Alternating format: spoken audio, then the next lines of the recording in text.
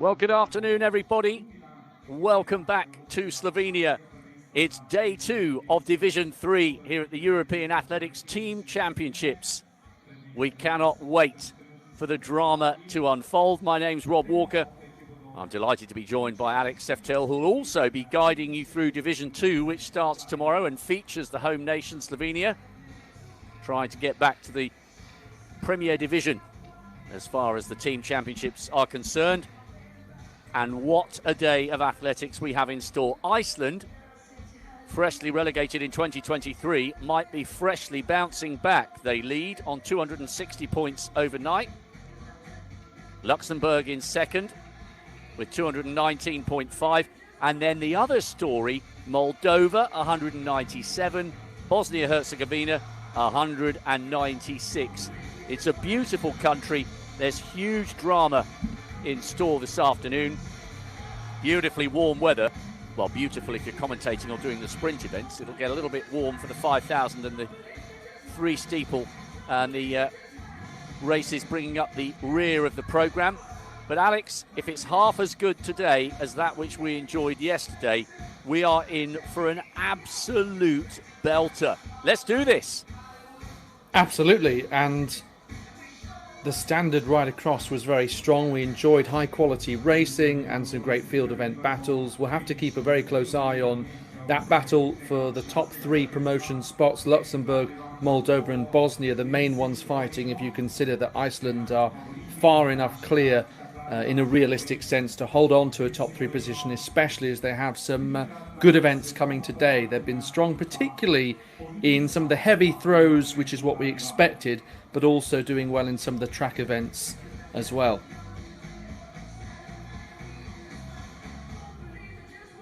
Yes, what I think is going to be fascinating here, the Icelandic team will think the job is done, but there are 3 spots for promotion. Just a reminder, it was Iceland, Luxembourg and Moldova going down, and then the bounce back. I like that logo. I feel love. I feel Slovenia. Brilliant. One team, one dream, big impact. More than 1,000 athletes. And we are going to be entertained in fine style this afternoon. We start focusing on some pretty tip-top field event action. Hammer, triple and pole vault. A very good women's 1,500 metres. The men's 8. Are we going to see Amel Tuka, the double world championship medalist, in action in a national vest for the last time? Let's see. The last individual races, the women's 5,000. Men's was absolutely brilliant yesterday. And the steeplechase for men. And then we finish off with the 2 mixed 4x4s. I don't know about you, Alex. I've been watching and commentating on athletics. Well, watching for 40 years, commentating for 26. I love the mixed relay. Perfect way to round off a lovely day in the sunshine here in Slovenia. And it will be very interesting from the point of view of at the European Team Championships a couple of years ago, the B race, or the so-called slower race, was actually faster in the end than all of the top teams. So this is the top division I'm talking about. But it just shows you have to watch out and see once we get the aggregate result at the end of both races. Yes, we had that a few times yesterday where fabulous national record performances in what would be classed as a B final was actually good enough to get that individual athlete 4th or 5th overall in terms of the points. And what a cracking field event with which to start things off. It's going to be a great hammer showdown. Alex will be guiding you through that one. And I'm very much looking forward to the women's triple jump final. A couple of really big names in this one. Possibly this will be where Iceland lose a tiny bit of ground. Irma Gunnarsdottir is a decent athlete, but the likes of Azerbaijan's Sarajevo and Dabija of Moldova could look to take full points there. So, our first introductions. Sam Martini of San Marino, PB earlier this month. Yana Sargsan, European team silver 2 years ago, the Armenian, 13:40 at their best. Munoz Collado, just 17 years of age, the Andorran, second in the national championships at long jump. Tamaz Had 2 wins in splits so far this year, 16th in the National Indoor Championships. Iseni from North Macedonia, PB indoors in February. Zagniedze, a 6'10" long jumper, hoping to go well here in the triple. Ahmet, 2 times a national champion over the 4 hurdles, going well here in the technical events. Jashari, 16-year-old from Kosovo. Sargsyan, such an experienced performer, European Team Championship silver, as I mentioned. Sarajevo, 14 times a national champion in long and triple, indoors and out. Amazing record. Rachela Pace, she won the long jump yesterday in fine style. Looks in confident, relaxed mood. And there is Gunnarsdottir. So, could she ensure maximum points for Iceland sitting top? Dabija, hoping to go well. And Luxembourg, Melody Coffey, won her first national title as a young teenager, still going strong now at the age of 21. So, the triple jump athletes have been introduced. The hammer throwers are already in the circle, Alex, giving it the big one at the start of an epic day of athletics. They sure are, and this is Ayla Basic of Bosnia-Herzegovina, as you can see. So they're one of the teams in that promotion battle, locked in that race. So Basic, she's won 5 Bosnian titles between the years of 2019 and 2023, and she starts off with what comes up as a season's best. I believe it's also her first hammer competition of the year. Sometimes you have to be wary of those things, especially a personal best on your debut in that competition. And there are lots of athletes without experience in some of these events. The hammer, obviously, quite a specialist competition, so you'd at least have many with experience of the heavy throws. This is Teja Aleksovska. She was 7th in the discus, and we're going to see a lot of reappearing athletes that you may have caught sight of yesterday. Aleksovska actually did the double at the Macedonian Championships, North Macedonian Championships, the hammer and the discus, which is perhaps a little unusual. We often see athletes doubling up in the discus and shot, but certainly, and there'll be a lot of returners. She's actually got a background in basketball for a club called ZKK Rinia in North Macedonia. So, yes, a number of athletes with some interesting backgrounds. I've seen taekwondo and alpine skiing, not necessarily among the hammer throwers, but among all the athletes when researching. But they're particularly unusual multi-skills, you might say. This is Andrićki, who's here representing Moldova. So, an athlete with some international experience, having been to the World Under-20 Championships when they were held in Tampere in Finland, which of course this year will host the European Under-20s. So, her personal best from 5 years ago, 63.60. As you can see, the hammer landing just shy of 50 metres there. Good to have the sector marks clearly labelled. 48.32 for 3rd place at this point. So just to remind you a little about the format then, in particular these events, the long throws, all field events apart from the high jump and pole vault. So all athletes get at least 3 attempts, and then you need to be in the top 8 to get 4th and 5th rounds in, and just the top 4 will have that final 6th attempt. So I was saying yesterday, a little bit like the Diamond League Final 3, but for the top 4, and that's been the tradition for quite some time at the European Athletics Team Championships. As we see here, this is Ketaban Mamaladze of Georgia, and they had some good throwing performances yesterday. It was in the shot put, Mujaridze taking maximum points for them. But Rob, it's nice just to first thing in the programme, like we had yesterday, just to have these moments to focus on the field events. And this is surely the most accomplished athlete at these championships in the 3rd league, and someone we really didn't expect to see. Well, most notably because she wasn't previously representing Albania. I remember commentating on Yipsy Moreno many years ago.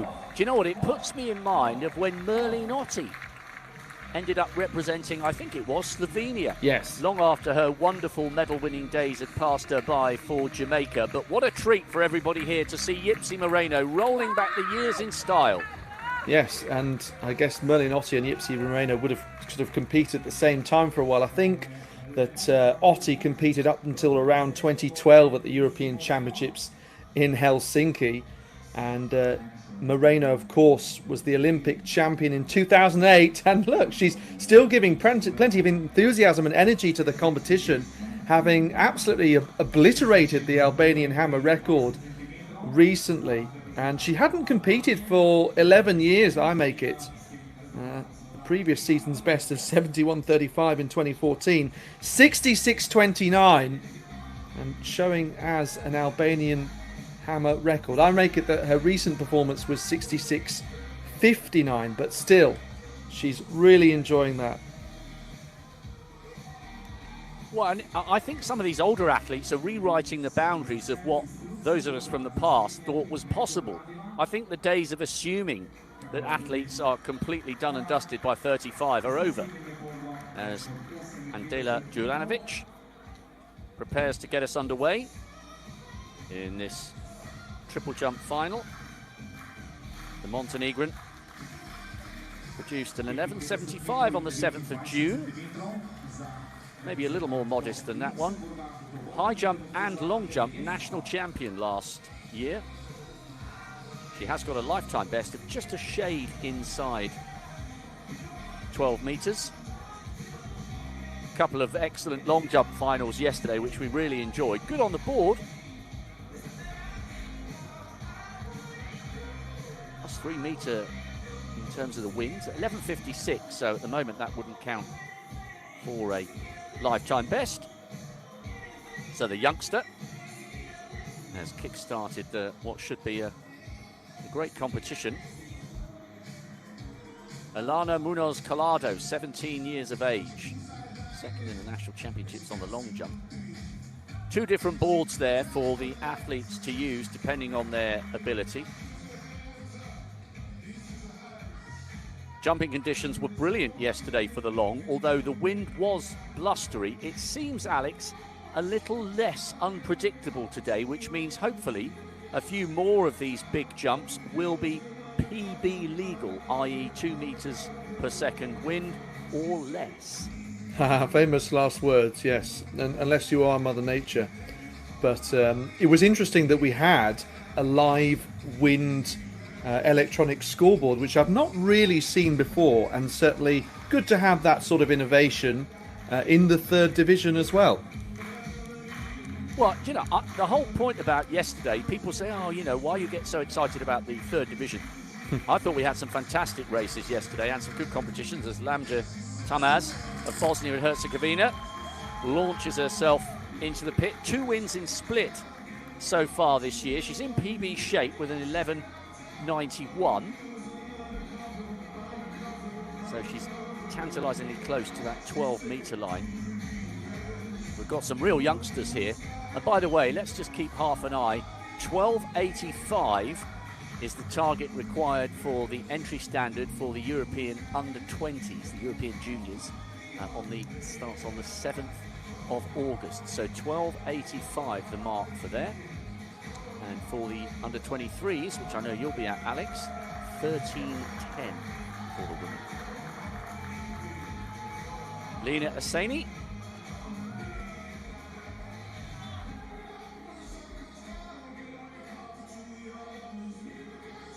Aseni, one of the youngsters, only 17, born just a month or so ahead of the Beijing Olympics.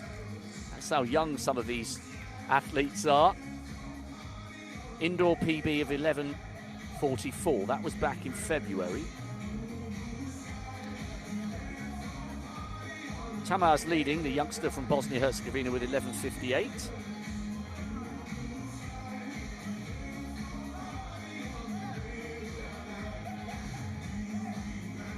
So what about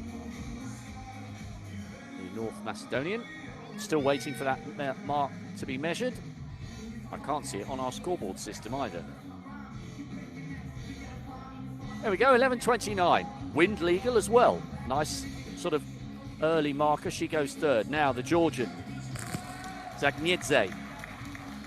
Very aggressive on the in run. 6'10" long jumper. Haven't got a mark registered for her outdoors for the triple yet this year. Hosseini, by the way, in 4th place with that 11.29. 12.60. The Georgian moves into the lead. Great start from her.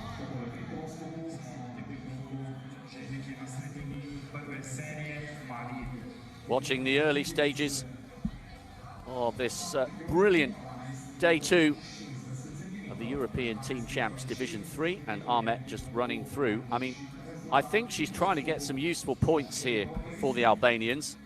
She's a 2-time national champion over the 400 hurdles. I mean, maybe she did some triple jump in her school days. Every point counts. So we'll see whether she comes back for another go. And Valmir Jasari, just 16 years of age from Kosovo. What a moment for her. Zagniedze of Georgia leading with 12.60. Tamaz in second with 11.58. And Duranovic of Montenegro in third with 11.56. So Jasari stepping forward here.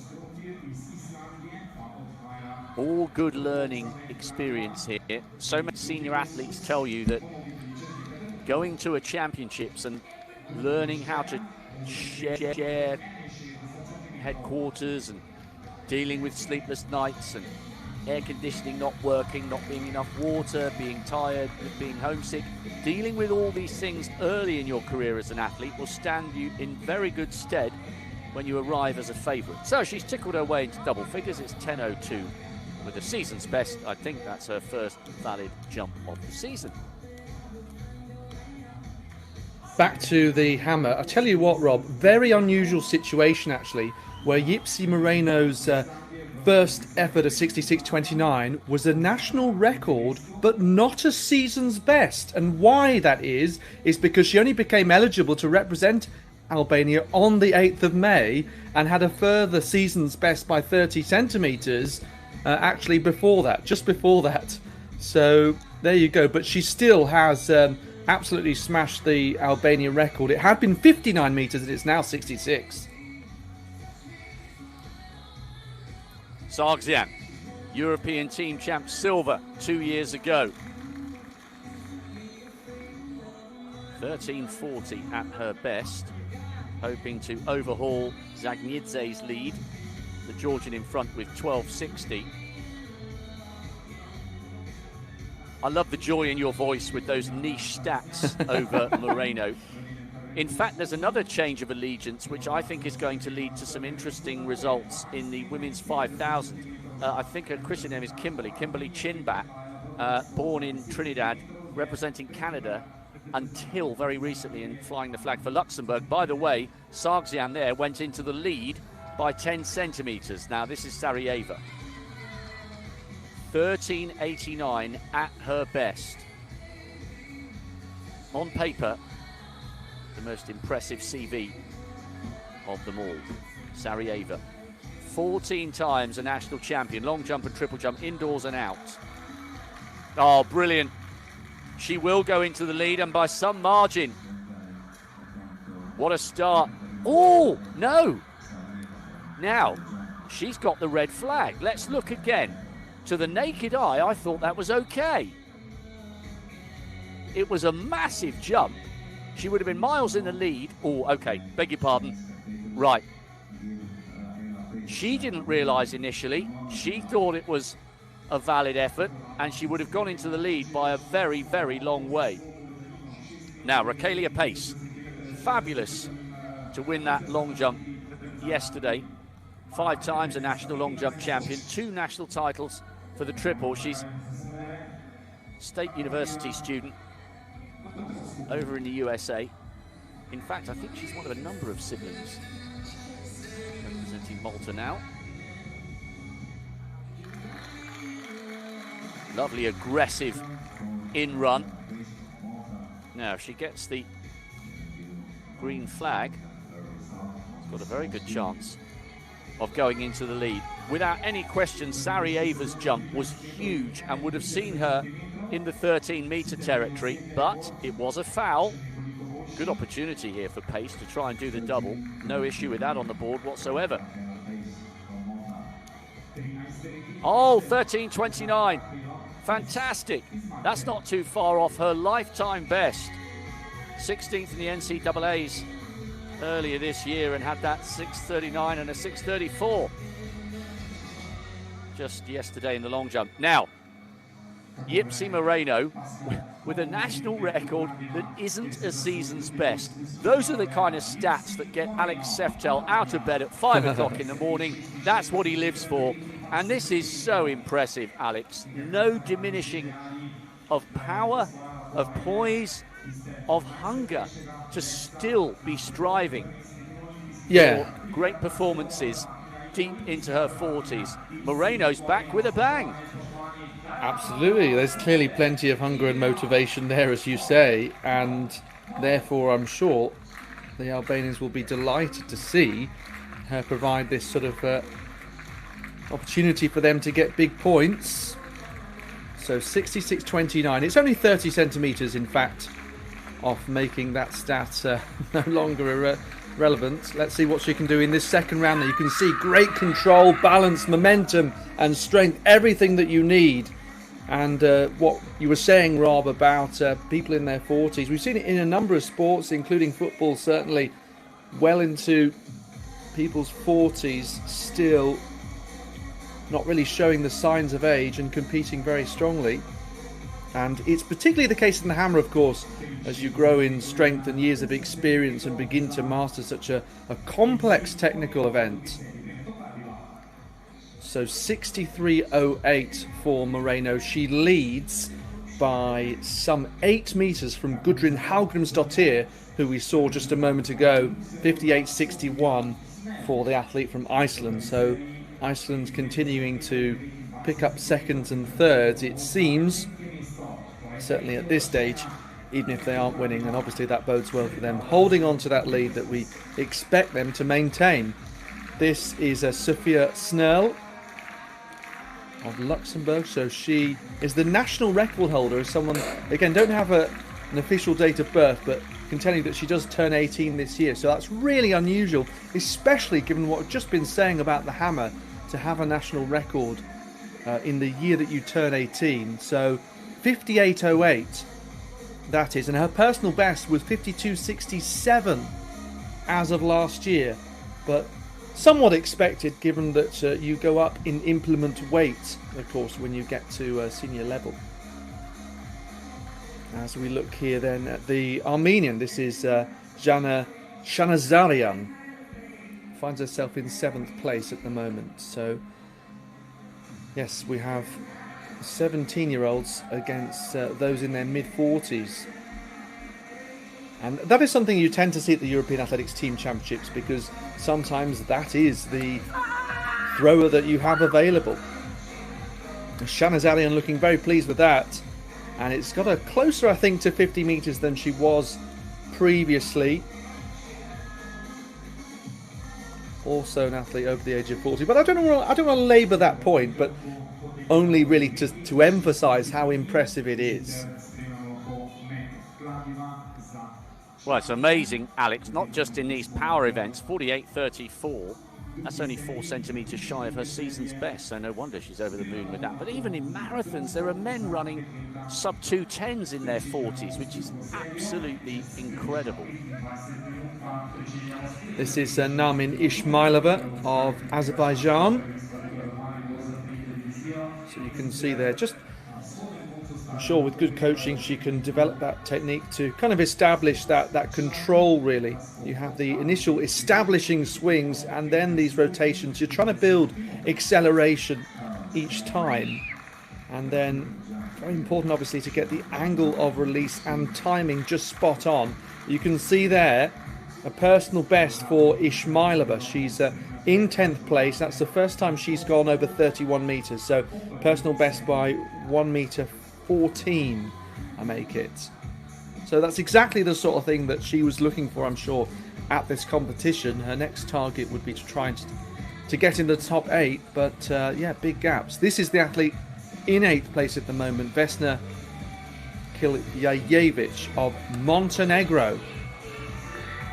You can see there she achieved a bit more acceleration, but as for balance, there was still a little to be desired. One of the skills that's often underrated in events like this is the agility that's needed to make those turns in the circle, and the kind of a footwork that's needed. And yes, the athletes often make it look very easy, as we see. No improvement there for Kiljajevic.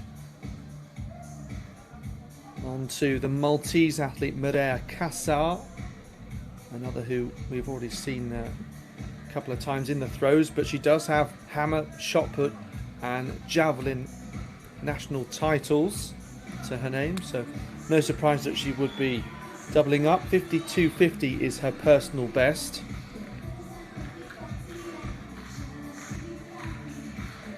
So we really just kicked off with that third round. And I'd say that's even better again. You can just compare the techniques and you can see there the speed that she was able to build. That rotational velocity. Having another look here. And watch the feet as well. Really good footwork. Moving through the circle at just the right speed. And you can also see the shoes designed especially to make that turn phase go more smoothly while retaining grip. So a great hammer final unfolding.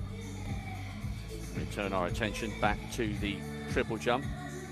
Michela Pace still leading, hoping to do the long triple double.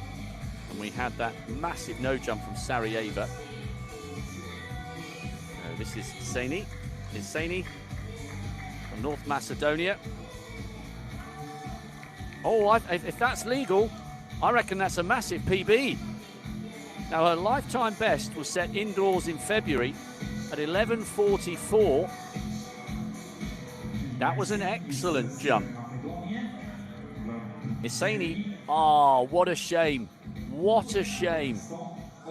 I think that would have been a big PB, and Isani is lying in 8th. And just a clarification, the coach is imploring her, just get that run up timed a little better. I think that was a PB by, or would have been, by at least 20 or 30 centimetres.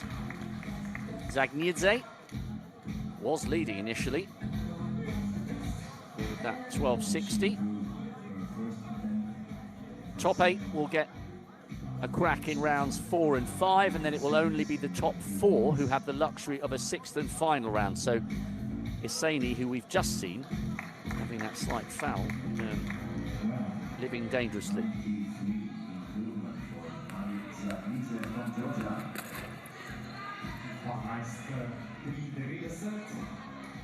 Well, Helmsgrim just brushed the netting at the side of the hammer cage. Good card she's put together so far this afternoon. Iceland starting with a sizable lead on their bid to bounce straight back to Division 2. But it's going to take a monumental effort from her to try and overhaul the veteran, the evergreen Yipsy Moreno. Yes, you'd expect her to get all 6 efforts in, because the gap from 2nd to 4th is 9 metres, and we know that they're athletes of varying abilities, and therefore from an individual competition point of view that will be, I would suspect, one of her primary targets. The next will be to get as many points for her country as she possibly can. This is Batic, who we started off with in the hammer a few moments ago. Lets out that roar. Let's see where that hammer lands. So crashes down, bounces off the turf between 55 and 60 metres there. So she is going to move up, I think, into 3rd place now with 56.32. Don't forget, very important for Bosnia to get as many points as they can over Luxembourg and Moldova, and those 2 nations are in 4th and 5th now, just behind her. So we're seeing this promotion battle play out, and yes, okay, if they finished in the positions they're in now, it wouldn't make a huge amount of difference, but that many events are to come. I think it was 17 that we had at the start of the day still to come, so we're just over halfway really. But that very attempt from Basic, that improvement to 56.32, could well help her country be promoted overall. On to Alexovska. Switching from basketball to hammer throw here. That really unusual combination. 34.80 that she has so far. She's just outside the top 8, but the athlete in front of her, still it's Montenegro's Kilijevic, has actually retired after 3 rounds. We saw that quite a lot actually, I noticed at the end of yesterday in the Javelin. Quite a few athletes after a couple of rounds got one effort in and moved on. Well, and that makes perfect sense, because if they're competing 3, 4, 5, 6 times, they want to make sure they're fresh for their better events. Sargjesson, so experienced. Got that team silver 2 years ago.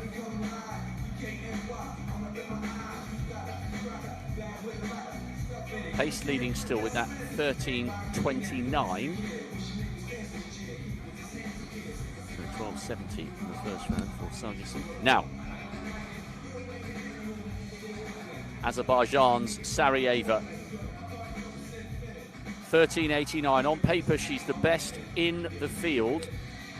It was a massive marginal foul in the first round. Let's see whether she can supersede Rachela Pace at the top of the leaderboard. Pace going for the long triple-double after her windy 6.39 and wind legal 6.34 yesterday. Sarajevo taking her time. 6th in the European Juniors back in 2013. 7th in the Balkan Indoor Champs earlier this year. And 7 wins in all in 2025. A very, very good athlete.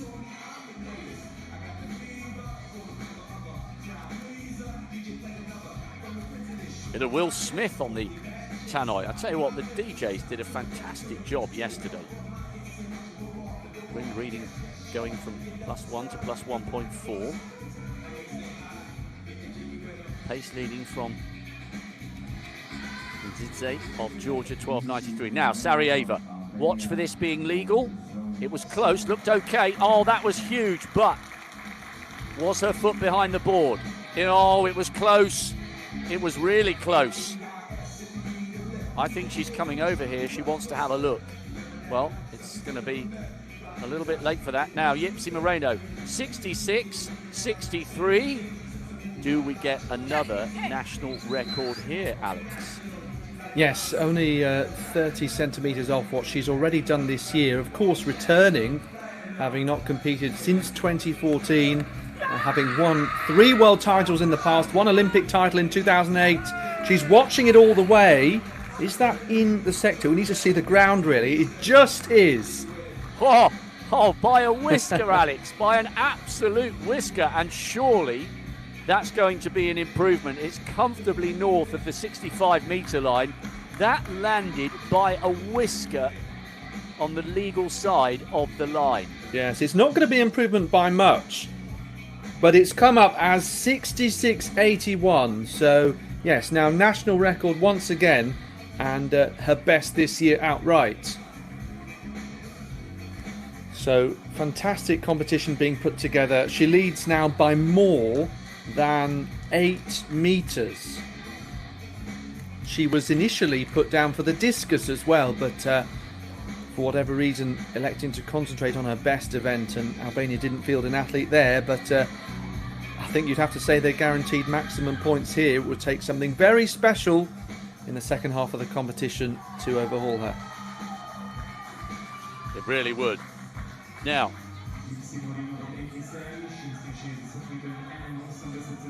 Gunnarsdottir hoping to continue this massive haul of points. Remember, Iceland started this day to 260, with Luxembourg in second, 219.5. So Gunnarsdottir, 1 foul in the opening round, 9 times a national champion, pretty close to PB shape this year. 13:31 a season's best. Anywhere close to that, she would go into the lead. Bounces out of the pit. Well, it's green, so that's good news. So how close can she get to challenging pace, the Maltese leader, with 13:29? A season's best would put her top, but she's got a little bit of distance to play with there. On the board. Iceland edging closer. Oh, she likes it. She likes 13:44. It's wind legal. It's a season's best. And Gunnarsdottir moves into the lead. Pace of Malta now down into second. And once again, another decent haul of points beckons. Juliana Dabija won this competition. The European team champs back in 2019. She's also a former national champion at the 4 hurdles.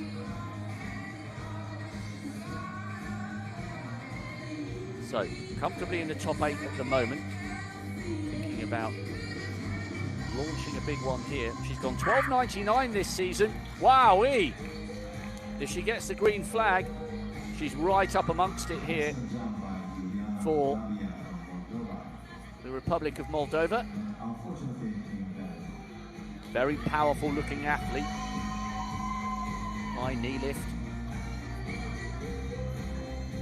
Massive improvement. Oh, marginal foul. Oh, so disappointed.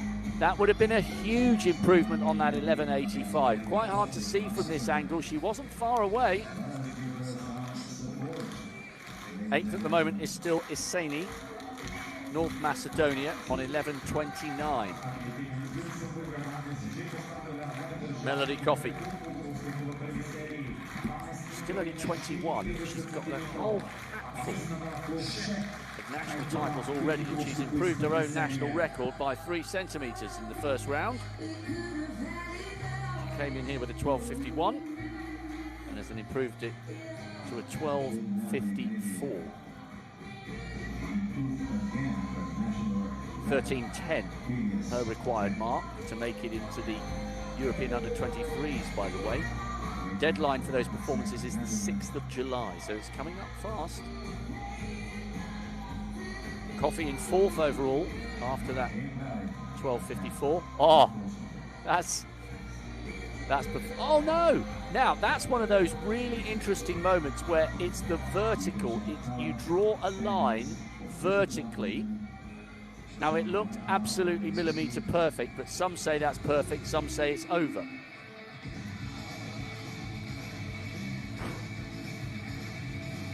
San Martini. 11:49. PB. That wouldn't be enough to overhaul Duranovic, who's currently in 8th. Icelandic has now been relegated to 9th. So the San Marino athlete needs a PB to get in the mix for the second half of this competition. Just to clarify, if you're dipping in and out of our coverage on the European team champs here in Maribor, Slovenians taking centre stage tomorrow. Only the top 8 embark on rounds 4 and 5, and only the top 4 get a crack at round 6. So Martini laid down a solid early marker. Duranovic at the moment is the athlete in 8th place, 11:56 from the first round. Well, some of the Icelandic team topping up their tans. Well, some of the athletes looked a little shy when they were featured on the big screen earlier in the event, but they look like they're loving the attention. And why wouldn't they? Iceland on the charge, in the sunshine, enjoying it in Slovenia, and hoping to go straight back to Division 2. Quite blustery here, you can see how quickly, by how much the wind gauge is changing.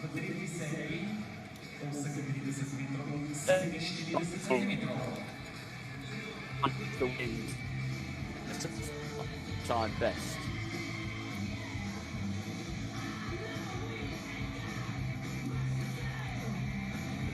improvement from my PB on the 25th of April. Early stages here. We've got the men's pole vault coming up soon, women's shot put. We've got men's and women's hurdles, sprint hurdles, 110 and 100. Women's 1500, men's 8s, Amaltuka going. Some fabulous 200s. Men's triple is a couple of hours down the line, and then the women's 5000 and the men's 3 steeple. Some great action still to come. Duranovic in 8th at the moment. Now, if she could use this chance to just put a little bit more daylight between herself and Hosseini and make her feel a little bit better.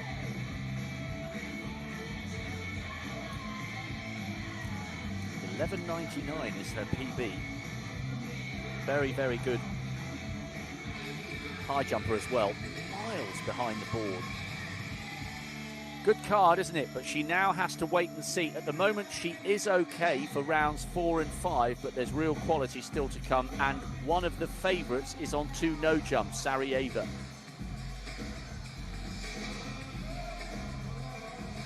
Munoz Collado. Could she get towards the 10-metre line? Very consistent. I mean, 965, 966. Surely it couldn't be 967, could it?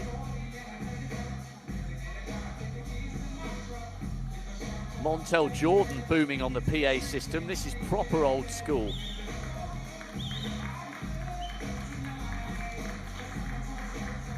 DJ's done a really good job the last couple of days, and no doubt the music will be pumping when the Slovenians take centre stage for Div 2 tomorrow.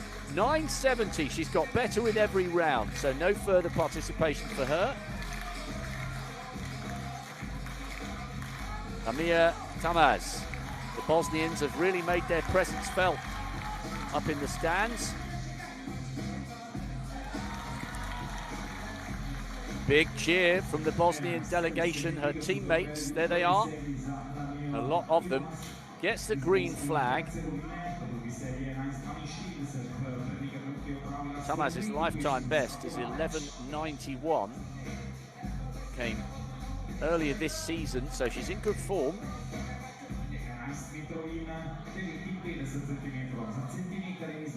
She's still only 16.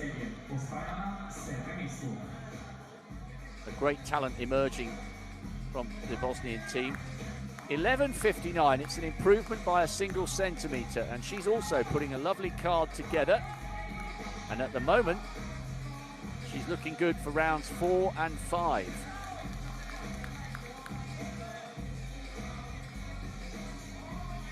So Duranovic still in 8th at the moment with 11.56, but we've yet to see Sarajevo provide a valid jump.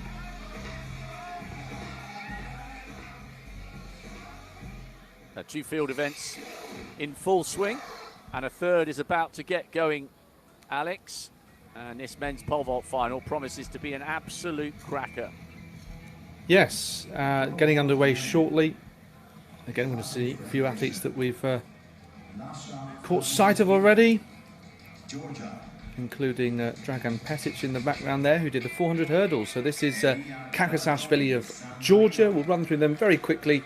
You can see the names on screen. So Petic, he was involved in that race where he was initially DQ'd and then successfully argued his case, I guess you'd say. Jabir Aliyev, who was involved in the long jump yesterday. Stefanovski of North Macedonia. Onto Kristea of Moldova. Personal best of 390s, you can see this year. Nikolai Bonello of Malta. National record set last year, 485 in Marsa. There's also a national under-20 record because he was a teenager at the time. Eyolfsson of Iceland, 460 at best. On to Joe Seiler, Luxembourg. He has 15 national titles. Only ever done pole vault. Whereas Mikael Vilches Vendrell, this is one of up to 5 events for him this couple of days. And then Arian Milicic from Bosnia and Herzegovina. 20-year-old with a national record set in Texas in April of 5:25. So, been a while since we've checked in with the hammer. Let's have a look. We've got Sophia Snurl of Luxembourg. She's moved back into third place, and that's crucial because it helps Luxembourg build that advantage over Bosnia, who are trying, of course, to catch them overall today for that promotion race. So 57.45. Heard a clatter as it came through. I wonder whether it just did shave part of the cage there. Let's have a look here. I wonder what that sound was. It's hard to see really on that side, but I think that's exactly what it was from Snurl, who I mentioned is the national record holder, despite being an athlete who turns 18 this year, 58.08, and she's very close to that mark. It's put her ahead of Basic, who had gone in front into third place just a moment before. This is Hallgrímsdóttir. As you can see, she's just over a metre in front. And she's still screaming. She's still roaring. As well, that could challenge the lead of Yipsy Moreno. It's 66 metres and 4 centimetres, and suddenly it's all to play for. Look at that massive improvement. What's that? 5.5 metres?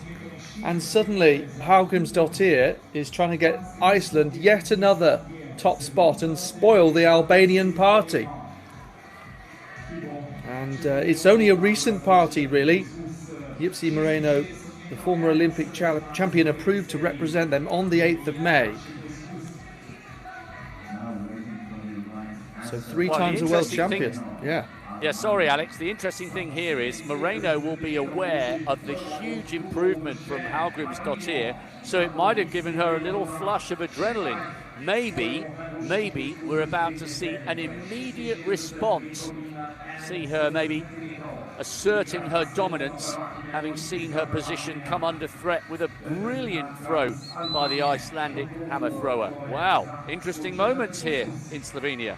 Well, we know that she's been over 66 metres at least 3 throws this year, so is this her limit, or what else does she have in her locker? Roaring as she sends the hammer closer to 70 metres perhaps. It's around a similar area. And what an exciting battle we have here. Just as we had, of course, in the men's hammer between Hilmar Orn Jonsson and Sergej Markiev, the Icelandic international, in the end was on top. And he was a little bit surprised. He thought he capitalised on Markiev having a bit of a bad day. 66.28. So remaining consistent, but ultimately that gap remains cut significantly. And it's now 77 centimetres, I make it. Back to the triple jump. Now, these moments are big. Sarajevo is by far and away on paper the class act here, but she has had 2 massive fouls. 13.89 at her best. Must produce something over 11.56 here to ensure her participation in the second half of the competition.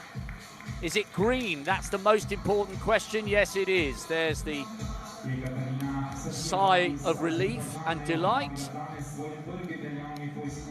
So, at last, she puts all the ingredients together, most notably her foot behind the line. Way back. Gunnarsdóttir leading. Well, I mean, not just behind the line, a country mile behind the line. 13.27. She's in third place, but crucially now, she's in the competition for real. And that was just in the nick of time.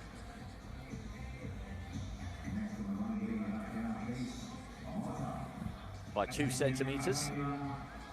Carola Pace still in second place. What a great couple of days it's been for her. Sarajevo's 13.27. Pace is looking good. There's only 3 women over 13 metres.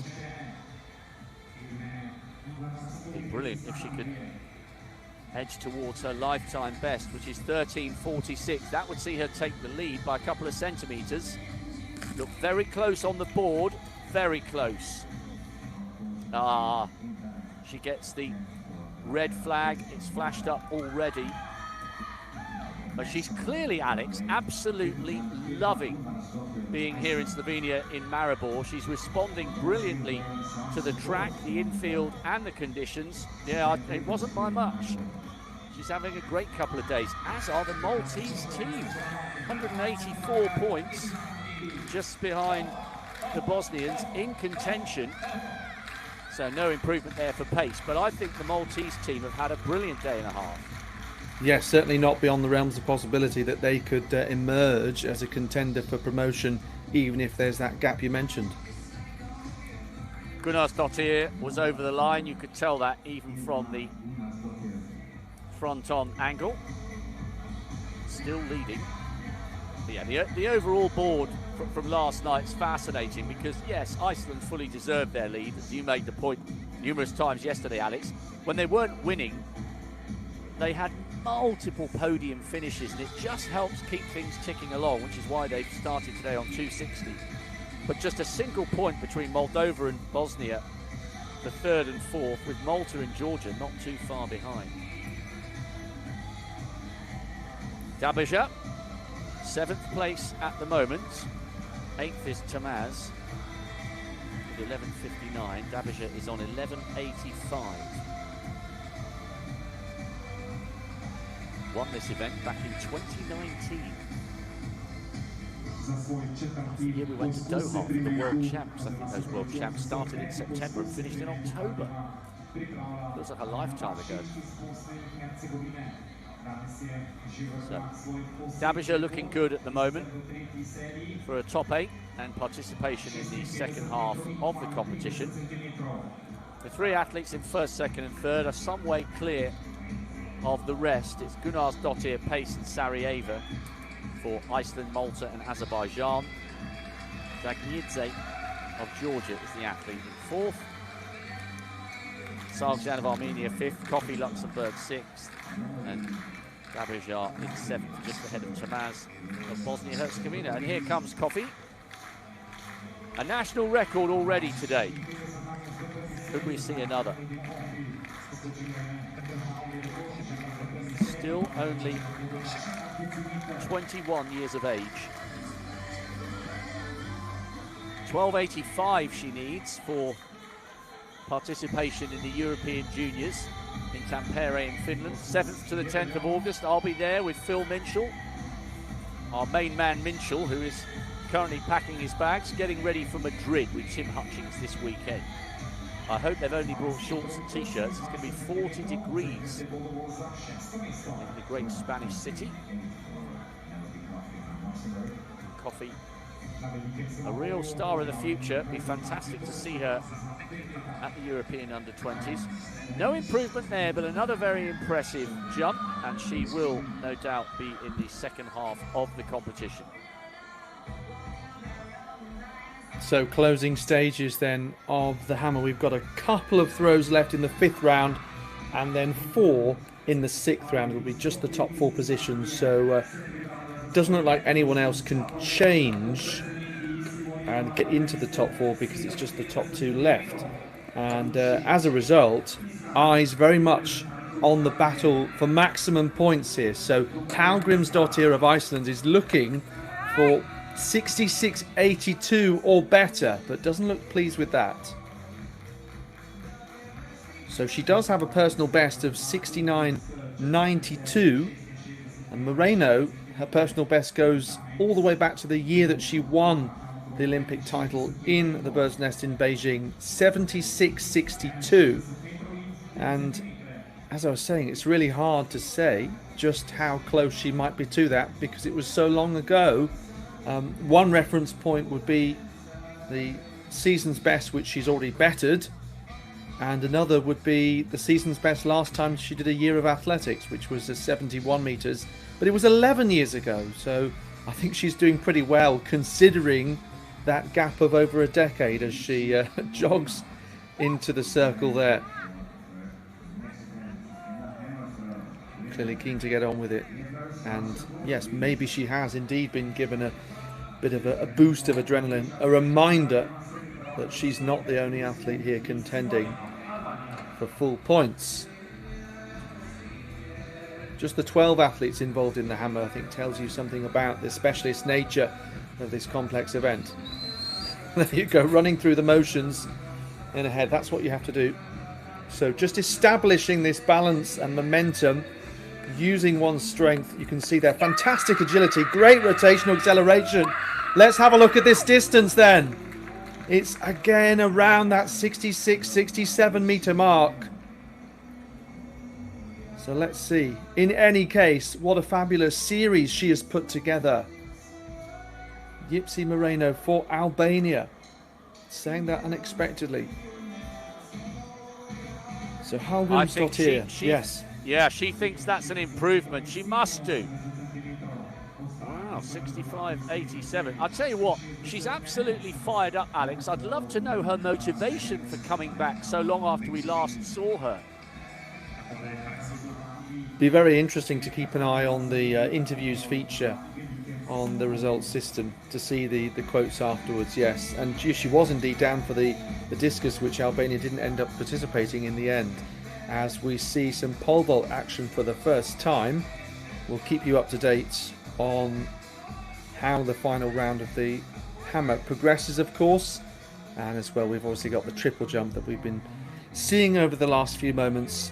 We're not too far from track action getting underway either. You're watching live coverage then of the European Athletics Team Championships, third league from Maribor in Slovenia, the second league to come this weekend, and then the first league also at the same time but in Madrid, as Rob mentioned. So Aliyev of Azerbaijan cleared 3:10 on his pole vault debut recently to win the Azerbaijani title. He was the only entrant, so clearly saw an opportunity to make the most of his potential in track and field and get another title.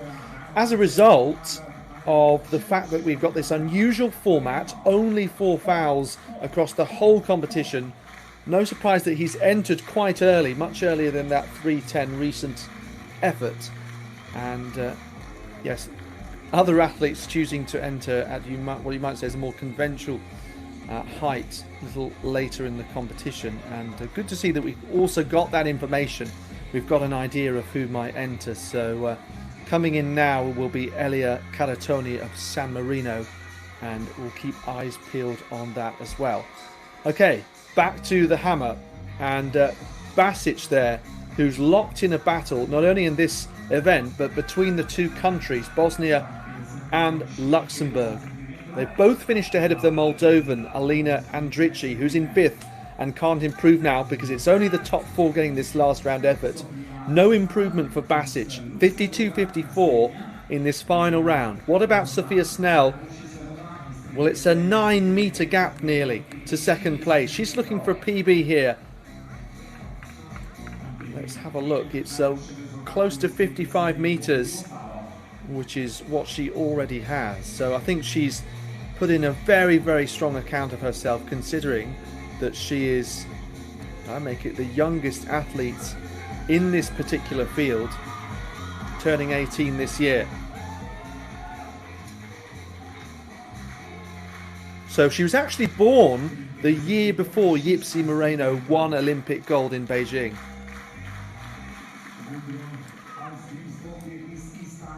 So 53.61 there in the final round.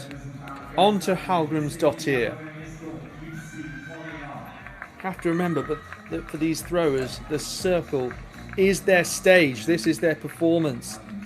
Let's have a look at these establishing turns then. Not consistent with that rotation, unfortunately. And sometimes you really are desperate to give everything in the final round, and for whatever reason it doesn't quite bear fruit. You can overthink sometimes as well. So it does mean that despite being put under some good deal of pressure, Yipsy Moreno will take maximum points for Albania with a national record to boot of at least 66.81.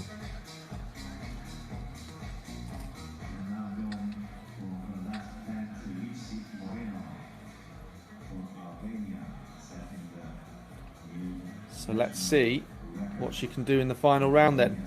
And sometimes this is a moment where all the pressure is off, if she felt any to begin with, of course, and she can really go for it.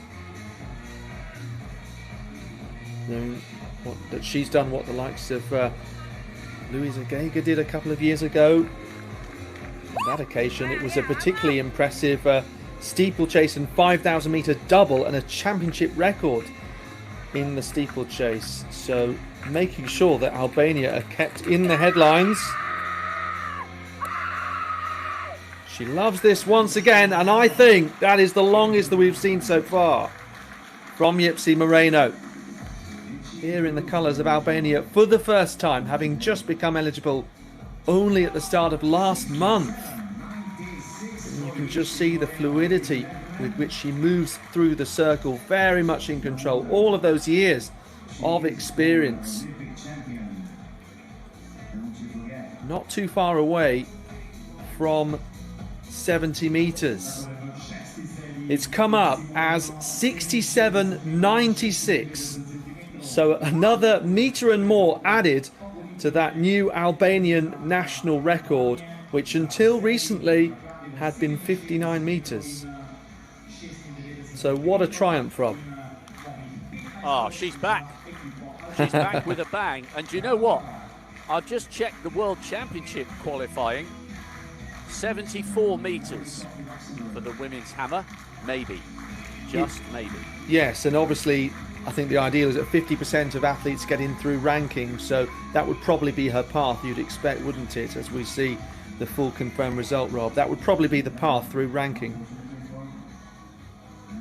And you wouldn't rule it out on the evidence of what we've seen here. Right. Yipsy Moreno has shown her class in the women's hammer. About the second half of this intriguing triple jump competition. Well, before we get to that, confirmation of the scores. Oh, Moldova and Bosnia-Herzegovina no longer separated by a point. They are absolutely dead level on 2:08. This is going to get pretty tasty over the next few hours. Jana Sargdzian. She finds herself down in 5th place after those 2 no jumps following the very impressive 12.70 in the first. Looked okay on the board. 3rd is Sarajevo's 13.27. She was okay. Drifting over towards the left-hand sector there, but the silver medalist from 2 years ago. Looking good here. It is an improvement, but not enough to get her onto the podium. She's got to get over 13 metres to stay in contention there. Zagnidze. She's jumped really well. 12.93 in the second round. She's had the most consistent series of everybody, but needs over 13 metres here to get in the shake-up.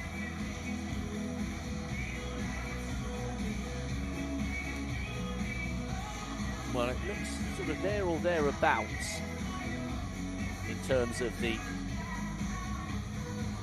marks that she's produced before. I don't think she's going to trouble the 13-metre line. It was strange there because she jumped off the second board. 12.96, so that is an improvement. But no place on the podium just yet. Good to see some local servicemen coming in to have a look. Now, Sarajevo looks so relaxed. Knows how to harness the crowd. She's been around such a long time. 7 wins already this year. Season's best, 13.65. Living dangerously with those 2 no jumps in the first and second round. Keep your eye on this young woman. If she gets it right, it could be huge. Jumping off the first of the boards, that's why to the naked eye it didn't instantly look as far as that which we saw from Sargsyan. Pace in second with 13.29, 2 centimetres further, and then Gunnarsdottir, yet another Icelandic athlete in pole position with 13.44. 13.09. Well, it's a useful backup jump, isn't it, in case she shares 13.27 with someone else. She'd take the position on countback for the points. So, Rachala Pace. She's been performing to a very high level in the United States, 16th in the NCAAs. I mean, the NCAA standard is ludicrous when you look at the strength and depth, especially the jumps and the sprints. Pace. Looking to head towards a PB. A lifetime best would put her in front of her Icelandic rival by 2 centimetres. So she's operating quite near the limits of her ability at the moment at this young stage of her career. Just turned 22. Pretty good on the board.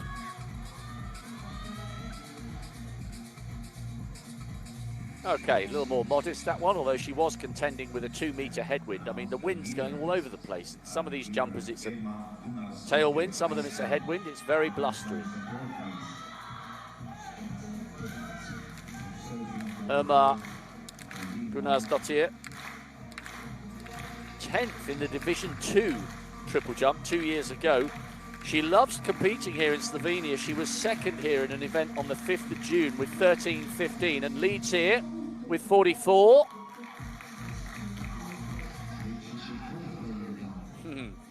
The Icelandic team are loving their afternoon in the Slovenian sunshine.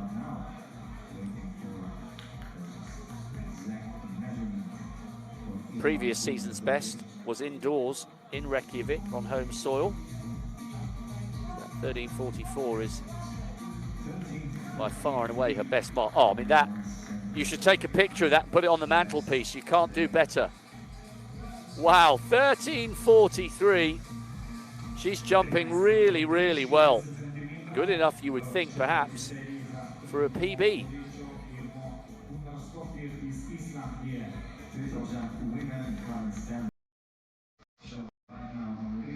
Hamaz needs to find almost a metre. Fourth place here is 12.96, and it's only the top 4 who have the benefit of the 6th round. It's been a good effort by the Bosnian.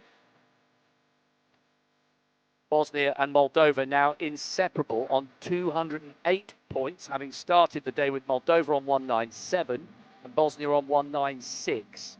So every single centimetre might count here if, and there's a long way to go, if we end up in a scenario where Iceland and Luxembourg wrestle the first 2 places for promotion. That might leave Moldova and Bosnia-Herzegovina looking for every single half point they can garner. Let's see.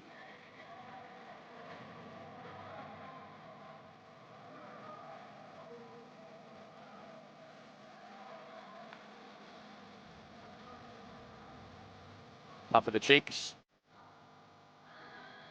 for Dabija. 12.55 in that 4th round. She is a 13-metre jumper at her best.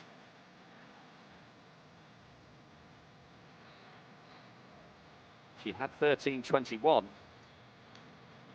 The World Juniors a couple of years ago in Cali.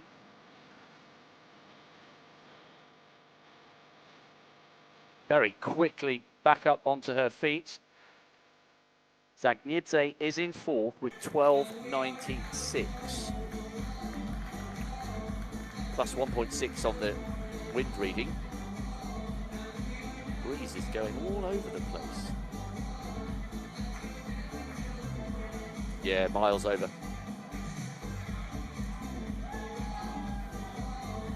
So that will signal the end of her participation here. Well, certainly as far as the triple jump is concerned. Gunnarsdottir, Pace, Sarajevo and Designe. Looking good at the moment for the 6th and final round. But Coffey, this youngster from Luxembourg, hoping to improve on her national record in the first round at 12.54.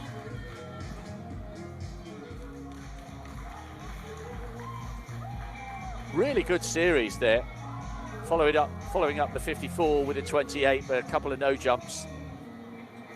So she bows out of the triple jump competition with none other than a new national record. Only by 3 centimetres, doesn't matter, it all counts.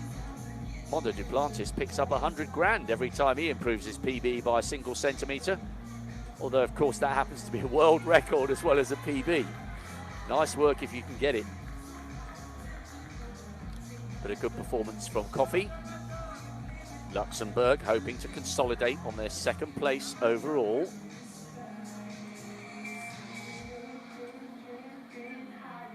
Sargsian looking for a chance to have 2 further jumps in round 5 and then round 6. Zagnidze of Georgia is in 4th with 12.96. She also has a 2nd best jump of 12.93, so this is going to require 12.97 for the Armenian to move up into 4th.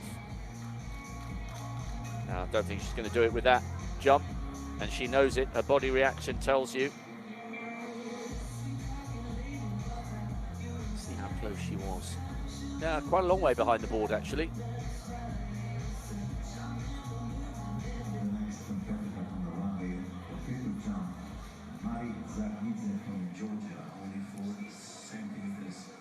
.12.49, a solid effort, but she does not advance into the 6th and final round.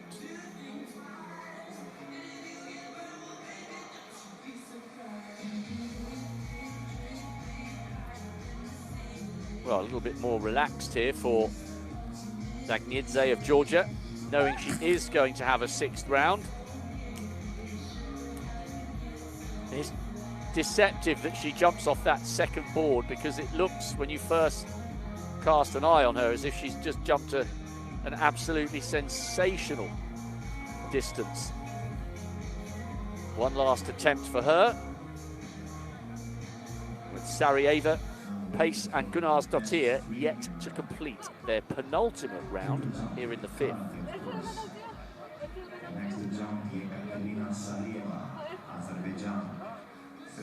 110 hurdles for men, 100 hurdles for women, women's 15, men's 8s, men's and women's 2s, men's steeple, women's 5,000. All still to come here on our 2nd day, and then Alex Seftel and Ellen Ellard turn their attention to Division 2 tomorrow. Non-stop action here for European athletics. Now, Sarajevo.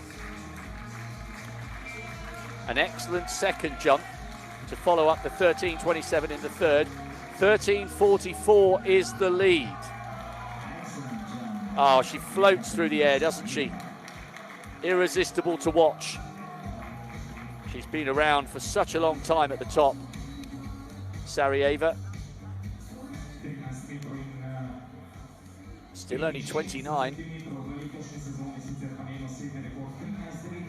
Born and raised in Baku. So many triple jump titles. She's won the last 2 for Azerbaijan. Now, what distance? 13.29 for 2nd. 13.87.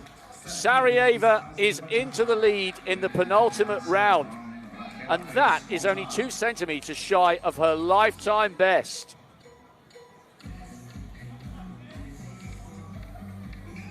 So from an enthralling climax of the women's triple jump with 1 round to go. Oh, we were just teasing each other there, Alex, with the pole vault. We will get to the pole vault, but Raquel Pace has just seen herself go from 2nd to 3rd as a result of Sarajevo's monstrous effort. Pace has had a great couple of days in the sunshine. Been brilliant to see her close in on that PB of 13:46. I thought we were about to show some pole vault there, but we will get to Alex and that very soon. Perhaps the director wanting to show us the end of this penultimate round and just see what Gunnarsdottir can produce before the top four return for one last effort. 13:39. That was an absolutely brilliant effort from Rachel Pace. She's only 7 centimetres shy of her lifetime best. So Gunnarsdottir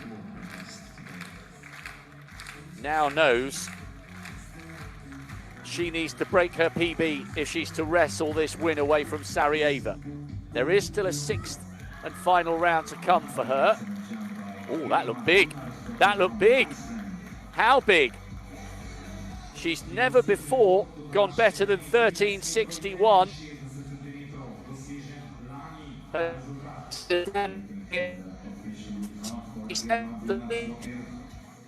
But for how much longer? Oh, there's a roar. I think it's from her. How far is it? We're still waiting. Wow. What is it? Oh, it's agony. It must be a PB. But what's she done? Right. It was very big. I think we can only assume. Oh, fabulous. She hasn't retaken the lead, but it's a new national record with 13:72.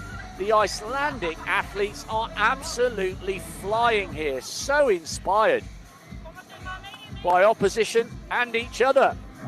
A brilliant esprit de corps in this team. 13:87 leads for Sarajevo, and Gunnarsdottir has just smashed the national record for Iceland. Wow.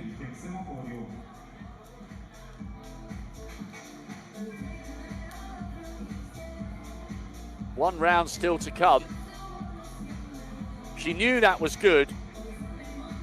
It's an improvement of 11 centimetres on her lifetime best. And the national records are coming thick and fast. I think we are, looks like we're going to stay with this, Alex. We will get to that pole vault quite soon. But what quality there. A national record from Gunnarsdottir, and Sarajevo wonderful with that 13:87. This has been a good 10 minutes or so in this triple jump, hasn't it, Alex?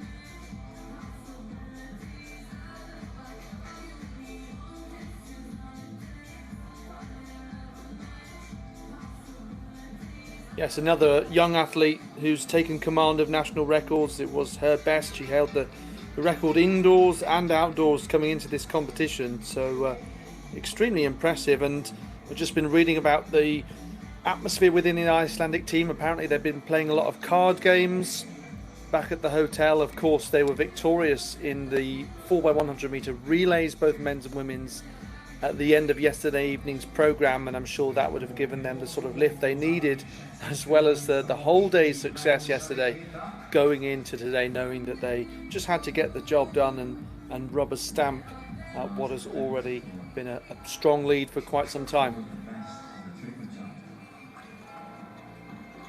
Zagnidze, 12:93 in the second round, then a 12:96 in the fourth. Could she join the others with a 13-metre effort here?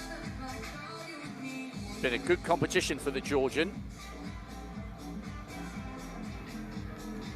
She just jumped on the board nearer to the pit, so when you see her fly through the air, it will initially look as though she has launched an absolutely monstrous effort. Hard to see whether she was behind the board there from that front-on angle. Well, she gets the modern-day green flag. Looked pretty good on the board actually from that angle. Hoping for a 13-metre finish. That was excellently judged on the board. Pace is in third with 13.29, that from round 1.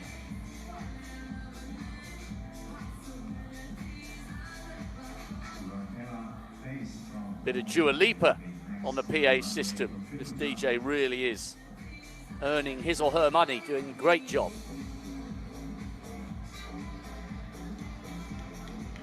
12.94, so her third effort in the 12.90s.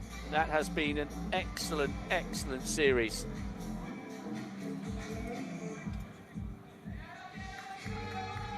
Rachel Pace hoping to help Malta close the gap on the Bosnians up ahead. Bosnia-Herzegovina in 8th in this particular event, so useful points here for Rachel Pace. Started with a 13.29 and then a 13.39. Any improvement? Might have been marginally over there, I think. It was hard to tell. Yes, gives a little bow. Well, brilliant. She won the long jump yesterday. She's finished third in the triple jump today. And the young woman who has done so much, oh my gosh, it was by what, probably 2 millimeters. She's done so much to help the Maltese cause here and is clearly thriving, being based in the United States. Excellent haul of points in the long and the triple. Just double checking. Yeah, it was a whisker. It was only a whisker, Rachel.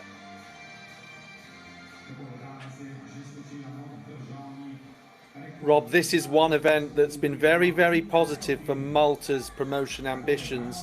Yes, they are a little bit off in the team standings, but 14 points behind Moldova and Bosnia. That certainly could be a helpful result for them here. Yes, they're absolutely not out of it yet. Gunnarsdottir, a massive national record in the penultimate round. The leader is Sarajevo with 13.87. Could Gunnarsdottir have a second successive jump in excess of the national record? It's a good effort. Well, not once have any of her teammates headed into the shade of the stadium. I hope they've all got the factor 50 on. Maybe they're determined to go back to Iceland with as good a tan as possible from their time in Slovenia. Well, Alex mentioned they've been playing cards and they've got a great team energy going on, the Icelanders. No wonder, high fives all round. 13.55, it's a fabulous series of jumps. It won't be enough for the win, but that is another wonderful haul of points for Iceland. And now Yekaterina Sarajevo, who lived a little dangerously in the early rounds of the competition with 2 enormous fouls, has the luxury of finishing this off for fun. She's 29 years of age now. She was 2 centimetres shy of her lifetime best in the 5th. Oh, there's the bow for the crowd. Sarajevo takes maximum points in the women's triple jump for Azerbaijan. A fine athlete who's been delivering on a European and global level for a long time. Top 8 in the Balkan Indoor Championships and back to her best, tickling her PB or flirting with her PB with that 13.87 in the 5th. 13.38 in the 6th. She knew there was no improvement, but that was very, very impressive from the athlete from Azerbaijan. Really good competition that, with 3rd place taking the points with 13.39. Excellent. 2 national records in the top 8 and top marks to Azerbaijan's Yekaterina Sarajevo. A few points lost there for Bosnia-Herzegovina and very useful points for the Maltese athlete Pace in 3rd. The second victory as well for an Azerbaijani athlete following the 100-metre win for Nagiev yesterday. So this is how the standings look then after 22 out of 37 events. So we're getting there. And look at that. You can see Moldovan athlete finishing 2 places above Bosnian and Malta in front of them both, and that means they've closed up in those standings a little bit between the three of them, but quite important then for Malta to be eking out that gap. Obviously, if they were tied at the end, it would go down to the number of victories, and Moldova have 2 and Bosnia have 1 at this moment in time.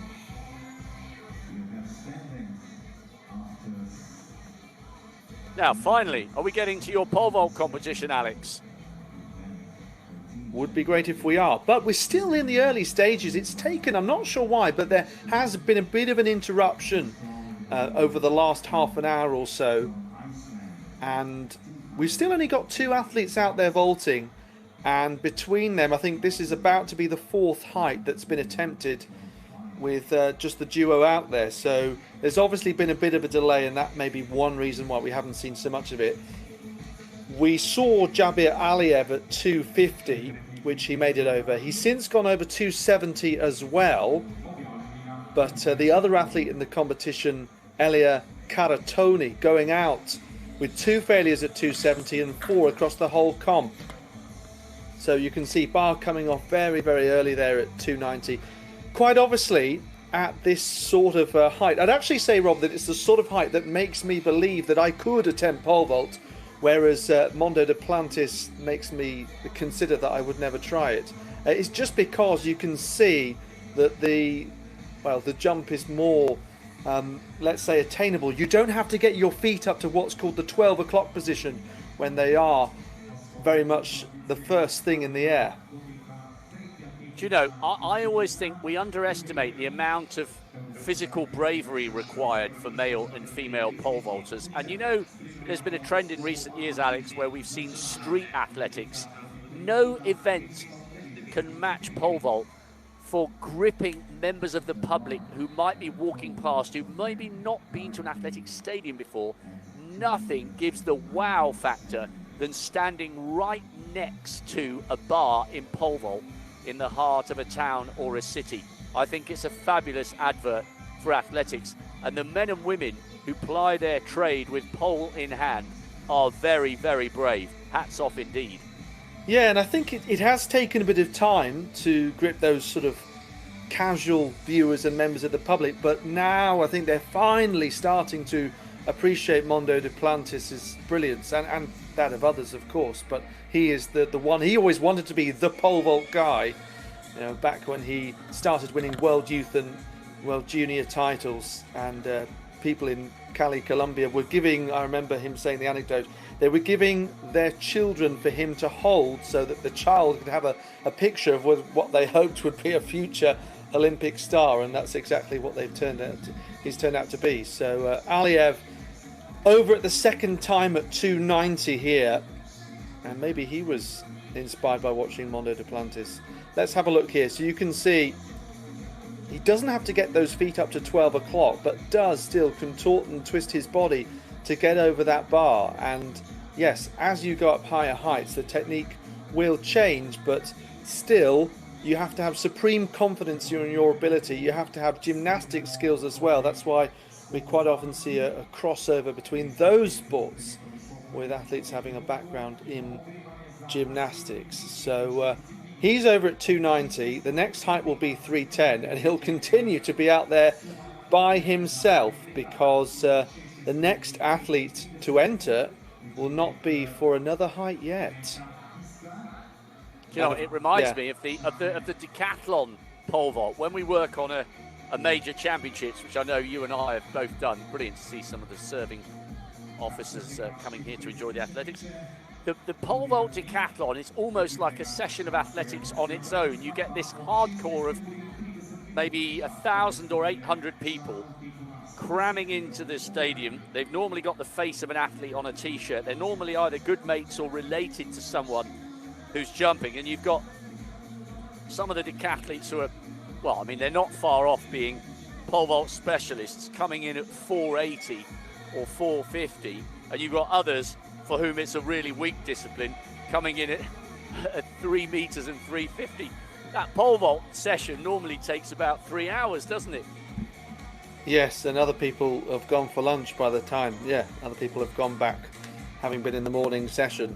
And sometimes it's unusual, but we see an athlete enter after everyone else is already out and fail to clear. I have seen a couple of circumstances like that, making it particularly unusual. And of course, if you don't have the full result sheet to hand, you're left thinking that the event is over when someone hasn't even started. Oh, look at that speed that he achieved there. Brilliant transfer of energy from Aliev.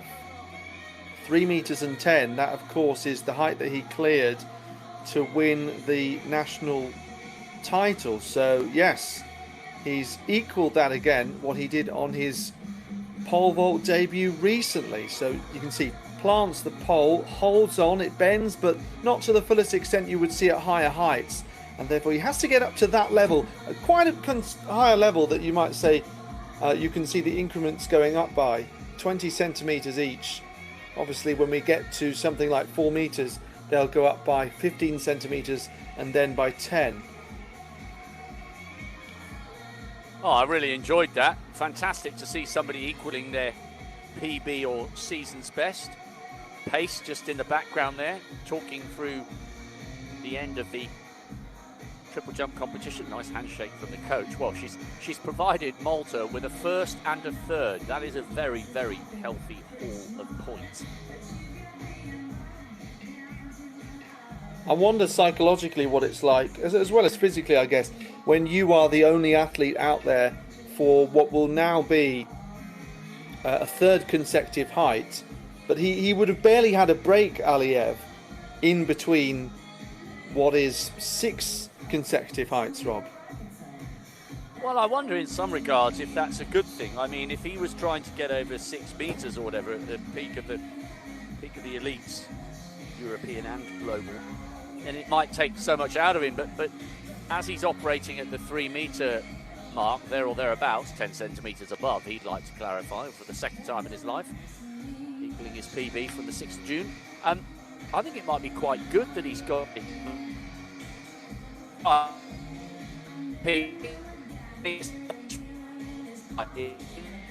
literally and metaphorically getting to grips with the pole vault.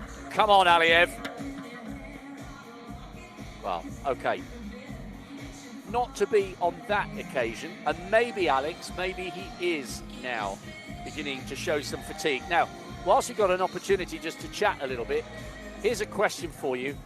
You were talking brilliantly there about Mondo, holding babies, almost like a campaign trail for a politician back in Cali.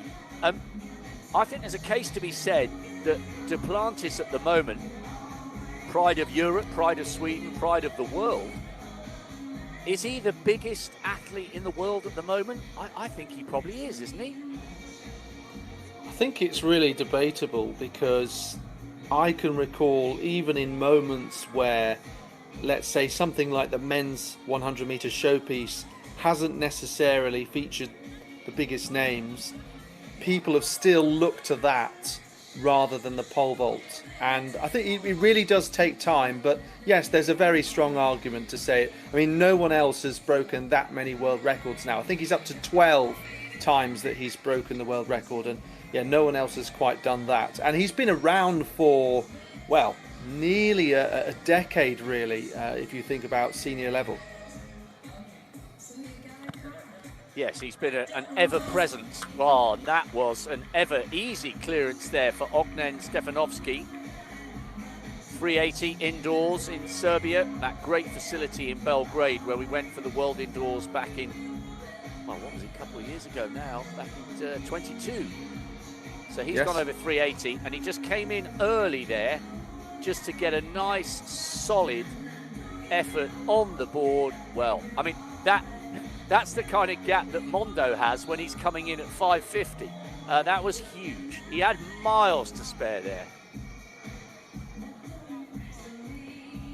Just like that, I guess he becomes the leader of the competition as the only athlete who's cleared 330. So all that hard work of Aliev, but of course, let's see how things pan out. Aliev has one more attempt because he's only allowed 4 failures across the whole competition, and he has 3. And, well, yes, while he's only, as we said, operating around the 310, 330 window, still these 20 centimetre increments means that in a matter of moments he has still increased by a whole metre, or let's say in half an hour he's increased by a metre, so that's still a bit of a considerable change. Let's see what he'll do in a moment. It looks like we will be going up to 350 though, which is interesting. So Aliyev showing with us 3 failures across the competition. I wondered whether he's decided to call it a day at this point. Do you know, I think we were in the stadium, Rob, in 2023, me, Phil Mitchell and Hanno England, and we were really trying to get to grips with the new format of these vertical jumps. I'm glad we're very much more on top of it last time. But in the past, we'd be wondering really whether athletes had retired or how many failures they'd had or how many attempts they had, and it was complicated to tally it up. But on this occasion, Aliyev is obviously, he's doing multiple events, so he may have decided that he's equal to his personal best. That's his lot for now. Yes, and I think he's got every right to keep his powder dry for more events to come. This is going to be a non-stop afternoon of athletics. We finish off with the men's and women's mixed 4x4, both genders involved. I think the mixed relay has been an absolutely sensational addition to the athletics programme. And by the way, for what it's worth, I think the mixed race walking relay really worked at the Olympics last year. I was commentating on that, and the sights at the end of the 2 teammates and the energy between them, unusual to see in race walking. I think the mixed gender events are here to stay, and maybe we'll get even more of them. So maybe Aliyev is just keeping his powder dry for further events to come, and we've got a lot of drama before we finish off local time, 7:40 and 7:50 with those 2 mixed 4x4s. But fabulous that the pole vaulters are centre stage, soaking up the applause and the sunshine. 31 degrees in the sun, and if you've ever, as a coach, as an athlete or an official, sat on the infield inside that marker, it will be feeling way hotter than 31. Nice to keep the muscles loose and supple for the pole vaulters, but I'm sure the women doing the 5,000 metres will be glad they're on at 10 to 7, and equally the men doing the steeple at 20 past 7 local time. Yeah, I'm sure that might have been deliberate in the scheduling. Yes, of course, yes. Oh, well, it's too easy, isn't it? Too easy from Stefanovski. National champion at 110 hurdles twice, last year and this year.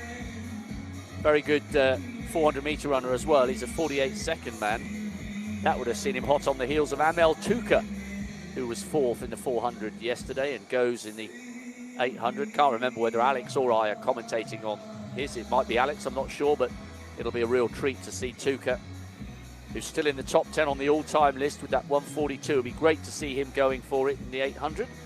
But Stefanovski making these early heights for him look pretty easy, Alex.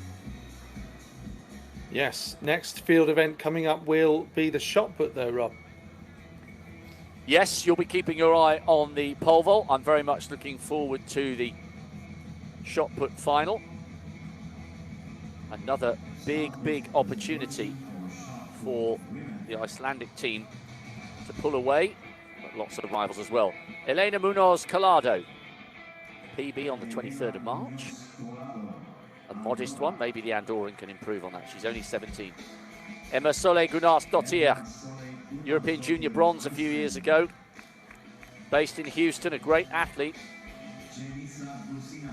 Denisa Gusinak, National Discus champion the last couple of years.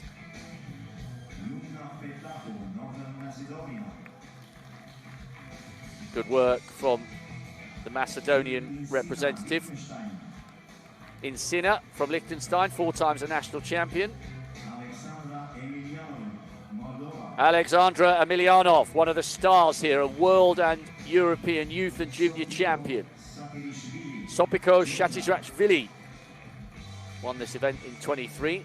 Sina from Albania, she's a national champion in the Javelin, that was a couple of years ago. Stephanie Krumlovsky, 10 times a national champion in the shot put indoors and out. Medina Kudleshi, little wave for the camera from the 21-year-old from Kosovo. Sofia Bucci is a sub-60-second 400-meter athlete. Maybe here just to pick up some useful points. Zana Zanzarian, national champion of the discus and the hammer a few years ago. Sakina Hajada, season's best on the 13th of June. She's in form. Plajek, Montenegro, national champion last year, studies in the USA.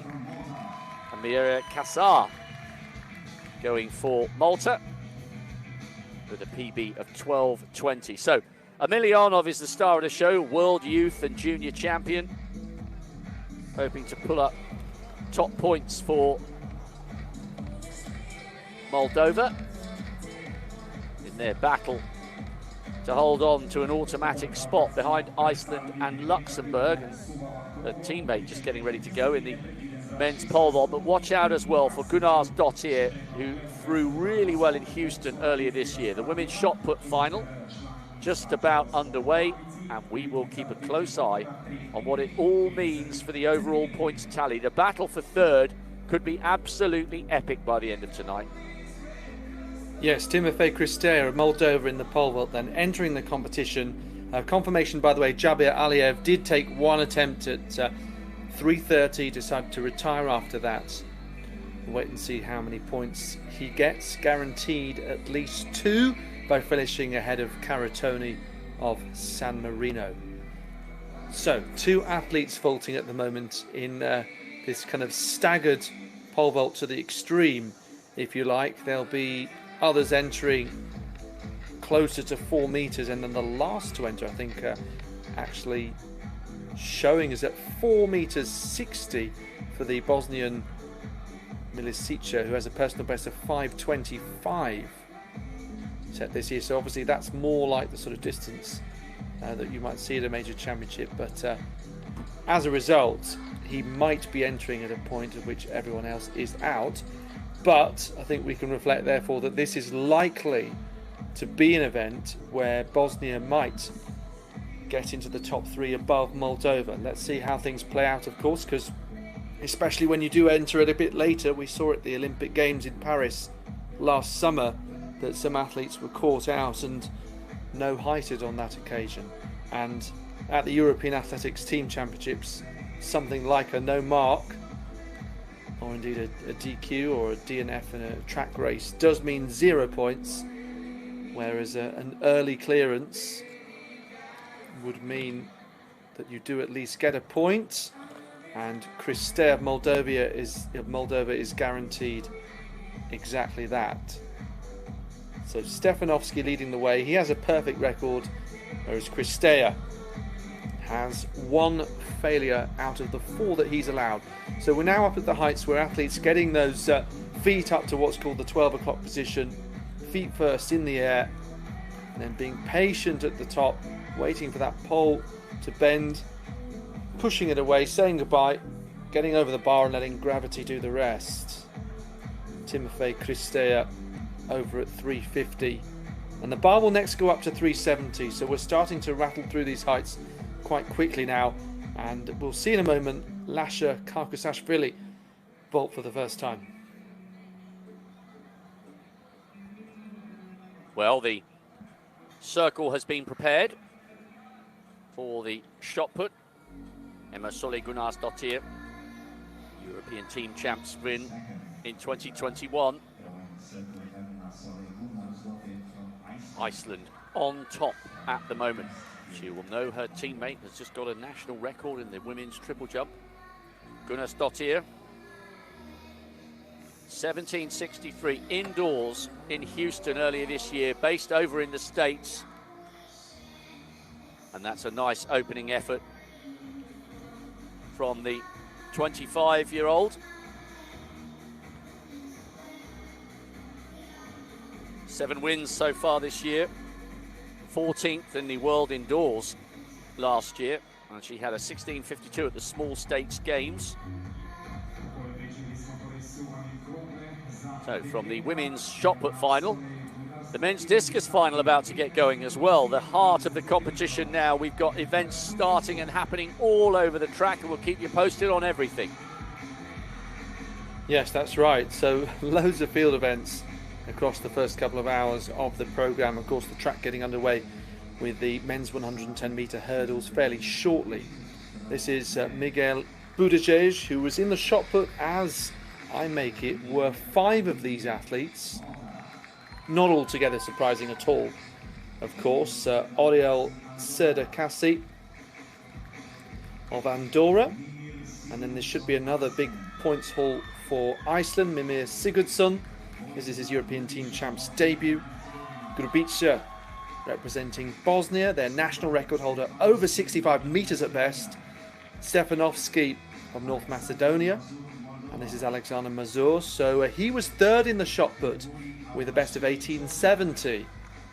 Abalashvili of Georgia was 3rd in the discus a couple of years ago. Hoxha of Albania. Sven Forster, the 39-year-old from Luxembourg, was 8th in the shot put. And then on to Aladin Suma of Kosovo, the national record holder, 50.33 at best. Simone Zofoli of San Marino. Manukyan of Armenia, another who's been in the top 3 in the past. Ismail Aliyev, who was 6th in the shot put. And Ivan Kukulicic of Montenegro, who's 38 years old and a previous winner. That was in 2017 in the 3rd league.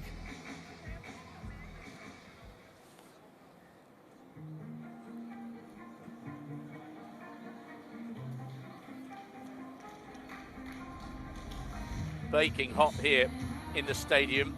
Well, I mean, they look like they're at a disco or a music festival rather than a world-class athletics competition. The Icelandic team, still not once have I seen them sitting in the shade. That better be factor 50. Well, I suppose if you're from Iceland, you probably take all the sun opportunities you can get, don't you? Yeah, I think you're probably right there. By the way, Gunnar Dottir's effort in that first round was 15.37, so she has laid down a nice early marker.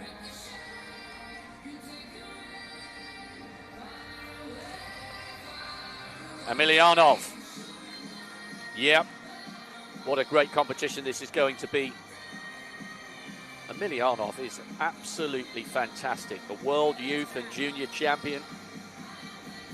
World Youth Gold in 15, European Junior Gold in 17, World Junior in 18, 11th last year in Rome and Paris at the Europeans and the Olympic Games.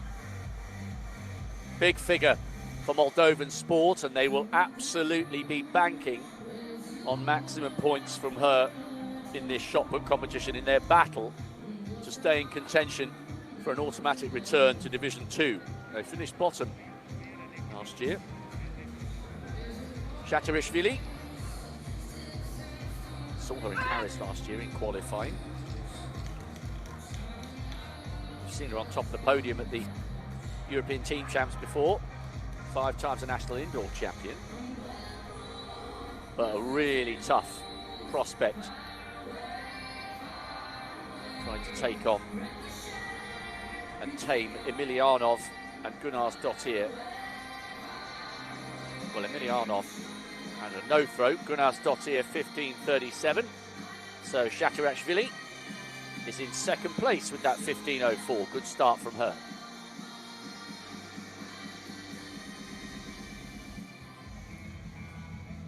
So the track action getting underway very shortly, as you can see, with the first heat of the men's 110 metres hurdles, and it features some athletes who we saw in the 100 metre flat, and also some of the high jumpers, interestingly, which could obviously indicate a decathlon background. This is Art Grajchevski of Kosovo on the inside. Kosovo seemingly always drawn the inside lanes. Simone Gorini of San Marino alongside. Milen Chako, he was one of the athletes in the high jump a little earlier. He finished in 10th place with a best of 1m80. On to Claude Godard, 44 years of age. We've been commenting on some in their 40s in the throws, but not expected necessarily in the sprint hurdles. Aram Adamyan of Armenia, and then Ilariani, who was also in the high jump. He was 5th. He got a personal best of 194. And then Yafarov of Azerbaijan on the outside. Azerbaijan having a good day so far.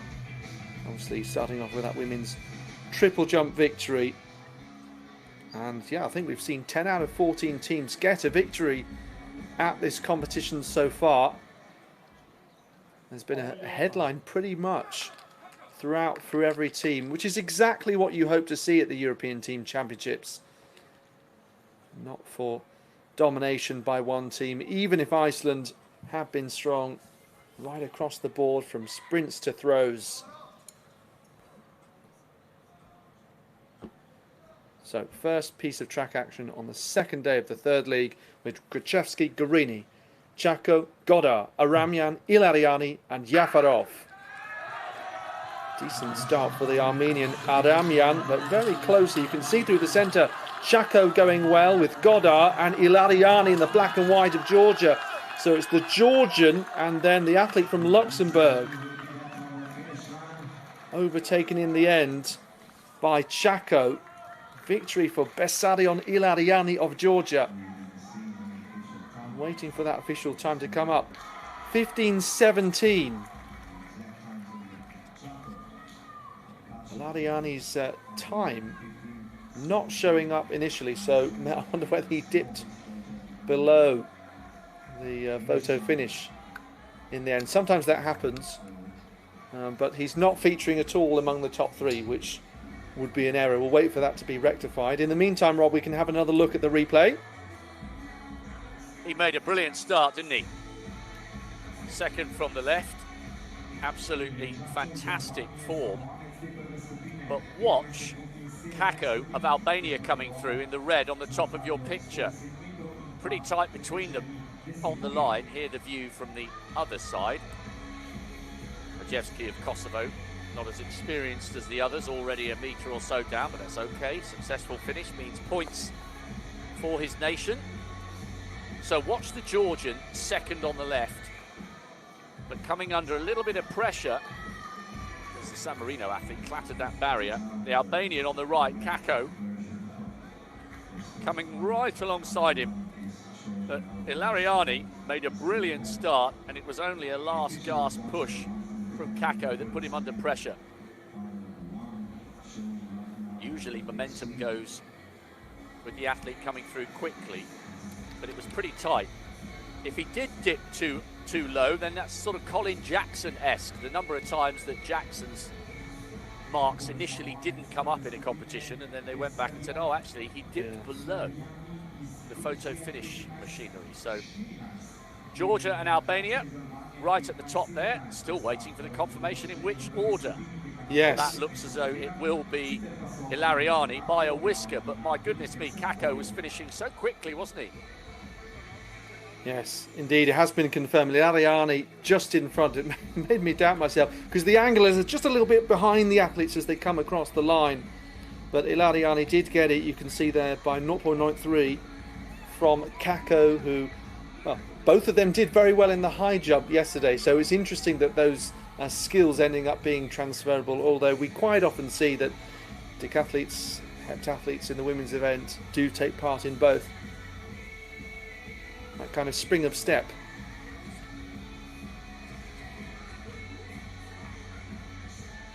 Back with the shot put, the early stages. Hajijada, season's best of 12:78. That was on the 13th of June.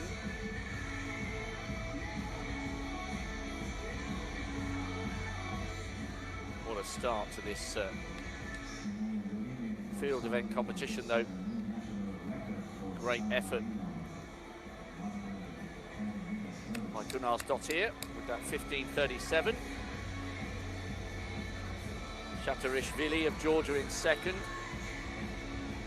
Jada lying in third.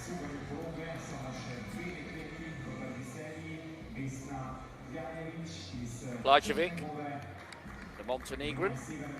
Studies in the United States. 14.95 her PB this season. Well, that was pretty much bang on. Well, maybe just a shade shy of the 14-metre line. The big story here is we're waiting for a valid throw from Milyanov, one of the stars of this Division 3 lineup for yesterday and today. A multiple world and European age group champion.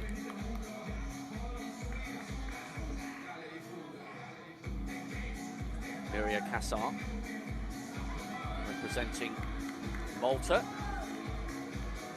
12.20 at her best.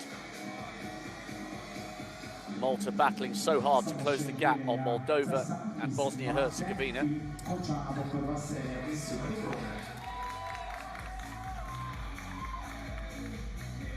Now that's quite a long way shy of her PB.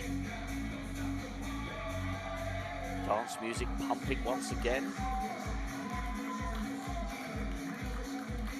I think this is Pitbull. I don't know the name of the song, but I have heard it before. I'm not on commission, Alex, by the way, for mentioning these various artists. I just love I did wonder music. whether they were getting royalties, yeah. This song might be called Yeah, Yeah. I mean, Pitbull's not famed for his lyrics because he once rhymed Kodak with Kodak. I think you can get that on a T-shirt, in fact. Pesic then in the pole vault. This is a very unusual combination. 400 hurdles and pole vault. But that is, I guess it shows real combination of skills across both. And he's cleared at 390 then. And, well, it was an unusual situation he was involved in. We had so many false starts. I think it came down to the 5th attempt to start the 400 hurdles B race. And Jasanarsson, the Icelandic winner, said it really took it out of him. Here is Jasanarsson's compatriot, Sigurdsson, in the discus. And yes, Iceland have been very, very strong in these throwing events, starting off the very competition with Hilmar Orn Jonsson and a hammer victory, and strong in the jumps too. Obviously we saw that second place in the women's triple jump and the men's long jump. Wins in the women's pole vault as well. So Sigurdsson, I think this is his debut because Gudni Gudnason has typically been the Icelandic men's discus thrower and shot putter over the last few years. So he's getting his opportunity, is Sigurdsson. And I was told, by the way, there is a severe weather warning, in fact, for heat. So one to watch out for the athletes. Well, I don't think that's going to push the Icelandic quartet down the front into the shade. They're absolutely loving it, taking up the opportunity to soak up the rays in Slovenia. So to Heat B, the 110, we've seen Ilaciani with 15.14. Padaliuk, PB for the national title on the 7th of June, 15.55. He goes in lane 2, lane 1 is empty. Vojvodic, very good decathlete, heptathlete indoors, PB in Andorra at the end of May. Leifsson, PB in Andorra also, and a 7.26 long jumper, drawn alongside Bojanic. Now Bojanic has gone 15 seconds on the nose on the 8th of June, and Herreros might get in the shake-up here, twice a national champion at this distance, 25 and 23. Stefanovski, 20 years of age, he's a 15.38 man at best, national champion in the Javelin as well as 110. And Salnitro, a 54.6 400 hurdler, plying his trade at the shorter distance. So Padaliuk of Moldova in 2, Vojvodic of Montenegro in 3, Leifsson, Iceland in 4, Bojanic, Bosnia-Herzegovina in 5, Herreros, Andorra 6, Stefanovski, North Macedonia 7, and Salnitro of Malta in 8. The 3 quickest on paper will be the Icelandic man in 4, Bojanic of Bosnia in 5, and Herreros in 6. At last, the dance music pauses, everybody recognising the need for total concentration in this most technical of events. Leifsson of Iceland in 4 is the fastest in the field on paper. Well, Leifsson was one of the slowest to rise, and he's clattered the first 2 barriers, and it's taken him a while to get into his running, and he's struggling a little bit. Vodvodic going well on the right of picture, and the Icelandic man has crashed to the ground. Vodvodic has taken it from Bojanic. So Montenegro from Bosnia-Herzegovina.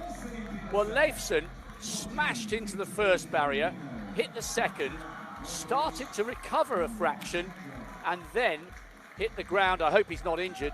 Hit the ground quite badly with about 2 or 3 barriers to go. He was out of sorts technically, looked like he had the power to recover but didn't. But what a win for the Montenegrin, 14.58. He's absolutely smashed his PB with that, and so too has Bozanic in second with 14.65. Funny old race, that one. Yes, it was a real crash bang wallop, and at least one athlete end up wearing the hurdle, which is not the intention. You can see, watch out for Herreros. I think he was the first to fall, unfortunately for him. Around this point, he's in around 4th, 5th place. At this point, that's an awful fall. Hope he gets up okay. And then Leifsson just afterwards, a fraction of a second later. So this, in the end, will end up being a very strong performance as far as Bosnia's promotion ambitions go, don't forget. So Bojanic, you can see here, as Leifsson falls and Herreros gets up, he comes across the line in second place, just behind Vojvodic.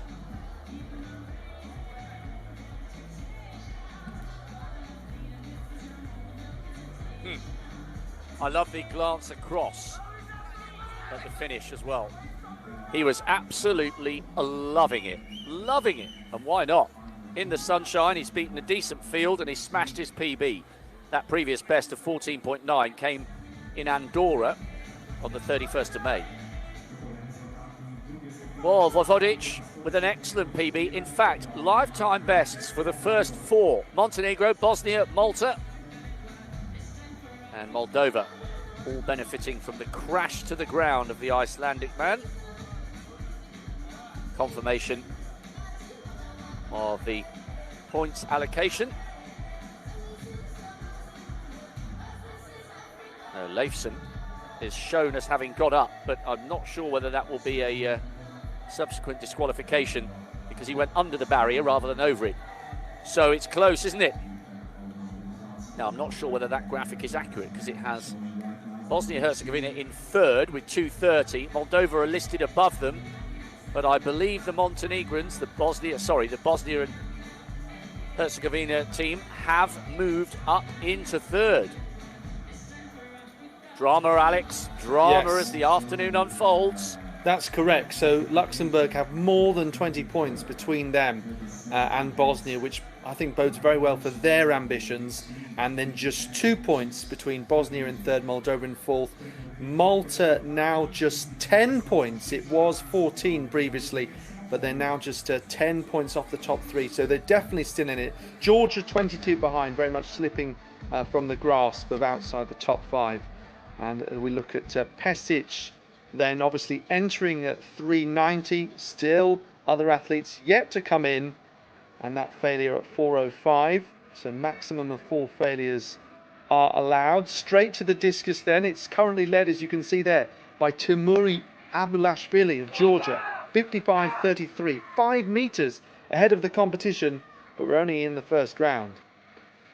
So Aladin Suma of Kosovo represented his country at the European Throwing Cup earlier this year, along with shot putter Mohamed Ramadani. Looks to be clearly over 40 meters there, so I was going to say it'll be around 5th place, and it is bang on 5th place. This is Zoffoli of San Marino. Another of their teenagers entered here, turns 18 this year. So first consideration is getting a valid mark in order to get a point. which has come up as a foul there. So, yeah, I mean, that is the first consideration, really. You're representing your country, you're trying to get a point on the board, and you can see that his technique is quite rudimentary. But, yes, he's a young athlete and trying to make the most of the opportunity. Right, Stefanovski then in the pole vault. So don't forget, we saw him come in at 3:30 and take the lead straight away. Now down in 5th place, it's showing. I think that graphic is wrong because I think he remains the leader. The reason for that is because he passed at the previous height and he's back into first now. And you can see, showing as a national record. His best, in fact, coming into today was 380, so it's quite audacious. But he decided to pass at a height that was 10 centimetres above his personal best before today for the athlete from North Macedonia. Well, they're having a good day, actually, when you consider they've just obviously done well in the sprint hurdles. North Macedonia also winning the men's long jump and men's 5,000 metres with Ivanovski, which was a brilliant solo run. And we're looking now at Bonello of Malta, the second height at which he's entered, and he's the second athlete over 4 meters and 5. On to Aliev in the discus. So let's see where this initial effort places him. And if that does come up with a green indicator, then it will be, I think, above what we just saw from Suma. Yes, it's put him, I believe, in 4th place. 46.82. So you've got just the 2 athletes over 50 metres, Abalishvili and Grubisha of Bosnia. So, yeah, this could be another good event for Bosnia's promotion ambitions. So this is then the Montenegrin, Ivan Kukulicic.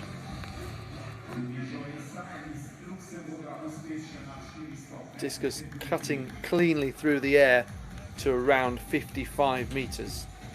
You're watching live coverage of the European Athletics Team Championships 3rd League, and we are a couple of hours now into the programme local time. Of course, all of the results and information around the competition on the European Athletics website. There's plenty of content on social media channels as well, Facebook, X, Instagram. And you can see there, Kukulicic has gone into 2nd place then, 51.98 at this point. Well, meanwhile, this women's shot is bubbling up nicely. Gunnarsdottir leading. This is Vesna Lapčević. 5th overall with that 13.74 in the first round. Incidentally, Emilianov had a second round of 15.06, so that is why Gunnarsdottir is still leading.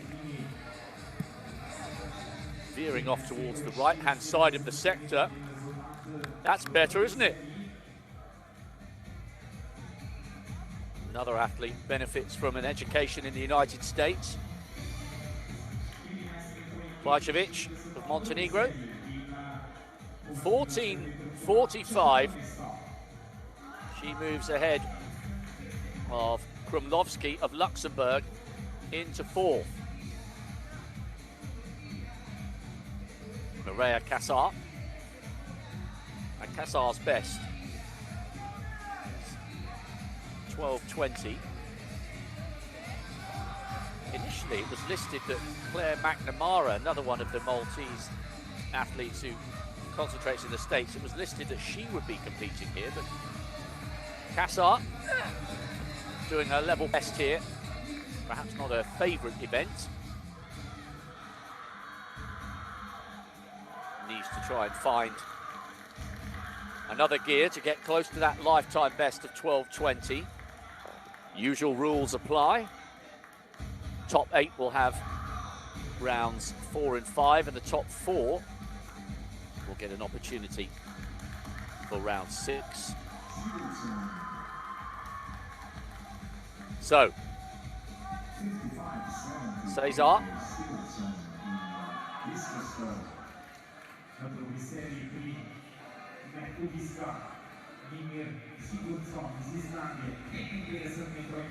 Back to the discus we go.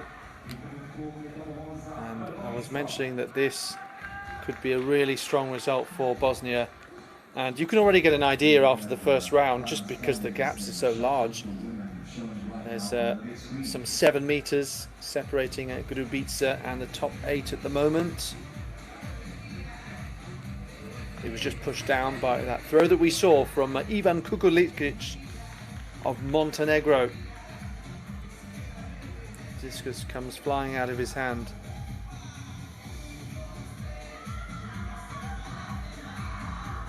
Bosnia have still been fairly consistent, and I think it's teams like North Macedonia, in fact, who've had those 3 victories that I mentioned, but haven't necessarily picked up as many seconds, thirds, fourth and fifths as they would have liked, compared to nations like Bosnia, who obviously won the high jump, for example. Women's high jump yesterday. Moldova winning the women's discus through Alexandra Emilianov, who's in the shot put right now. And then Staggered in the women's 3,000 metre steeplechase. Interesting, looking at the interview, she said it wasn't a good race for her. And I always find it amusing when an athlete says that. Oh, I didn't have a good day today. Well, you did win the race, so it can't have been all that bad.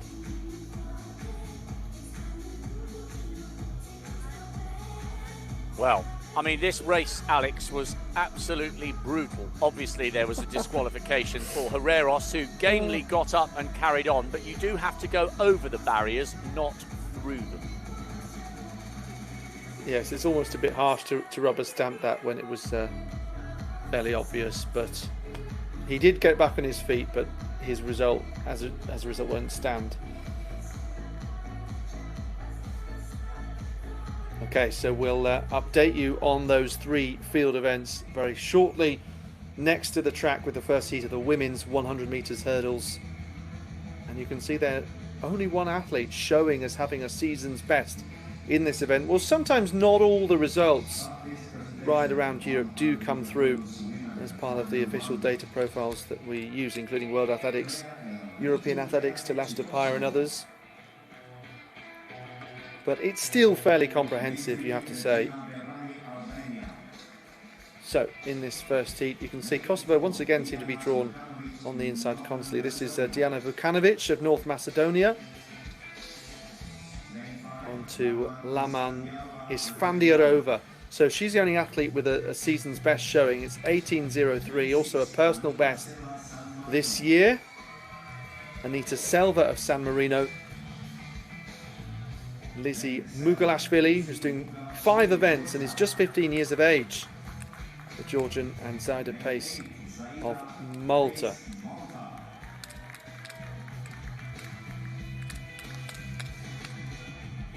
So she actually did the 400 hurdles yesterday and has the high jump to come. And we did wonder whether she's related to the triple jumper. I have to say, I have wondered this in the past and then found out with Malta that there are, just as with other countries, several quite commonly shared surnames. Mugalashvili, well, she's already done the pole vault and the javelin and the 4x100 metres. So she really is being thrown into the deep end, the young athlete, on her international debut. Isfandiarova is doing all of the hurdles events because she was 12th in the steeplechase after the 400 hurdles. And Rashina Berami in the red of Albania has the high jump to come later. So it's a real mix. Once again, this is the first heat of 2 with the faster athletes expected to be in that second heat, Heat B. We've got Ketchi, Berami, Vukanovic, Isfandiarova, Selva, Mugalashvili and Pace.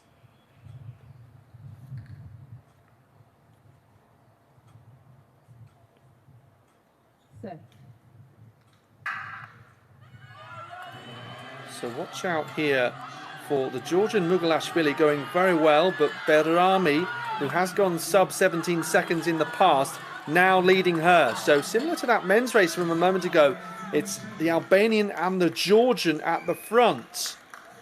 15:39. Well, goodness me. I mean, if that personal best is accurate, then she's absolutely smashed it by more than 1.5 seconds. But then again, for a young athlete, you would expect, obviously, to improve going up in hurdle height, of course, once you get to senior level, as we are here. But Army for Mugalashvili, though, another good result there for Albania. Very good run. Very smooth. Her technique was obvious. Second from the right, but second from the left with a distinctive lean. Despite clipping that first barrier, Mugalashvili, the Georgian, was up at this point, and then the Albanian, who's doing the high jump later, started to use her taller physique to good effect. Excellent strength by Vukanovic of North Macedonia to hang on for third. But the Georgian, Mugalashvili, made a great start, but Barami's finish was superior, both of them coming home inside 16 seconds. Look at the distinctive style of the Georgian on the left. Held on for a sub 16, but Barami looked excellent and good value for that win.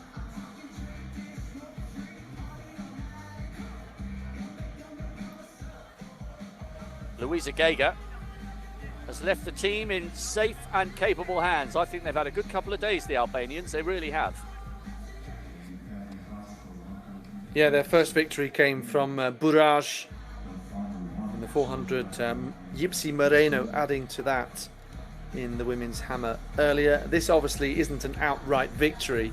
It is the first race of two, but still that's a decent time going into a second field, which will absolutely have faster athletes, as we'll see in just a moment. But lots of respect there for Mugalashvili. At the age of 15, she was 7th in the pole vault, and that's probably going to be her best showing individually. That's a huge helpful of points.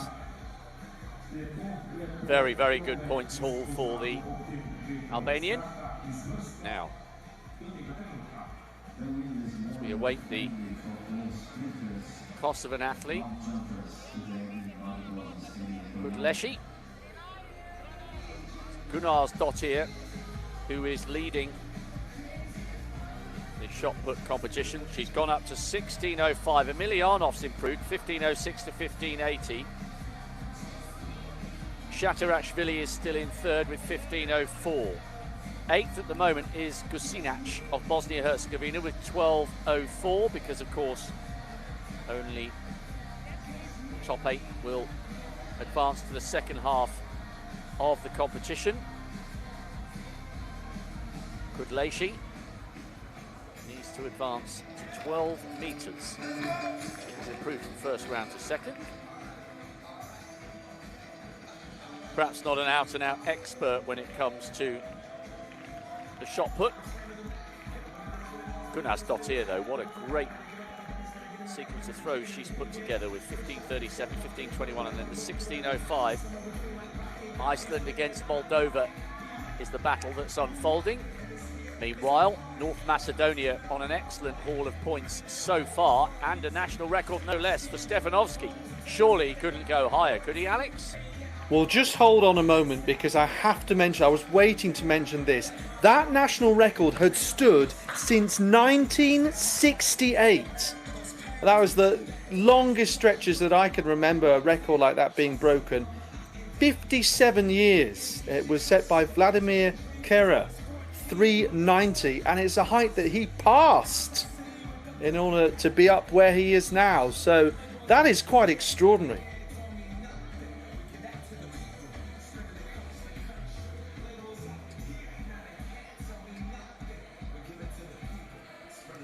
On to the discus. Abalashvili, still our leader. Sigurdsson, it's very difficult to knock the Icelandic team out of the top 3. And that consistency has been so impressive. We know that it is very much their goal to get back into the second league, where of course they still did have some really strong performances a couple of years ago, and some top threes indeed. Aliyev of Azerbaijan out towards 45 metres, so yeah, similar region to which we've seen before. They're missing Hannah Skydan, who's an excellent world-class thrower, one Olympic finalist, who I'm sure would have helped them get a good handful of points, but yes, still trying to be fairly consistent across the team. And a big moment to celebrate earlier was Sarajevo in the women's triple jump, adding to Nagyev's men's 100 metre win that was unexpected even for him, ahead of Sansovini of San Marino. On to Kuklic of Montenegro. Montenegro were actually second 2 years ago, but with a different athlete, Daniel Futula, who was behind Lukas Weisheidinger. So we had real quality a couple of years ago with an Olympic medalist in the third league for the Austrians, who did end up being promoted, and that's why you'll see them this weekend in Maribor. The sun shining on his back, and yes, I was mentioning earlier that there did appear to be a severe heat warning in place, and that means that there is potential of risk to life. That is the way the authorities word it, but yes, certainly is one for hydration. And I have seen some comments about athletes wanting to make sure that they get water around the lap of some of the distance races, and I'm sure that will be the case. Others competing in multiple competitions, especially on the infield where you can often be more exposed to the sun.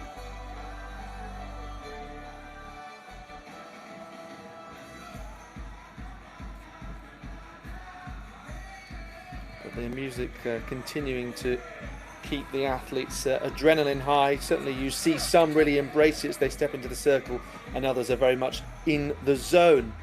Buttigieg of Malta finds himself down in 11th place in this third round, and you need 43 metres at this point.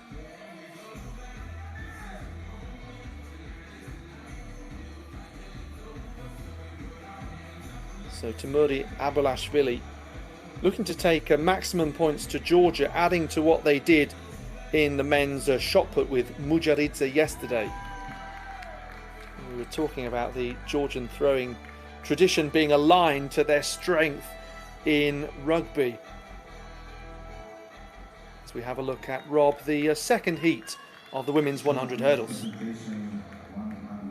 Yes, really looking forward to this one, Alex. And on paper, it should be a duel between Luxembourg in 5 and Iceland in 6. Drobnach of Montenegro, 15:01 this season. Rofa of Liechtenstein, PB in the World Juniors last year, 14:51, needs to get there or thereabouts. Garich of Bosnia-Herzegovina in 4. 4th yesterday, set a season's best here in Slovenia in May. Now, Victoria Rausch, European team champs win back in 2017. She's 28 now, 13:24 her best. Julia Christian Johansdottir, a PB in Houston, 13:62. Could she trouble the Luxembourg athlete to her left?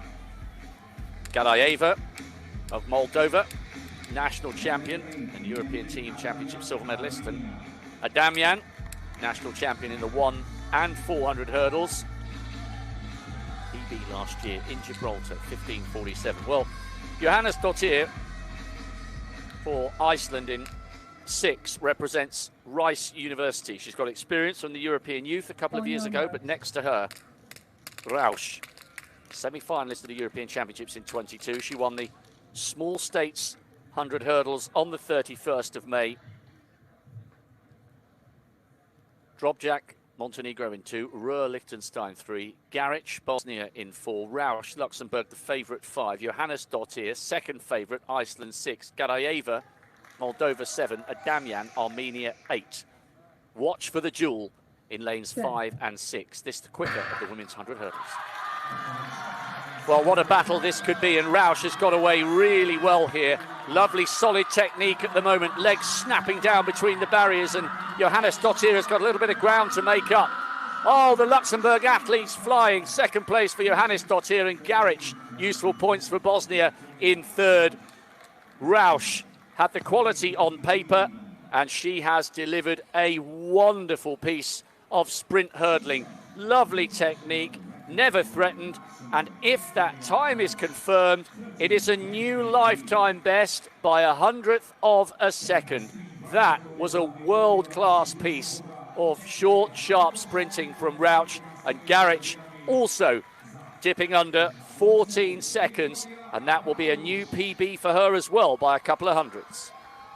Yes, and she tries to take a photo, but the page has already changed from her time, which is quite hilarious. But yes, 13:23, 0.01 faster than her national record that was set in Luxembourg in 2022, and part of a fantastic generation of, now I guess you say, particularly on the female side, with that 100 and 200 records for Van der Weyken time and again, and Rausch in the sprint hurdles, and Fanny Arendt, we were commenting on in the 400 metres, and there have been other records as well, up to 3,000 in the last decade. So super impressive what the Luxembourg Athletics Federation is doing. Whatever they're doing, it is working. I think part of the thing is that where they are based, often in Luxembourg, they're very, very supportive of local facilities and being patriotic and working as one unit. But they also have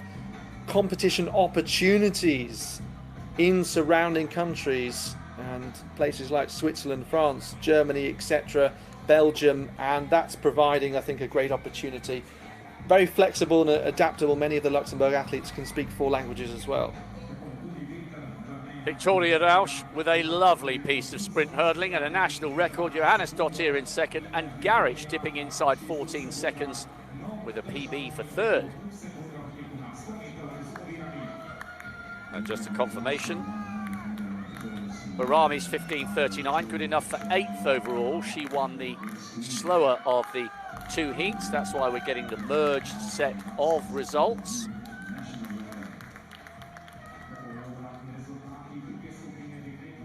Great points haul there for Luxembourg. Decent performance from Iceland. So this is where we are. Oh, look at that, Alex. Only 3 points separating Bosnia in third, with Moldova in fourth, and the Maltans have moved up to fifth, 20 points ahead of Georgia in sixth. This is absolutely game on for that third promotional spot back up to Division 2. It's tight, isn't it? Very much so. The gap, I think, has grown. It was third to fifth for Malta. It was 10 points, and it's now 18, I make it. So they really have to hope that things start to turn in their direction. But Bosnia against Moldova is anyone's guess. It sure is. The Bosnians in 8th in this one. Gusinac with 12:04 from the first round. It's still Gunnars Dottir leading. Emilianov in second. A 15:06 followed by with a 15:80. This is Liechtenstein's Jules Insinna. She's in 6th, courtesy of her 12:56 throw in the second round.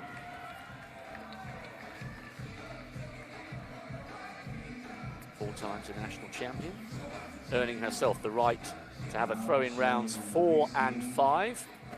Fourth is up at 14:50, so that would require an improvement of almost 2 meters for Insinna to get in the shake-up for the 6th round. Decent points for Liechtenstein, who finished bottom of Division 3 2 years ago. But Insinna, only 21. Indoor PB, or indoor season's best rather, in February with a 13:56, a PB 13:62.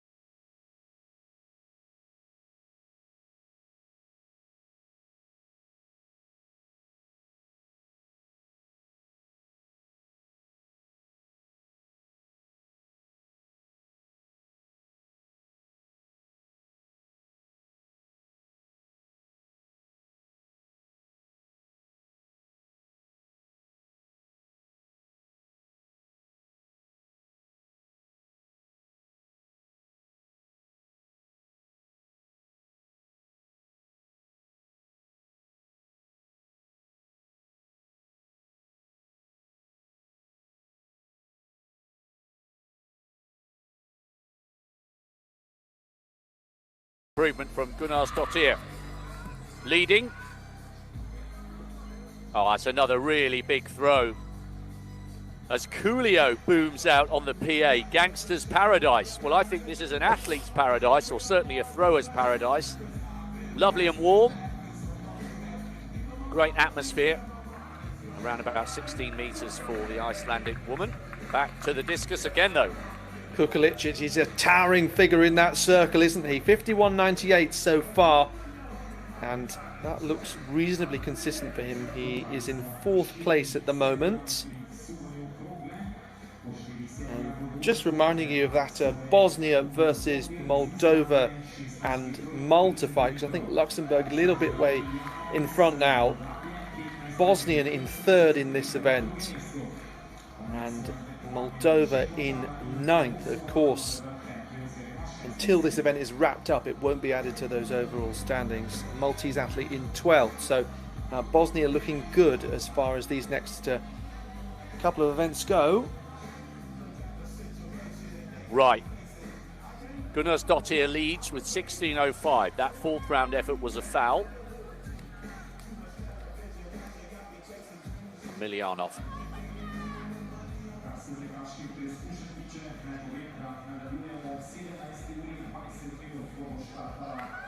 Miljanov still waiting. It should have been a Miljanov, but she's actually withdrawn from round 5. So it's Hajari of Azerbaijan, who's lying in 7th overall. 3 throws over 12 metres. I hope there isn't a problem with Miljanov. At the moment, it simply says she's not taking part in round 5, but I wonder whether she's retired from the whole competition. She shouldn't be troubled for 2nd spot with that 15.80, but the Moldovans would absolutely have been expecting her to pull in maximum points, or certainly make Gunnarsdottir work very, very hard for the points for Iceland. We shall see. Insina needs to improve to 14.50 to get in that top 4 for a 6th throw. No, a very, very consistent set of throws with the 56 and the 51 over 12 metres. Good athlete. Important to see Liechtenstein supported here. 12.96, she has saved her best till last, but that will be her last throw because she's not advanced into the top 4. Krumlovsky needs to find half a metre. Her best, 14.20 in the previous round. 14.50 with Plajcevic of Montenegro is the athlete in 4th. Come on. Krumlovsky is a 15.24 performer this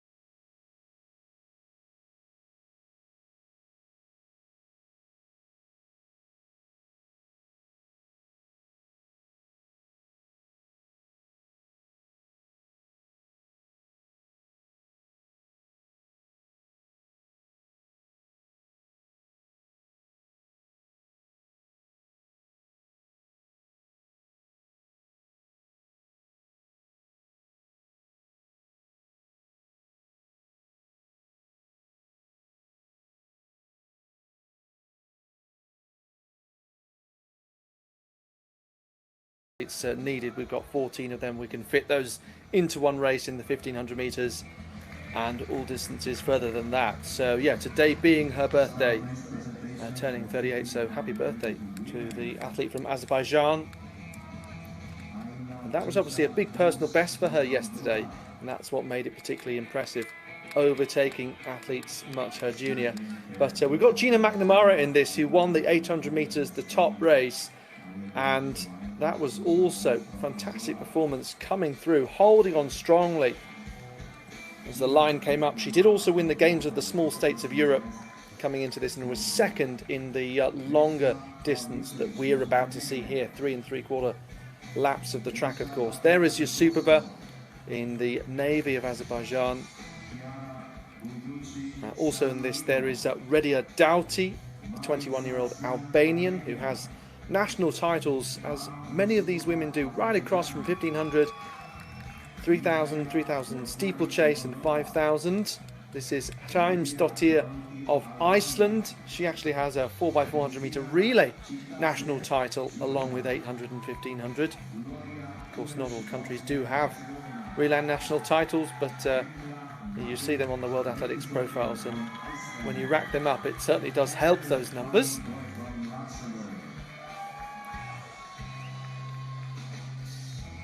So getting this race underway shortly, and then we'll have the men's 800 metres, women's 200, women's 5,000 still to come. Interesting to see if Yusupova does also line up in that as well.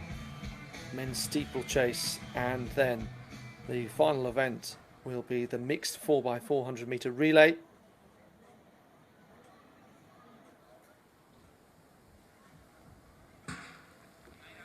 Well, McNamara was second in both the 800 and 1500 a couple of years ago in Horso. That was behind two Irish athletes, Louise Shanahan and Sophie O'Sullivan. Of course, the Irish were then promoted, and therefore she has an opportunity to be in the top spot once again. She has a personal best of 4:12.64, which is a best ever by any athlete from Malta. Athlete based in the United States, fairly recently become eligible. Studied at the University of Michigan. So she's just outside there in the red and white strip. And it's interesting because she adopted a similar position in the 800 meters that meant, yes, she ran a bit of extra distance, but she wasn't caught in any kind of tight situations. But you can see here it's the Moldovan athlete Mihaela Botnari who's gone out front early, and we did see a couple of tactics like that, of course, not least with Ivanovsky in the 5,000 meters, but really kind of setting a bit of a challenge, the gauntlet down to the opposition, to ask them, do you want to go with this pace? Are you going to hang back with the pack? Of course, a potentially risky strategy, Rob, for the Moldovan, but setting out her stall early in this one.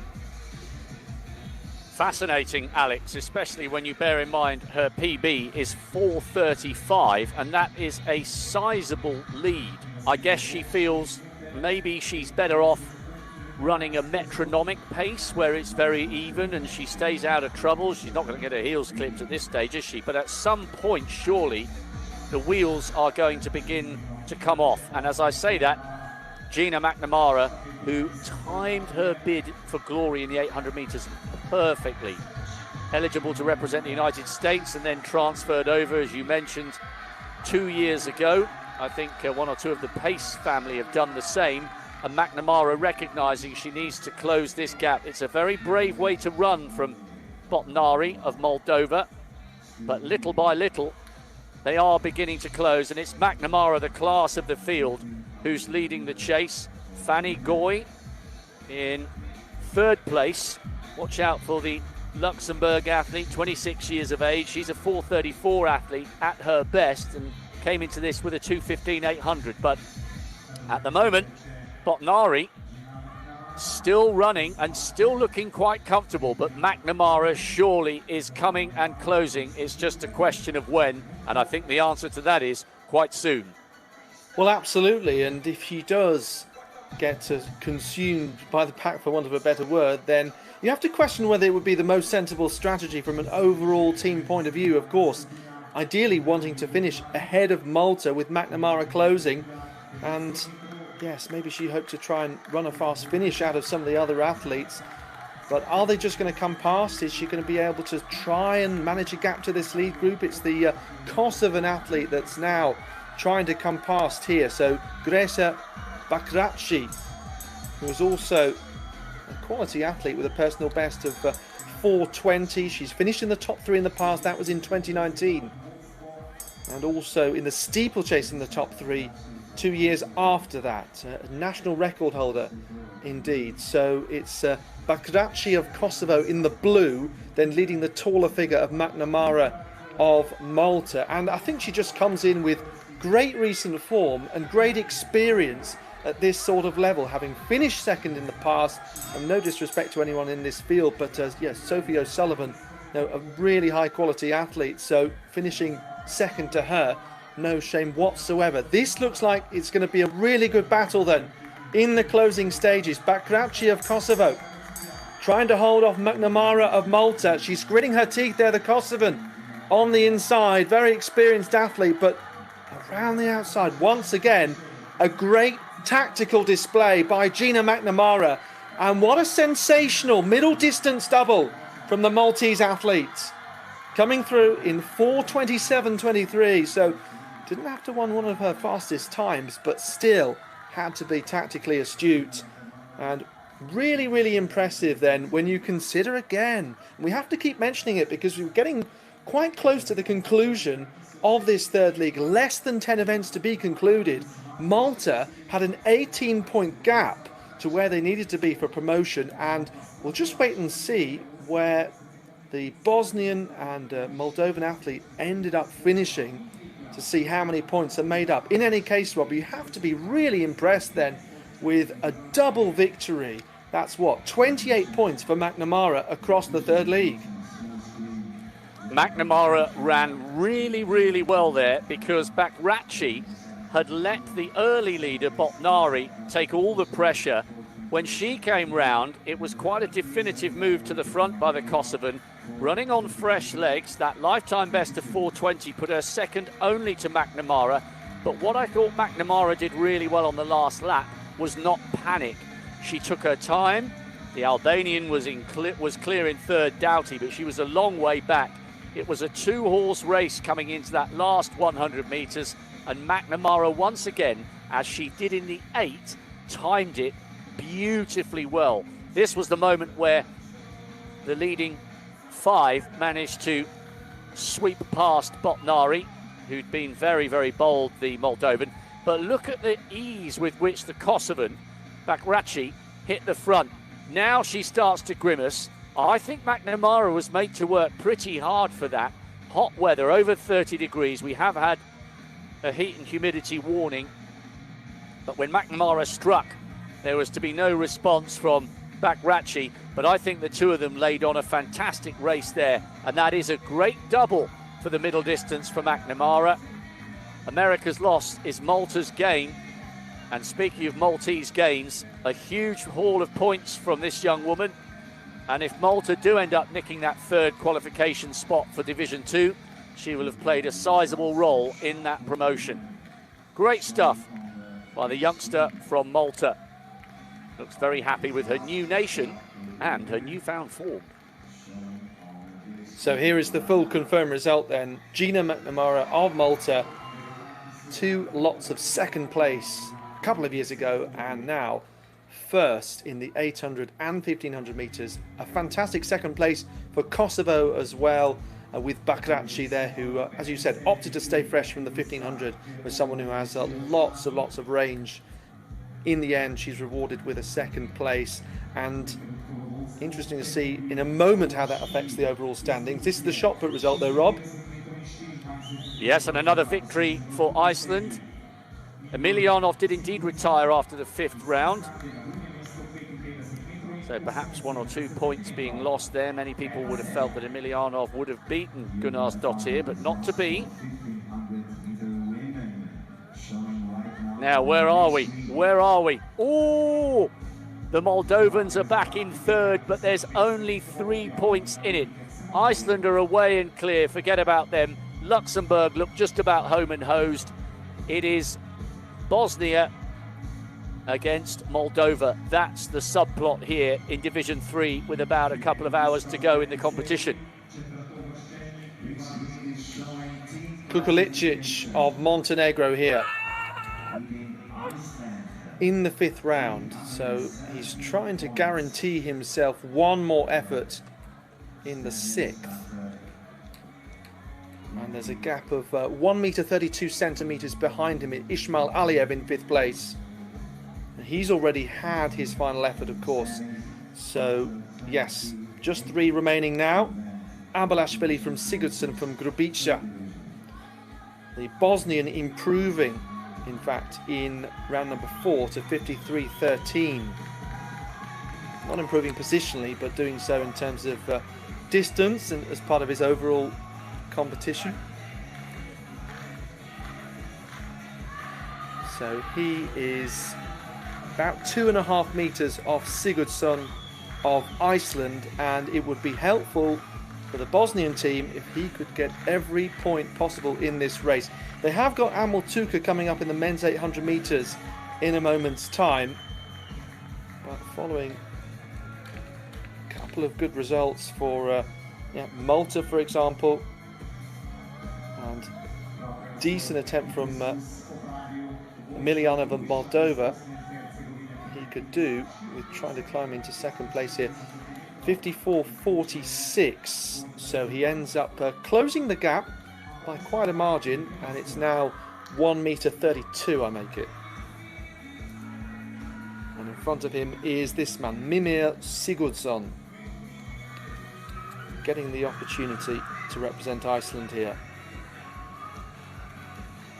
62.8, his personal best set in Reykjavik 3 years ago. Did represent Iceland at the European Under-23 Championships in Tallinn, Estonia 4 years ago.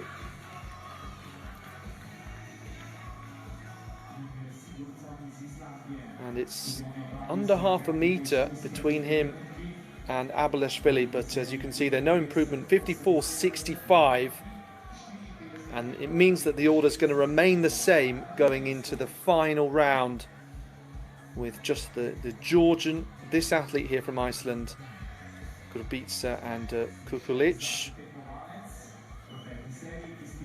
We haven't seen too much of Abalashvili, our leader, in the black and white of Georgia, but here he is out front, as we were saying, looking to replicate what Mujaridze did in the shot put yesterday. Really good rotational acceleration, lovely and agile. Discus goes off slightly to the left, suggesting he pulled on it a little bit more than was wanted with the timing of release. Georgia in 6th place at the moment, I make it, so more than 40 points off the promotion standings. There are quite a few teams fighting in there, so it would take something really, really special, even with this victory, to make into the top 3. Back to the pole vault. So been a bit of a while since we've last checked in, I should say, sorry. Seal at 4:45 this is. So we still don't yet have everybody competing, and this has been going on for quite some time, since 3:30 local time. So more than 2 hours. We've got Bonello of Malta out front at the moment, the only athlete that's cleared 4:35. And Joe Seal with 1 failure and 2 failures throughout the competition out of 4 that he's allowed. The very busy Andorran Mikael Vilches-Vendrell is in the 3rd place, so that's a really good result if he could hold on to that. And the other still left vaulting is Gunnar Eyjolfsson of Iceland, with Arjan Minisica of Bosnia yet to enter still. And yeah, it does say he's going to enter at 4:60. We're 25 centimetres away from that. Vilches-Vendrell, seen plenty of him so far. Something like 15 Albanian Andorrans were set to double up, and there were some late changes, including Nahuel Carabanya, who was initially just going to do the steeplechase, ended up doing the 1500 metres yesterday, but then I noticed that one athlete that was going to double up was replaced instead.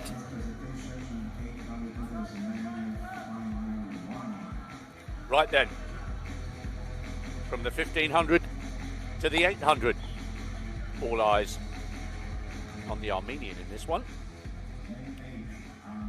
But on the outside, Andrea Ercolani-Volta, San Marino athlete, very good performer at his best.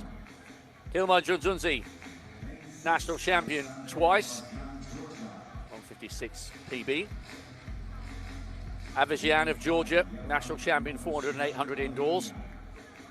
Mercian, steeplechase European team winner in 17 and 19, just out-kicked yesterday. Gomez Lozano, he won the national championship over 10,000 metres and was fourth yesterday in the 5. Wonder if he's got any fatigue in his legs. Rasonovic of Montenegro in 3, and Via of Albania on the inside in 2.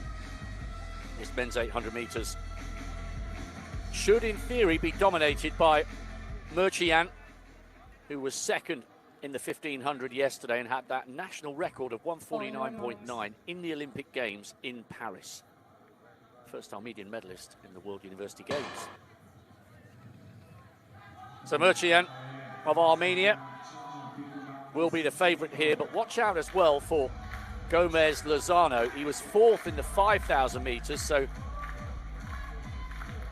they've both had big races in their legs yesterday.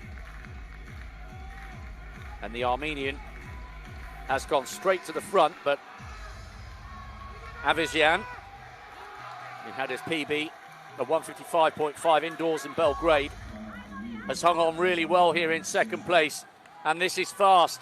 He's not hanging around, Alex. Well, fascinating. In some ways, you could say they've kind of thrown themselves into the deep end, chucked themselves out here on the first lap with a decent pace, which is brilliant to see. And it just shows you that championship racing can throw up all sorts of surprises. This is how the script is going to be written. Let's have a look at this split then, Rob. So 55-75 at the bell. Well, this is quick, and that's why the field have been blown apart. Rasonovic of Montenegro is the only one who's been prepared to go with the leading two. And Avesian of Georgia is being reeled in, but no such scenario for Mercian. What a lovely long flowing stride. I tell you what, if he keeps going like this, his time's in the danger zone for the second of the 800s that on paper is quicker. Massive battle going on for second place, but Mercian seems to be using this as a training run. Avesian of Georgia will come into the home straight under real pressure from Risinovic. Watch the clock, 55 seconds for the first lap. Now he's grimacing a little bit. He was second in the 1500, but boom, he has taken the first of the 800s really well. And that looks as though it's Andorra's Gomez Lozano coming home, using all that stamina that he gained becoming national champion over 10,000 metres, overtaking some tired bodies towards the end. Well, Mercian was exhausted yesterday and bitterly disappointed to lose the 15, but he's absolutely smashed his way to the B race title here in the 800 metres. A 150.75 is a time not to be sniffed at. Yeah, fantastic. And you're very rightfully mentioning there that if the athletes have a slow race in this second heat, which will come up in a moment's time, then it will be fascinating to watch what the eventual clocking is. 150.75 officially. Big shout out for Carlos Gomez Lozano. Of course, he was fourth in that 5,000 metres, so very respectable showing, alongside Carabagna, of course, who did so well in the 1500, which isn't his main event. That's still to come in the steeplechase. So Andorra not making up the numbers by any stretch. They're really having some strong showings, and yeah, maybe buoyed in fact by a recent Games of the Small States of Europe, which they hosted in Andorra la Vella. But of course, that second race to come, and yeah, I doubt they'll run as fast through the opening lap necessarily, but we'll have to wait and see.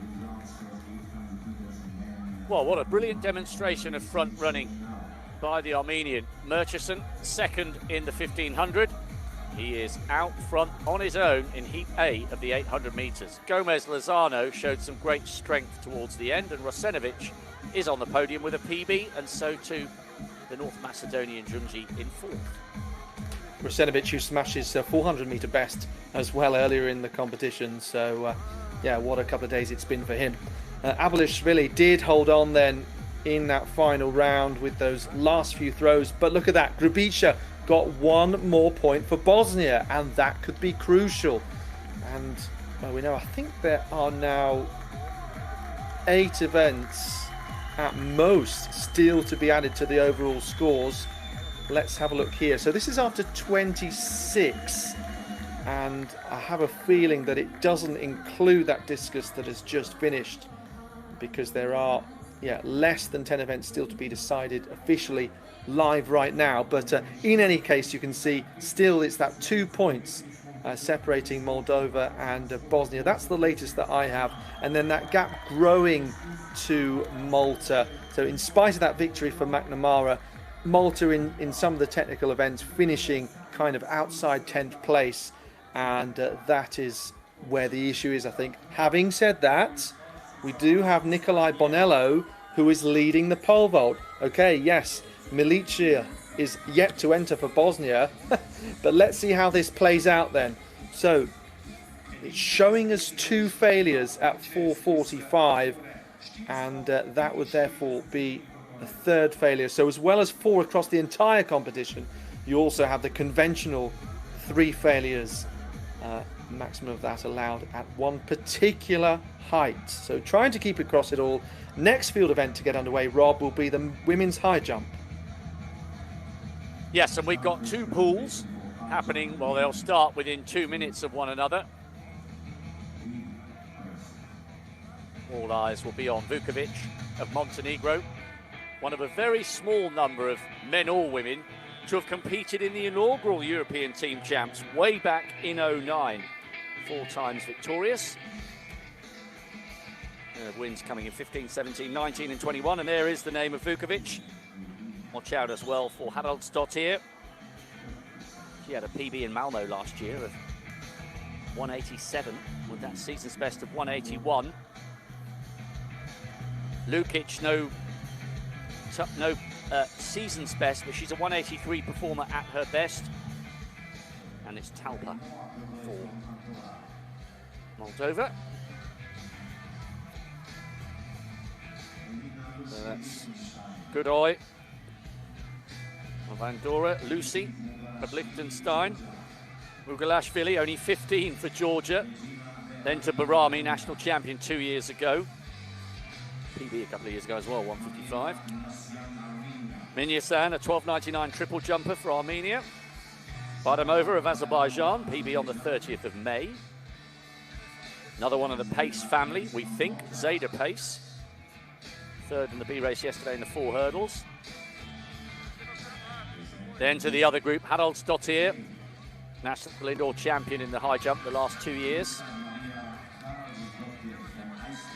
Now a little wave and a smile, looked a little bit nervous until then. Lukic, European Team Champ, 2nd Division silver. Lazarovsky of North Macedonia, PB of 165. Talpa, what role could she play in Moldova's bid for the 3rd spot? National champion with a PB this year. Klanian, 20 years of age, season's best in Andorra. Casali, 23 years of age. And then the veteran, looking cool and calm, relaxed in her hat. Marija Vukovic of Montenegro, 8th in the European indoors earlier this year. 197 at her best, 190 her best, and she will very much hope for top points for Montenegro. But the battle for promotion is getting almost as hot as the 31 degrees sunshine here as we turn our attention to the track once more for the A race of the men's 800 metres. And I think, Alex, we should really savour seeing Amel Tuka in the familiar blue of Bosnia-Herzegovina, because at the age of 34, we might be edging towards a scenario where his best days are behind him. Well, yes, it's perfectly possible, but also, as we were talking about athletes excelling in later years, it'd be great to see him continue. Mesut Pezzer, another very experienced Bosnian we saw yesterday in the shot put, and for a while they've been two of the standout names for Bosnian athletics. This is Leon Taki of Kosovo, just before we saw Gereg of Moldova, but yeah, another big opportunity, as is the pole vault for Bosnia, to get lots of points. Benici of Malta, Matis Espanye of Luxembourg, and then here we will see Amel Tuka, world silver medalist in 2019 and bronze medalist a decade ago. He was 5th overall in the 400 metres, distance he runs less regularly. Dadi Arnason, personal best this year, 154. And Asghali of Azerbaijan on the inside, also very similar time, 154.1 compared to 152, 154.2 for the Azerbaijani athletes. Of course, 150.77 was the winning time from Heat A just a moment ago. On your marks. Jovan Mkhitaryan. Stand up, please. Stand up.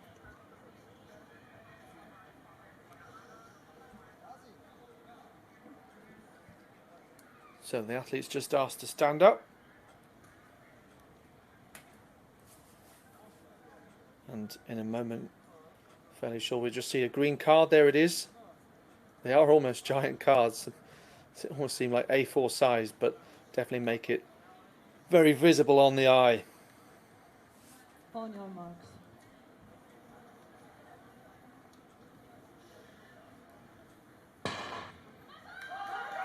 Well, it's no foregone conclusion that Amel Tuka would win this race. He does have a personal best of 142.51. His season's best this year, 148.2. And Matis Espanye of Luxembourg, we've been talking about their improvement right across, particularly the track events over the last couple of years. Espanye, twice a Luxembourg champion. Well, he's improved this year to 147.95. He was 3rd at the Games of the Small States of Europe, so seems to be in good form. Was also part of a quartet that won the 4x400 metres at that event in Andorra with a new national record. So he leads out front. You can see then it's the Kosovan athlete Leon Taki who actually has their 600 metre national best performance, and then Amel Tuka, Rob. So all to play for at this stage. Yes, Tuka's been there, done it, bought the T-shirt and won the race, but he's got a little bit to do here, and if he's not careful, Gereg will box him in. And in fact, they've just had a little clash of shoulders, and I think that may have woken Tuka up, who's now got ahead of the Moldovan and now has the sights of Thaki in front of him. Very brave front running from Espanye, but can he carry it on, the man from Luxembourg? Still, this is a very sensible strategy to make it another fast race following that initial performance from Mkhitaryan.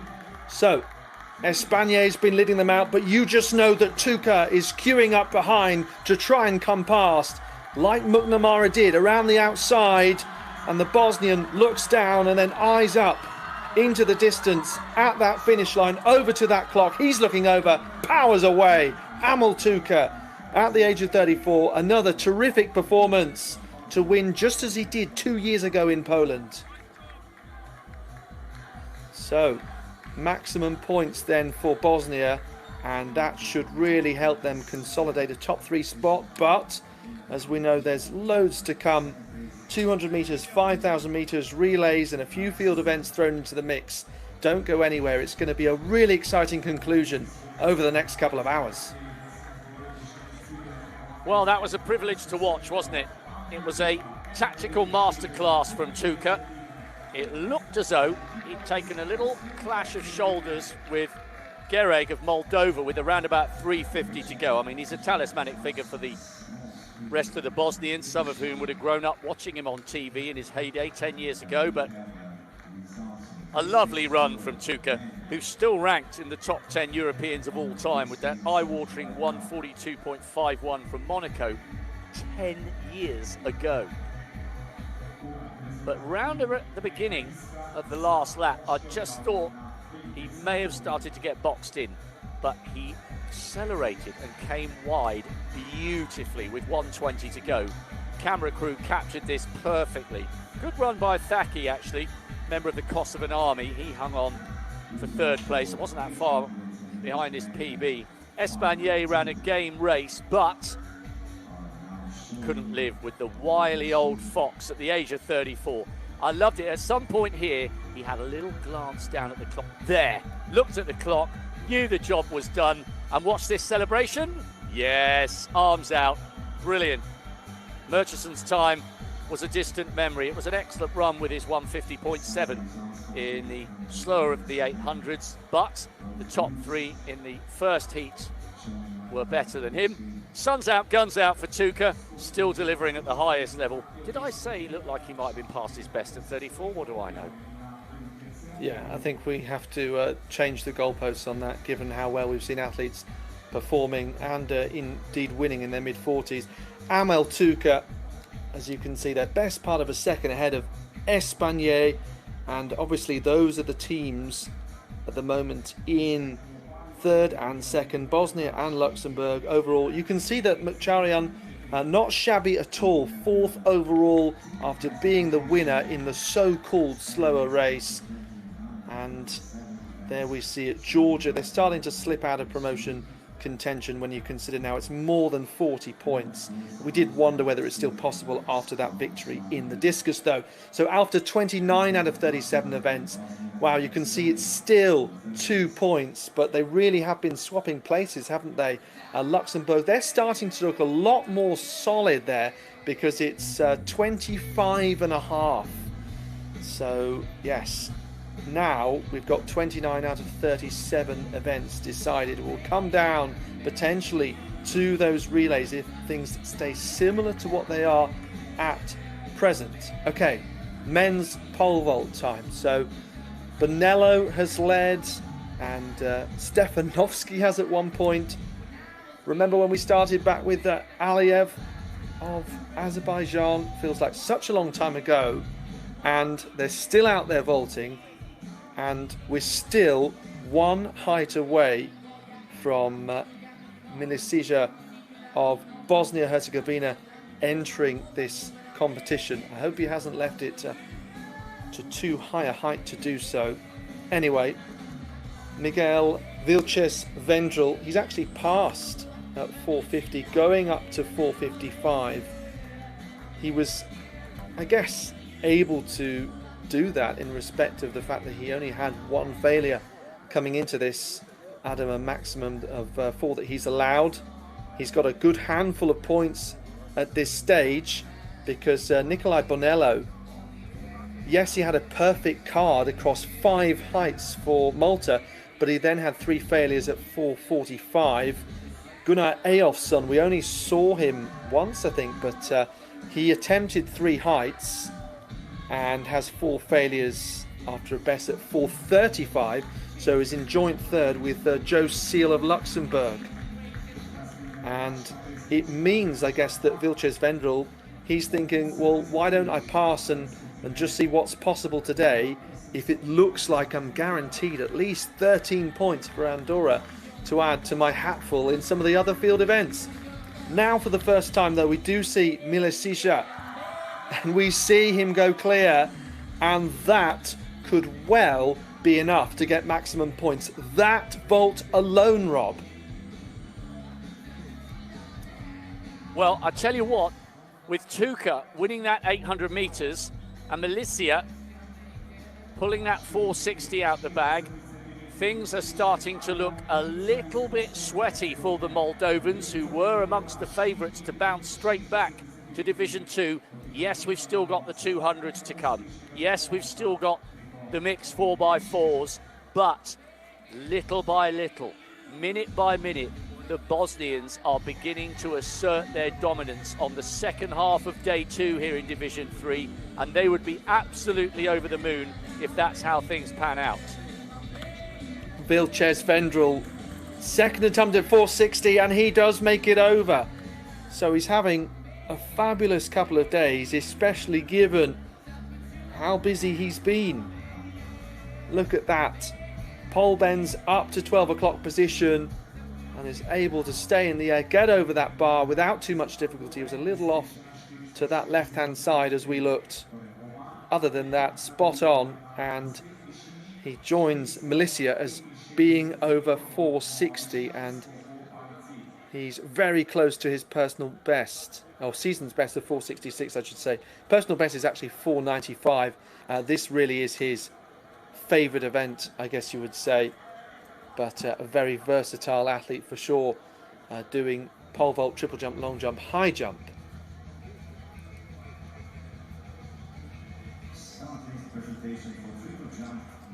Well, the triple jump final should be an absolute belter.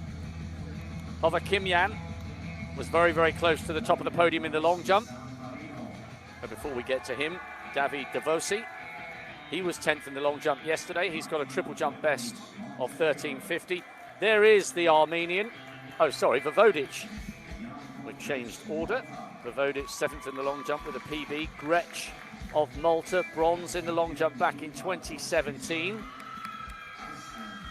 Torsteinsson, well, it's just a glory march now. Stankovic, how big will this be for Bosnia? Can they keep it going and secure that second successive bounce back? Avia of North Macedonia, then to Polondo Kiri, heaps of the European juniors a couple of years ago.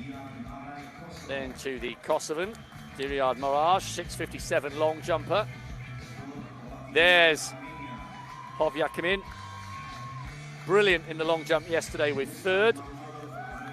Rustam Mamadov, one of the favourites, 8 times a national champion in triple jump indoors and out. Doskalov, what pressure can he put on the Bosnia-Herzegovina team? Bulalauri, European team champ silver back in 2017. Louis Muller. Muller's pumped up, isn't he? He's got his shades, he's got his supporters in the crowd, and he is feeling pumped and ready. So it's coming down to the likes of Stankovic, the Bosnia-Herzegovina national champion last year,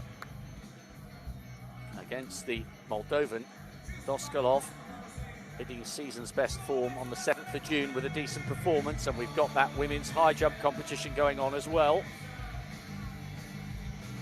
This is going to be so tight, Alex.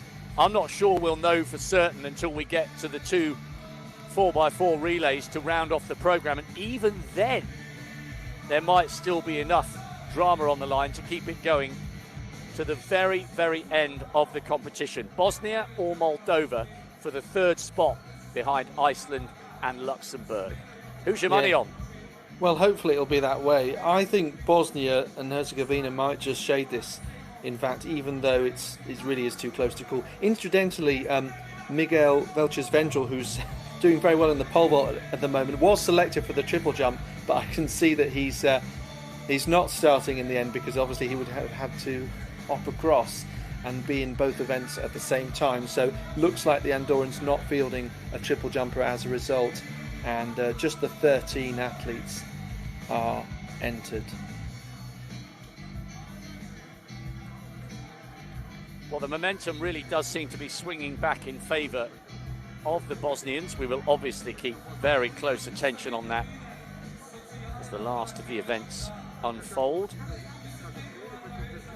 Just a confirmation, we have a graphic system in front of us. After 28 of 37, Bosnia are 2 points ahead of Moldova. Great effort as well, Alex, we should say, by the Maltese team, up in 5th, comfortably ahead of Georgia in 6th. Malta have had a fabulous 2 days in the sunshine here, haven't they? Yes, and a double victory from Gina McNamara. Obviously the big headline, but always behind the scenes there are other athletes finishing 3rd, 4th, 5th that we don't necessarily pick out race by race and event by event, but still a big contributory factor. Right.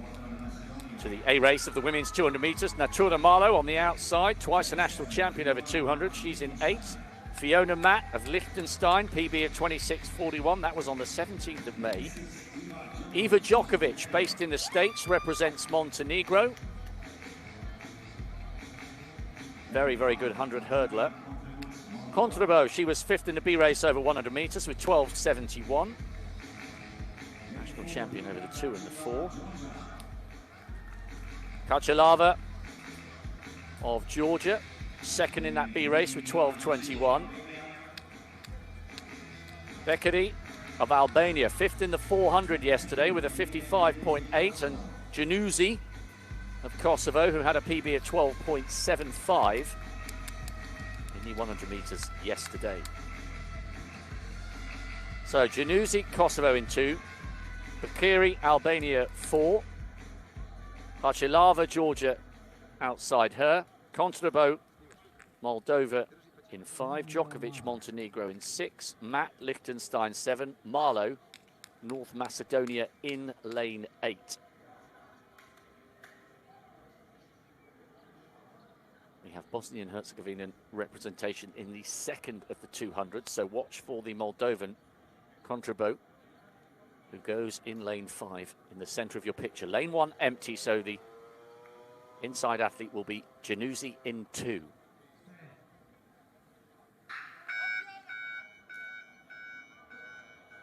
It did look a little premature to the naked eye, but I'm not sure which lane that is attributable to. Great Britain's Olympic champion Linford Christie always used to say, go on the B of the bang, but you do have to wait for the B. Beautiful weather in Maribor, one of the biggest events the Slovenians have ever hosted. Puff of the cheeks there for Bekeri. That's Matt of Liechtenstein, 2nd from the outside. Contrabo is the Moldovan, who goes in 5, having finished 5th in the 100 metres yesterday. I couldn't see, I'm hoping that's faulty rather than false, Alex. I couldn't attribute that to a specific lane, could you? Well, the camera was focused in on Matt, and she had a negative reaction time, minus 0.009. So, but then again, that wasn't necessarily indicative of what the officials eventually did. So let me not speak too soon. I thought you were going to say, let me not pass judgment. A very formal terminology. Right, I'm really hoping this is green and there isn't a red card. We've had yellows, we've had greens. I don't think we've had a single red yet. Where are they reaching? This potentially does not bode well. Matt of Liechtenstein is in lane 7. Oh dear. So nil point for Fiona Matt. She ran a wonderful PB of 26.41. Let's look again. Wow. Hard to tell that from the naked eye. She was 2nd nearest the camera, with Marlow of North Macedonia nearest. We'd have to see that again.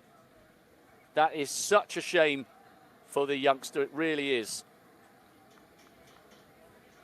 Born in the same year as the Berlin World Championships. What an edition that was in 09. Bolt breaking the 1 and the 200 metre world records. I'll never ever forget that. Well, that's a real shame for the youngster from Liechtenstein. So lane 7 will now be empty. Fiona Matt disqualified. In theory, the quickest in the race, although it's pretty even, quickest in the race will be Kachalava of Georgia in 4, Contrabo, Moldova 5, Djokovic, Montenegro in 6. But watch out as well for Bekeri. I wonder if she's maybe going to try and run under protest. That's Djokovic, Eva Djokovic. 16 years of age, based in the United States. 3rd in the National Junior Championship over the 100 hurdles. Well, the chief official, I wonder whether she's going to be allowed to run Under protest? I'm not sure. I mean, she'd surely still have to be behind her blocks for that to be a possibility.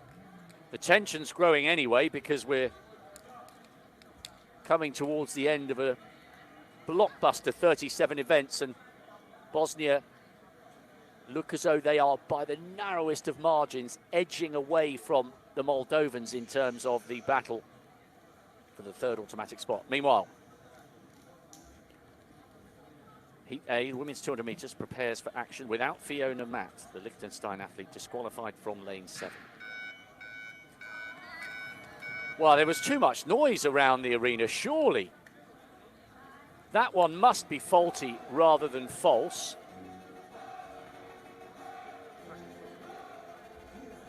Marlow on the outside. And still, Fiona Matt is looking for some kind of clarification. It caught me off guard when the gun went there, Alex, because it didn't feel as though they'd given the athletes an official kind of, right, here we go. There was a lot of noise around the stadium, not helped now by the fact that they've pumped the dance music back up. Yeah, absolutely. This has been a long, long wait, hasn't it, for them? A very long wait. Yeah, as a set of young athletes, I think this would be a sort of learning experience that you might say, having to refocus for a third time. And yeah, even obviously in the 400 metre hurdles, the winner was saying that it took something out of his legs. Now, we're not seeing Matt brought back in, are we? Oh, goodness me. Well, I thought she was standing on the side as if to say, yes, I accept the disqualification. Very interesting. Right, I think the chief official, he's always had a little twinkle in his eye and a smile on his face. I think he's been trying to sort of exercise discretion as the better part of valour. Now, hardcore people will say, hang on a minute, if it was false, it was false. If it was quicker than 0.1, she should go. Anyway, up above the hullabaloo of the PA announcer, it looks as though Matt of Liechtenstein is going to run in this 200 metres after all. So, Januzzi, Kosovo in 2, Bakiri, Albania 3, Karchilava, Georgia in 4, Kontrabo, Moldova in 5, Djokovic there, Montenegro in 6, Matt reinstated for Liechtenstein in 7, Marlow, North Macedonia nearest the camera in lane 8. Bosnian representation in the second of these 200s with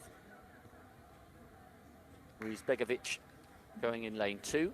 So watch to see what kind of marker the Moldovans can lay down here in this battle for overall promotion. Kontrabo going for them in lane 5. This could be tight in Heat A. 4 women, lifetime bests separated by just a couple of tenths. At last, this 200 metres is underway. Matt with a rush of adrenaline going past Marlow on her outside. Djokovic running well for Montenegro, and on the inside, Karslava. And now coming into a running, Bakiri. Bakiri grimacing, but pulling away from the Georgian. Watch the clock. Oh, good work. 24.7. That's the first time she's run inside 25 seconds, and she does a little jig of delight. Karchilava ran well round the bend to move ahead of Djokovic, but she was put under pressure by Bakiri, and Bakiri showed her 400 metre strength. Kontrabo being given third spot there. That could be important in that battle between Moldova and Bosnia, but the win in Heat A belonged to the diminutive Albanian, who's followed up a PB in the 400 with another one in the 2. Very impressive consistency in sprinting right across the Albanian team. Of course, they won the women's 100 metre A heat, and also they won the men's 400 metres outright. So, yes, you often expect Albania to make headlines in the steeplechase with Luisa Geiger, not here. But yeah, as we've been saying, they've found other ways to make sure that they get big handfuls of points. And I was so impressed by Matt, who ended up being reinstated. I think that's a big personal best for her. and won't be too far away from the national record, 25.69. So it looks like it is a personal best by nearly a second there. It was 26.41. So some really strong times from these athletes.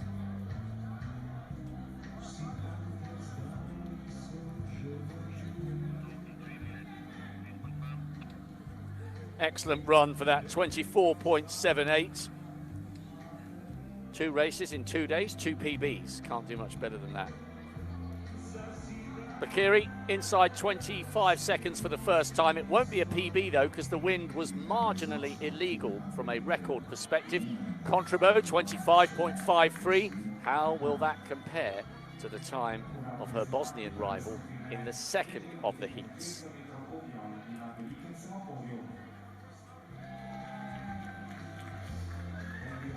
Turn our attention back to the triple jump. Ian Paul Gretsch, bronze back in 2017 in the long jump and the triple jump, 32 years of age now. I quite like the sort of change in tone on the music from the DJs. It's more kind of westerns, kind of high guns at noon. Bosnian in this is Stankovic.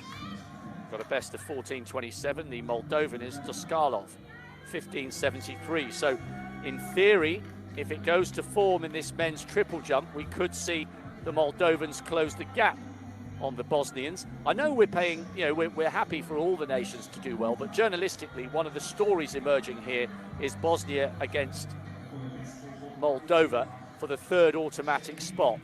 And speaking of the Bosnians, another opportunity for them to try and turn the screw. This is going to go all the way, I reckon. Yes, and Milicia doing well in this pole vault, obviously waiting so long to enter, and then clearing at the first time of asking at 460, passing once again, as you can see, clearing at 485. So I believe this is 490 that he's attempting, and can tell you that Mikhail Vilches-Vendrell securing that second place for Andorra. Really strong result that. His best in the end was 460, and then he decided to clear up to 470. But yeah, extraordinarily, only one other athlete clearing 460, and suddenly we've got an athlete attempting so much higher. It's actually 5 meters, because it's showing that he's passed yet another 2 heights.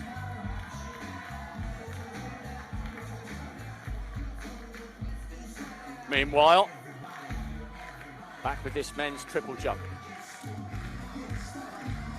And here comes Stankovic.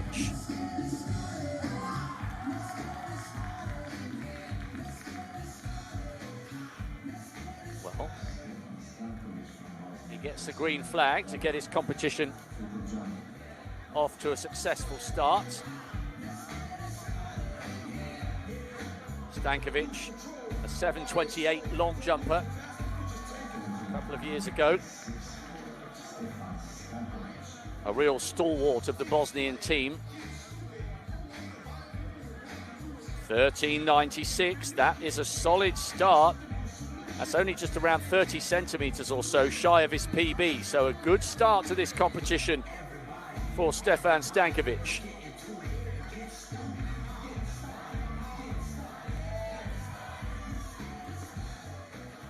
Tor Steinson, 13.87, leading at the moment.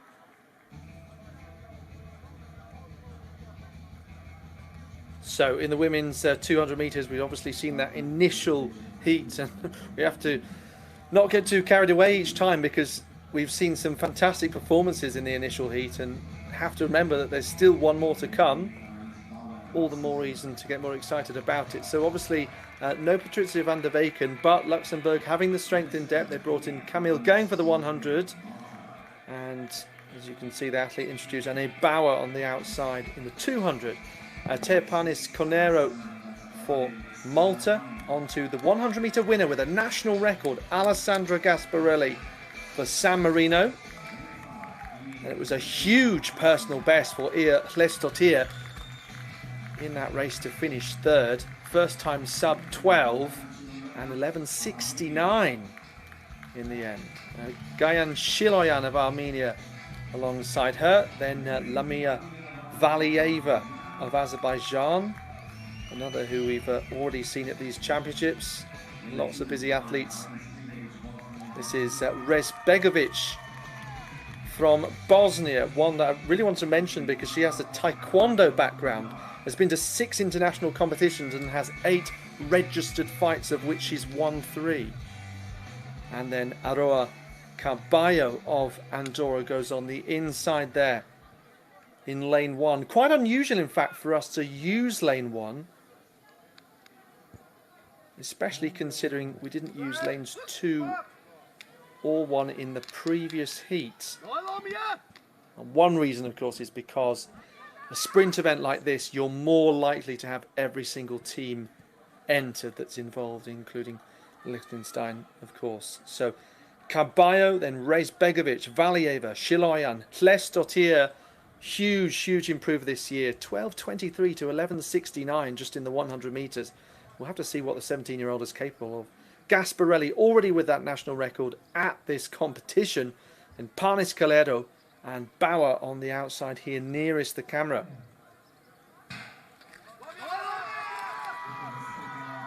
So now they get going. Watch out for Gasparelli then.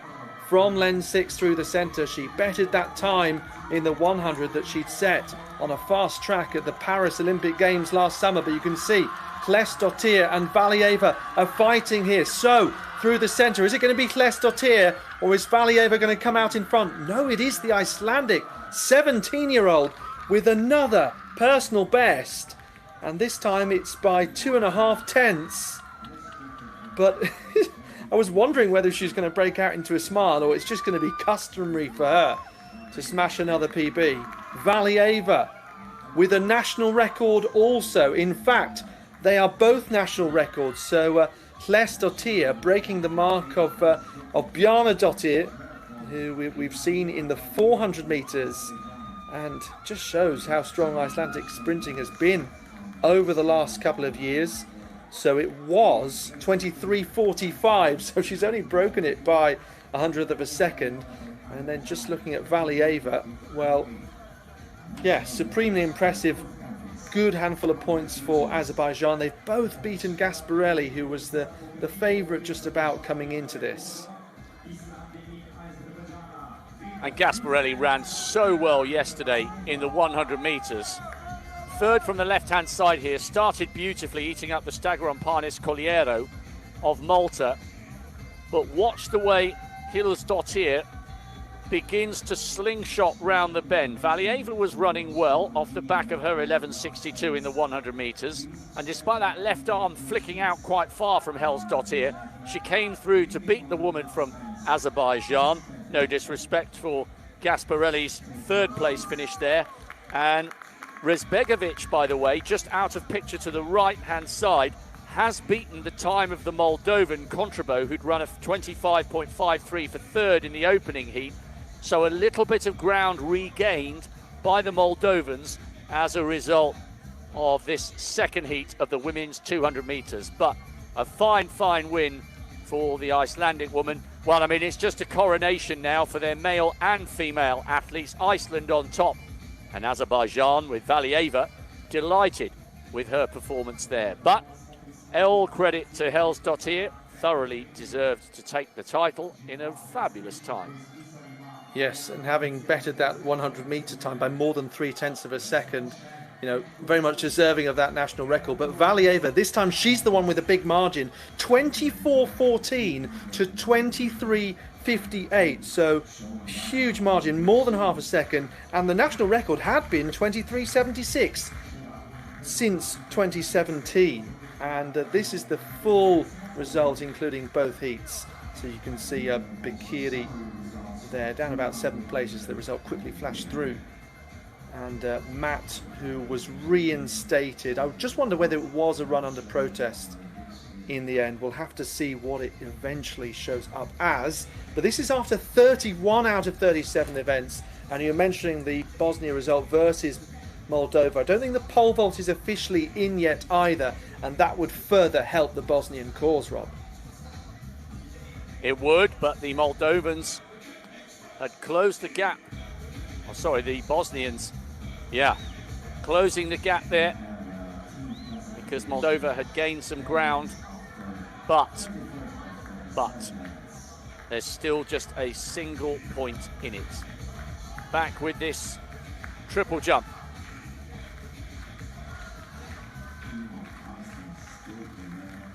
Goliliara. Opening effort. Mammadov leads with 15.84. Stankovic in 6th with the Macedonian just in front of him, Arvia. But Goliliara is a former European team silver medalist on the long jump back in 17 and the triple jump from 21. He's a national record holder with 17.16. 6th in the World Juniors 13 years ago. Solid start for him, 15.83. He moves into 2nd place. Now, Muller was getting really pumped up before he started, wasn't he? 7-time the national champion indoors and out with a 15.09 PB fairly recently, 31st of May. Getting everybody fired up in the crowd. What have we got? About an hour and a half to go. Got some great races to come over the women's 5 and the men's steeple. Mammadov leading. Only just. Goliliara has just jumped to within a single centimetre, so we've now got 3 men over 15 metres.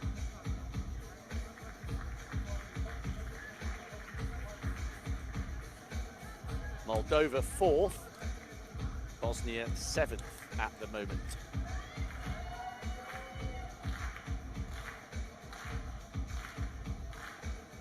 Muller just getting himself poised and to contemplate his assault on his next attempt. So to the first of 2 200-metre races. Can't wait to see Franco Barrage on the outside, but before we get to him, Granit Ameti, 22-year-old Kosovan. Might need to beat that PB to get in the shake-up. Samuel Gevorgyan, 10.9, 100-metre runner last year. He was 3rd in the B race here. There's Barrage, national record in the 400 yesterday. Went under 46 seconds and looked really good value for it. Up against Ivan Galusko of Moldova, 3rd in that 400 metres. He too broke his PB with a 47.05. Bossicard, 11.14, 7th in the 100 metres yesterday. Marcinec, 5 times a national champion over this distance for Montenegro. Hard to believe that.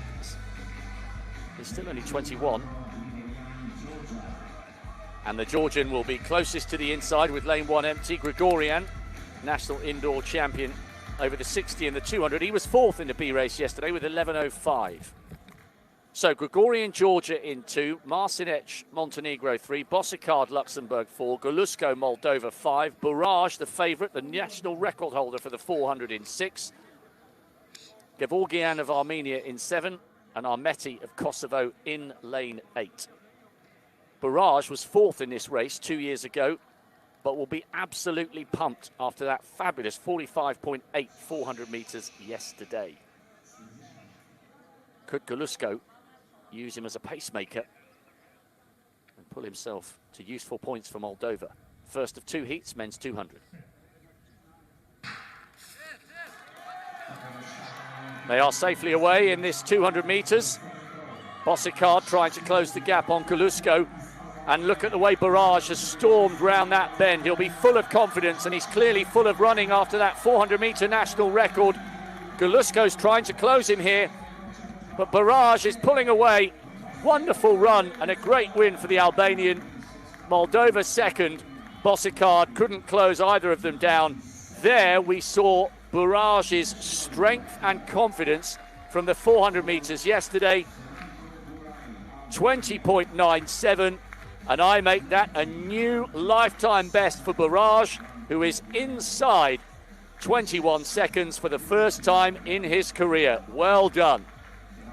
That's a fantastic result for the Albanian yet again. And what we were just saying about sprinting in that country, albeit they've won some of the initial heats, they've still maximised that potential. That's all you can do when you're in that heat, really, is beat what's in front of you, or in this case, very much firmly behind. Buraj, yes, mention him as one who's come through the European age group competitions, making finals, and then of course at senior level you tend to find it a little bit tougher to really make a breakthrough, but he's doing everything he can for his team in the 400 and now the 200 metres. Really strong.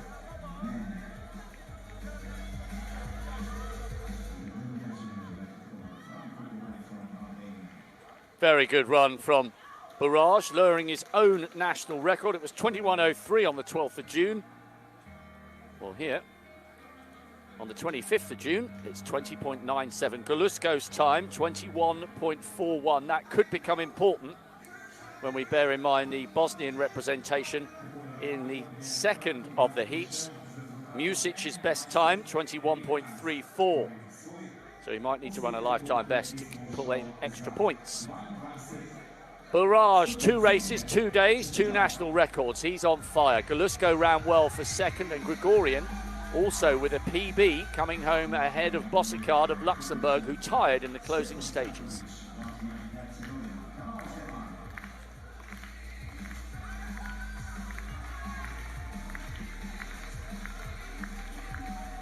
And a disqualification for Panis Colliero, running second from the left, foot on the line, round the bend.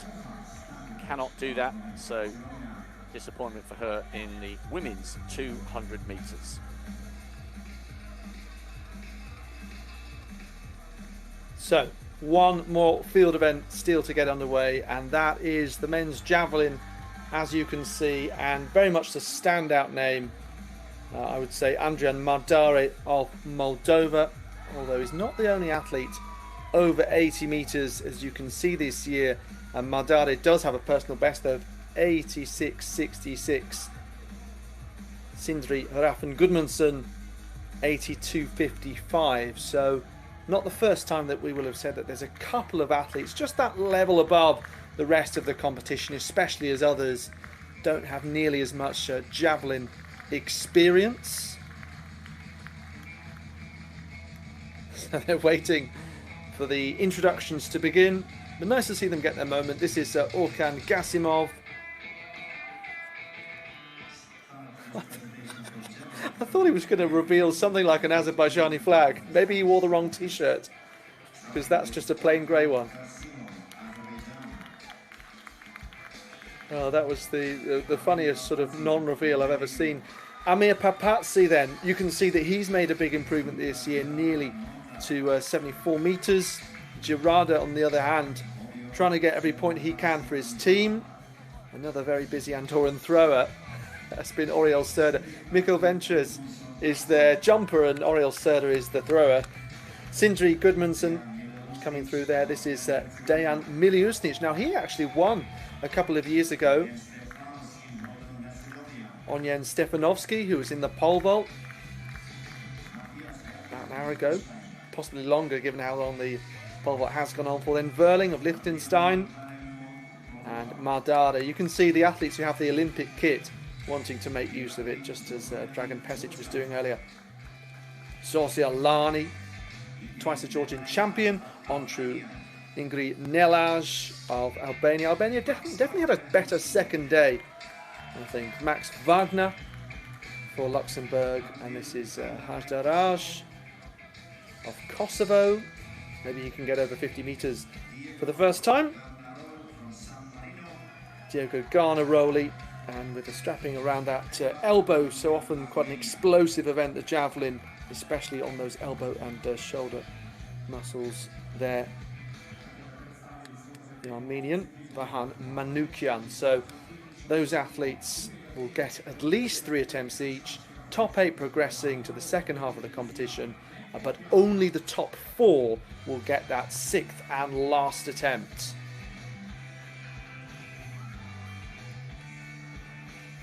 This is the result in the men's pole vault. So Milicia, this is crucial crucial points for Bosnia-Herzegovina from Andorra. An excellent second place.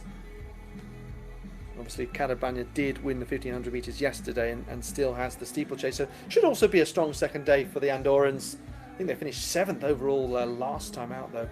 But have a look at this. The gap has really grown significantly. Well, I say really grown, but it's been nothing or 2 points all day, and now it's 12. So that's reasonably significant, Rob. It really is. This is Hovakimyan, who was 3rd yesterday in that long jump. Already in 3rd place again here with 15:41. Yes, that 12-point gap gives the Bosnians a little bit of breathing space. And so far in this triple jump competition, it's Moldova in 4th with Doskalov on 14:91 and Stankovic in 6th with 14:42. So the Moldovans would, on paper, have an opportunity to close the gap a little bit here, but that big difference between the Moldovan winning and the Bosnian down in about 8th, 9th or 10th place in the pole vault could be absolutely huge.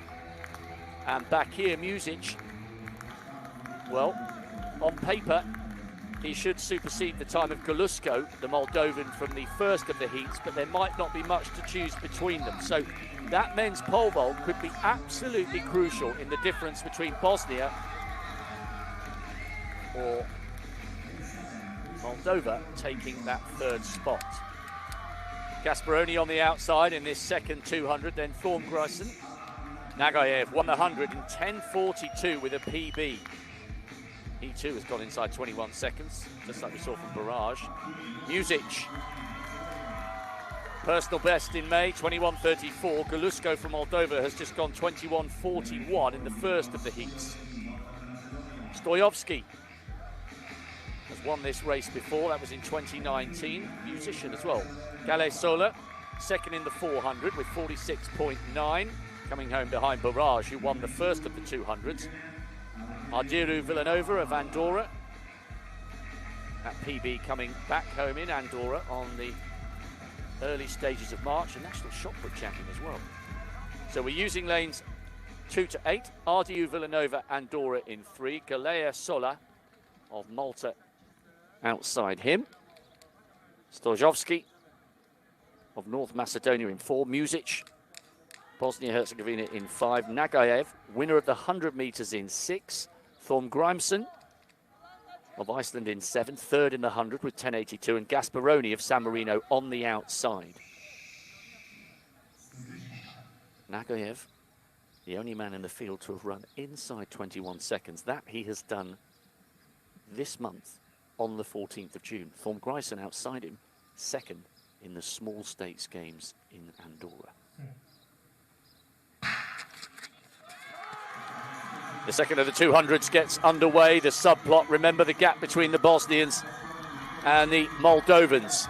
Good start from Thorngrimson, but he's given Nagayev a figure to chase, and it's the 100-metre winner, the slightest of those vying for the victory coming away. Music of Bosnia is in 2nd place. Watch the clock. Oh, 20.76. Fantastic. And he's done the double. Absolutely fabulous. What a win there from Nagayev. He had a wonderful athlete to chase in Thorngrimson round that corner. All credit to Music, who's come home 21:10 to claw back some time on the Moldovan from the first heat. So the Bosnians, with 12 points to play with before this race, now have a little more daylight. But what a run and what a win from Nagayev, Alex. Yes, doing what he did in the 100 metres, that is supremely impressive. And yes, I wonder whether he'll say this one as it was expected, given that he thought it was a bit of a surprise yesterday. But look at this fantastic form all the way to the line. Wonderful, wonderful sprinting, and has a good burst of energy right at the end. And, well, I was looking at the national record. Unfortunately, it's one of the fastest because it's held by Ramil Guliev at 20 seconds flat, but still a great time for him, 20:75. But the Bosnian just behind, and therefore looking like they are en route to sealing promotion from the first league. From what I'm informed, is the first time ever it would be that they would be officially promoted. What a run there from Nagaev. He was already 4th on the Azerbaijan all-time list with that PB of 20.97. What a couple of days he's very much enjoyed. 10.42 in the 100 and a massive PB in the 200 as well. This has been an excellent day for the athletes from Azerbaijan. 20.75, he's joint 3rd on the Azerbaijan all-time list. Music with a big PB, and so too Galea Sola. So Bosnia in 3rd, Moldova in 5th. 2 fabulous winners, the 400 winner and the 100 winner, both taking a 200 victory. What a couple of days it's been for Barrage and Nagaev.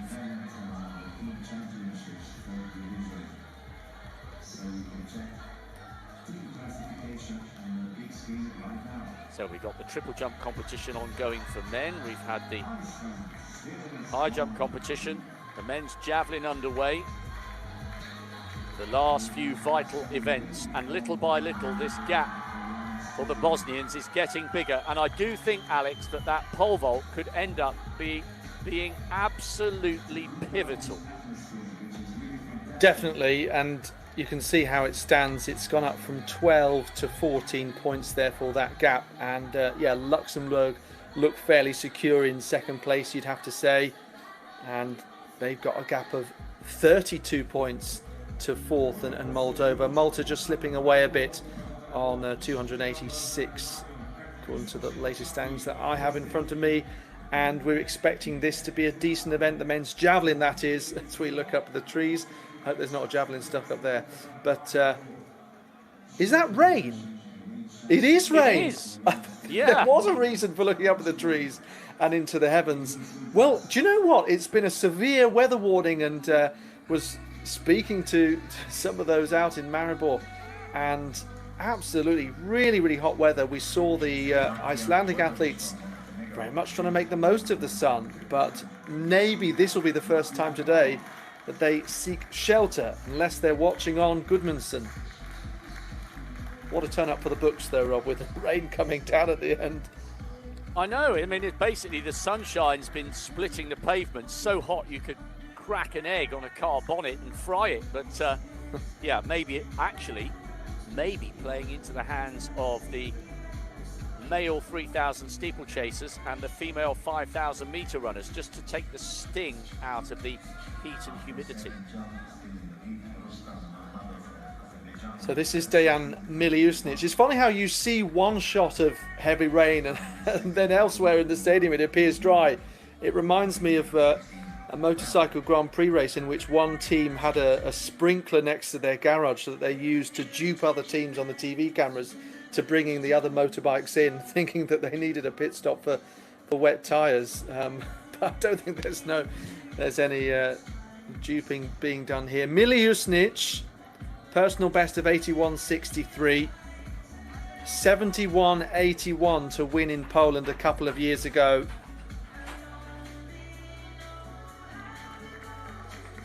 So let's see what he can do here.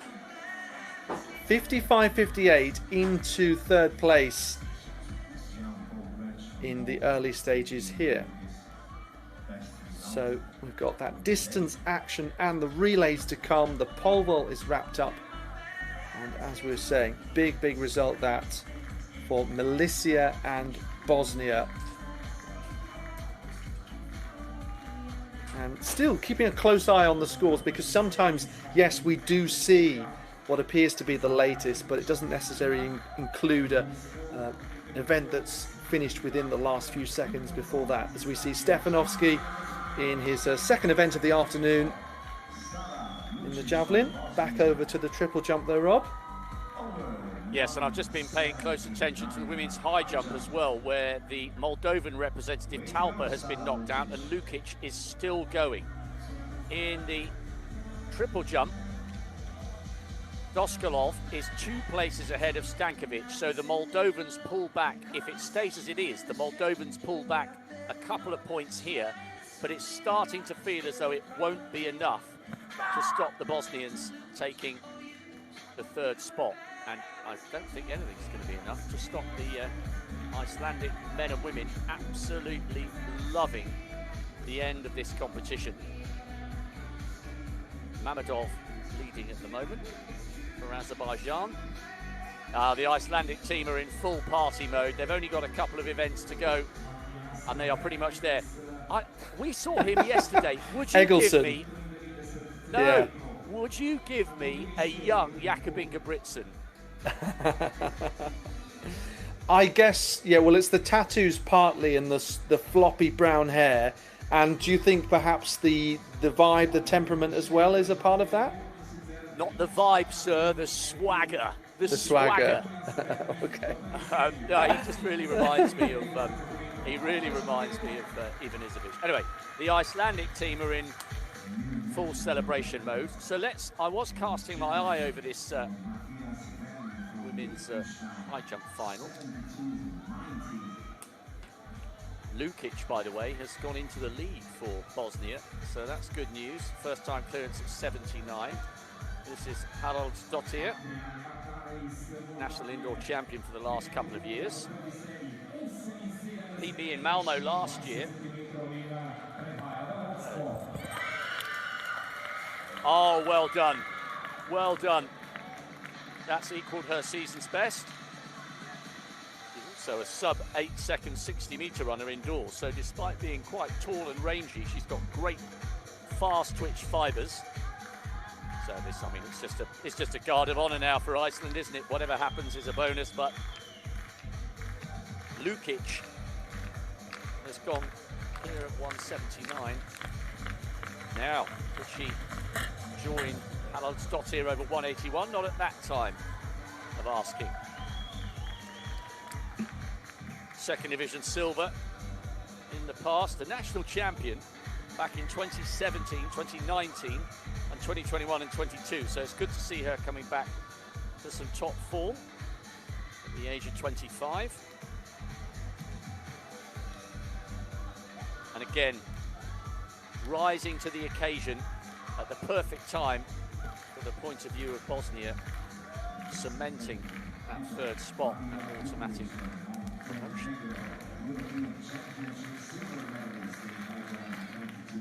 Vukovic, European silver medalist from 2022. 4 times she has taken European team champs victories. And she competed in the first edition back in 09.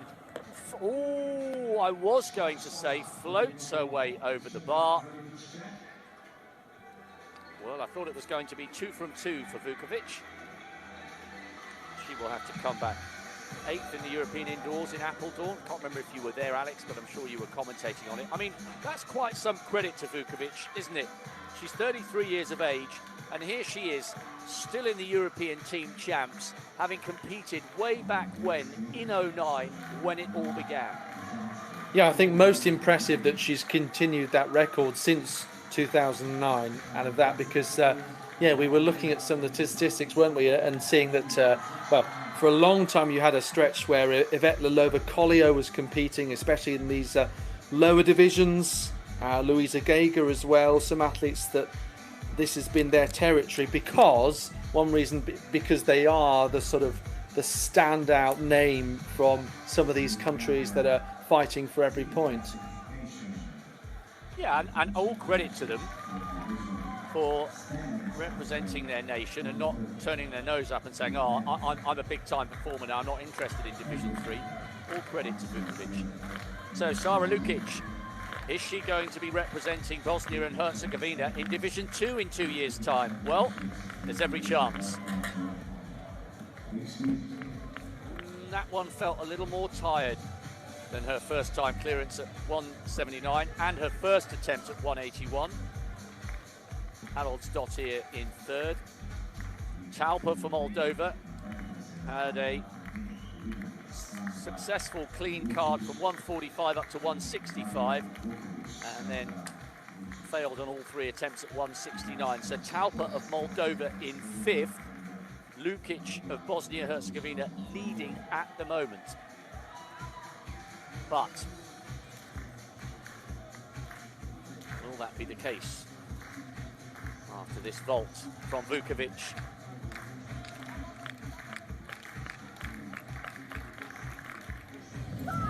World Junior Champion back in 2010. Too good. Form is temporary, class is permanent, and Vukovic over 181 at the second time of asking. Season's best of 190. And ever present on the Montenegrin team. I liked her hat on the athlete introduction as well. Right, let's jump back across to the men's triple jump. Arvia of North Macedonia in 8th place with a PB. We've had a few PBs.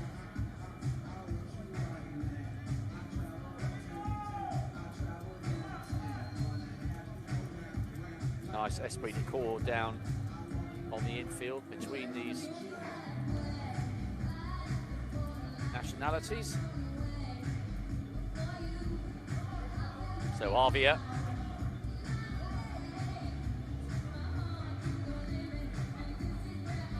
Naslednja tekaška preizkušnja, ki nas čaka, je tek na 5000 metrov. Za dekleta predviden štart 18:50 minut. Here we go then. This is Kiri. He's lying in 4th overall. 14:46, 14:95. Gula Lowry is in the bronze medal position with 15:83. Kiri produced a PB 15:30 earlier this year. Very good performance, and he's over 15 meters again, still in 4th. But 4 men now have jumped clear of that big barrier. Gula Lowry in 3rd with 15:83. Hovakimyan of Armenia has gone 16:12, and Mamedov 16:31. 8th is Arvia, North Macedonia. So 14:11 is the required target for Mirage. Try and get himself in the second half of this competition. No. So a decent effort with 13:08 in the second round, but he will not be part of the second half of this final. Just a quick clarification, only the top 8 take part in rounds 4 and 5, and then only the top 4 will have round 6 to complete the competition, giving away absolutely miles behind the board.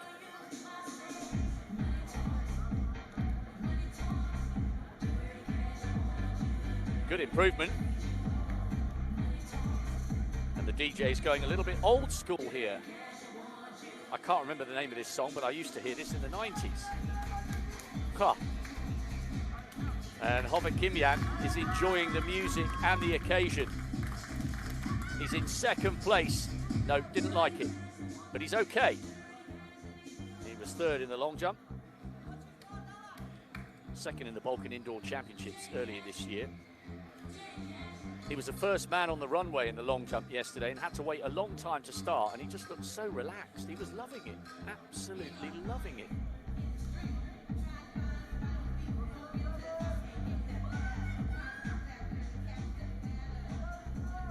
Mamedov.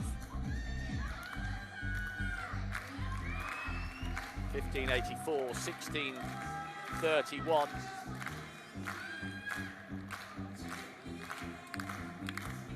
European under-23 finalist. Oh, close, wasn't it, from Haraldsdottir back to Mamedov, leading the triple jump. Hard to tell if that was clean from the head-on angle, but the shake of the head told you it wasn't. So Haraldsdottir. I love the way this director is bouncing around. That's how proper athletics should be covered. Don't worry about the replays, get to the live action as quickly as possible. Haraldsdottir. Cleared 181, passed at 183. Now 185. Mamedov getting himself ready for the second half of this triple jump final. Still comfortably ahead.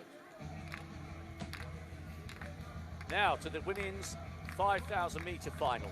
If this race is half as good as the men's from yesterday, with Ivanovsky blasting from the start, we're in for an absolute treat. And the athlete I'm fascinated to see is Kimberly Chinfat, born in Trinidad, represented Canada until this May and smashed the Luxembourg national record.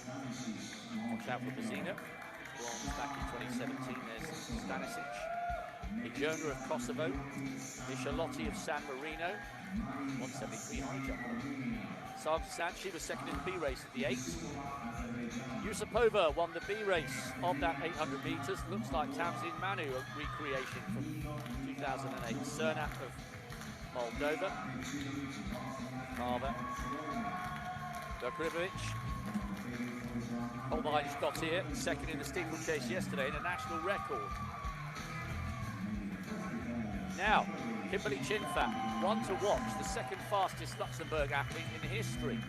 A representative of Canada until May this year. Popasova is a 2:35 marathon runner and a national champion over the 5,000. And it was marathon runner Ivanovsky who stormed to the front of the 5,000 metres for men yesterday and did a number on everybody. So 12.5 laps of the track. Watch for the Luxembourg athlete, Kimberly Chinfat. They are underway, and maybe that little smattering of rain about 15 minutes or so ago may have just taken a little bit of the mugginess out of the air. Hopefully plenty of water laid on by the organisers. And Chinfat has gone straight to the front. She ran 15:50 in Brussels on May the 24th.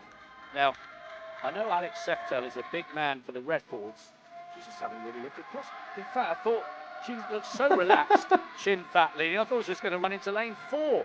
Camera's focusing in on the Georgian bringing up the rear. Now, Daniela Keber has the national record for Luxembourg with 15:42. That has stood since 1986, and Chinfat was only 8 seconds off that. I'm not suggesting she's going to do it on a muggy evening in Slovenia.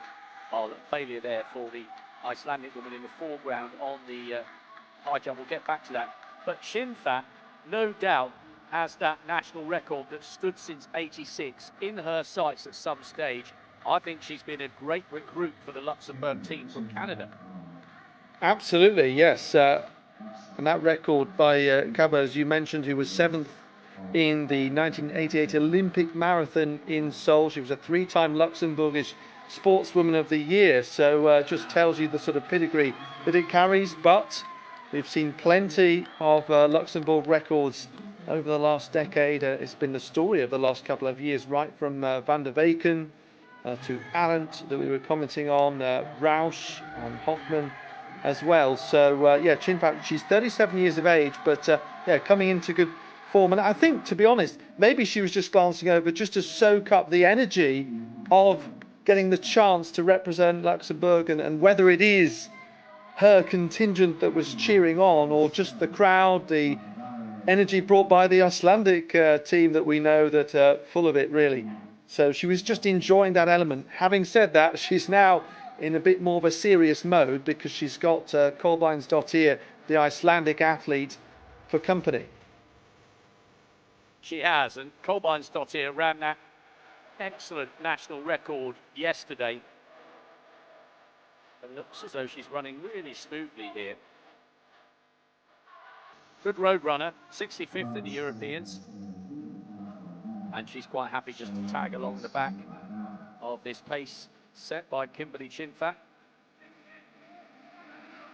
Moldovan's well represented.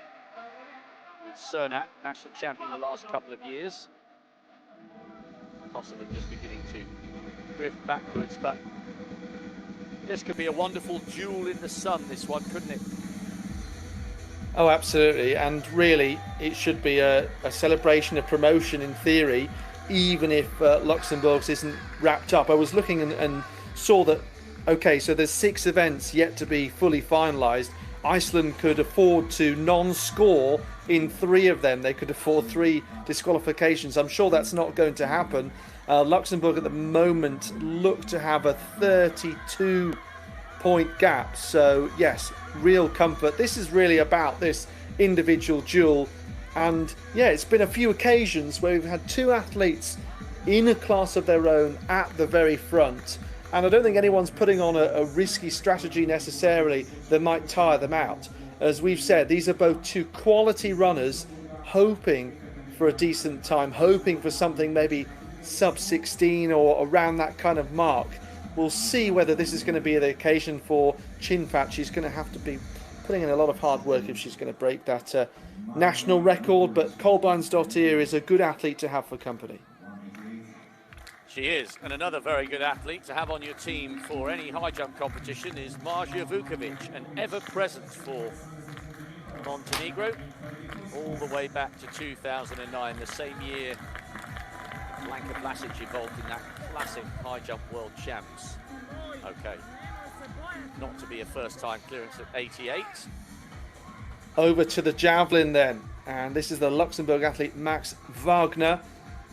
Now moving into the second round, so finds himself in 10th place. And just looking, Mardare leading at the end of the first round with 78.24, 4 metres ahead of Sindri Hraffen Gudmundsson of Iceland. So yet another occasion where Iceland are in the top 2, and they've still got one of their best athletes, Clinton, coming up in the steeplechase, Clint Anderson, I should say. So another victory on the cards for them as well. Yes, I thought he ran really well in the 1500 yesterday for 3:55. Anyway, his teammate, Kolbeinsdottir, is doing her level best to stay hot on the heels of Kimberly Chinfat. Interesting, a couple of laps ago when you were talking, I watched Kolbeinsdottir move across and take a drink, where Chinfat had her eyes focused forwards, which is not what she's doing in the home straight. I wonder, because she's only just converted to Luxembourg, I wonder whether she's encountered an atmosphere as patriotic and exciting as this before, and maybe she is just glancing across to savour every second of it, Alex. Yeah, that's what I wondered. And you've got that similar situation to Moreno late in career. She's 37 years of age and is just trying to summon everything she can from track and field. Right, come on. Vukovic, 188 for breakfast. Ooh, had the height, and that's why she's annoyed. It was there. It was very much there for the Montenegrin, looking for her 5th team title. Taken these in 15, 17, 19 and 21. Arvia, North Macedonia, who starts off the second half of this triple jump final, coming through in 8th. 14-11 in the first round. No, didn't like it, ran through. Just to clarify, Mamadov's leading with 16.31 from the second round. Povakimyan of Armenia is second with a 16.12, and it's Gulalauri of Georgia in third. So one Armenian in second place in the men's triple. How's his teammate doing here in the jab? Vahan Manukyan in 12th. So needs an improvement if he's to continue past the third round. You can see he's carrying some strapping on his elbow though, but that's not unusual for a javelin thrower. And also wearing the support around his waist. A similar story with that, but yeah, in 12th place at the moment, and that would guarantee 4 points, I reckon, because there are 15 athletes involved in this javelin. How many times has Marja Vukovic been in this position, just contemplating the 188 that she knows she is more than capable of? Now, Kolbeinsdottir has done a fantastic job here, Alex, of sticking with the pace of Luxembourg's new recruit, and they're already beginning to lap one or two of the back markers. All credit there to Stanisic, national champion over 10,000 metres, who's clearly got an injury but is determined to carry on for Montenegro, checking her watch. I wonder whether the Icelandic woman, oh, look at the smiles. She's absolutely loving it. The longer this race goes on and the longer it takes for Chinfat to open up a gap, I reckon Kolbeinsdottir might fancy this.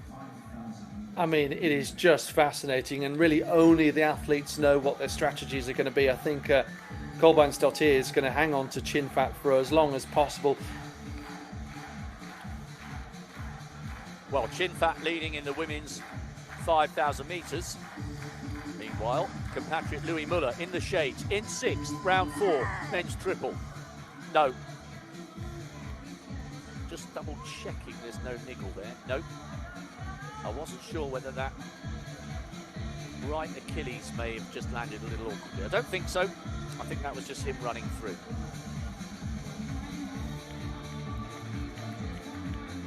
No, just didn't like it. Free from desire. I was wondering if you'd mention it. Well, how could I not? Resurrected by Scotland's football team. So, Vukovic. Come on, she says. Come on.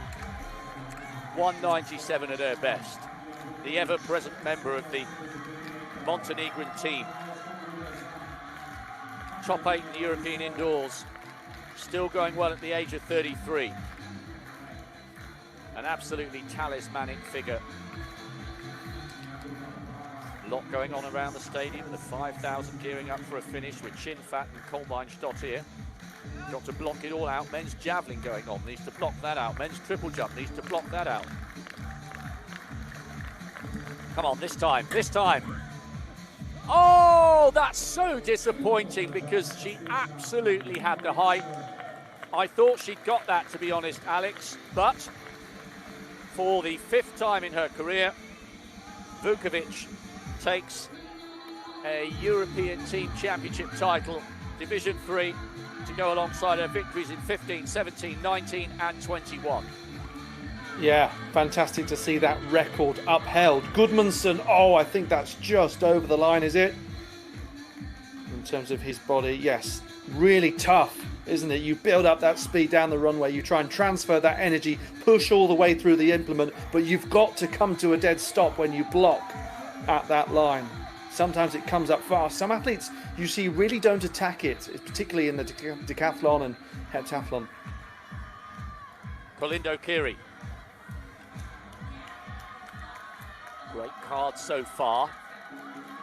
He's trying to harness the atmosphere of the crowd. He's a 15-metre jumper and has proved it in this competition with a well-timed season's best.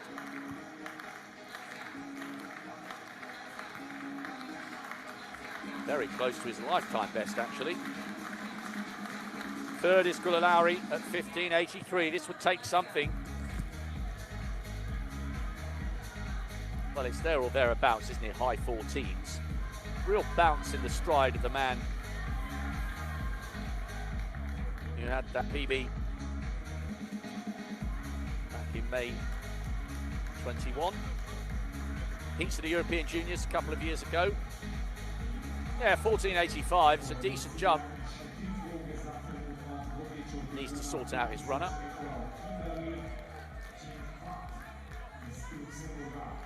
Gulalauri getting himself ready. Ah, now that angle tells us that Kolbeinsdottir has been dropped. We'll get to that in just a moment. I just saw Chinfat running on her own in that 5,000 metres. So let's see what Gulalauri can produce. Yes, she's been dropped. I wonder if she's limping a fraction. She's just going through shot on the left, and actually it looks like Yusupova is running well for Azerbaijan. Meanwhile, let's focus our attention on Gulalauri, silver medalist in 17 in the long jump and in the triple in 21. And it looks like he's giving himself an opportunity to finish on the podium in the team champs again here in 25. Not with that effort. Right, great work from the director.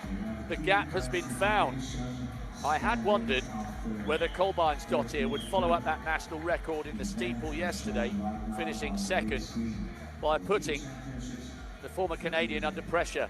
But maybe she's starting to feel the effects of the efforts from yesterday and the heat this afternoon.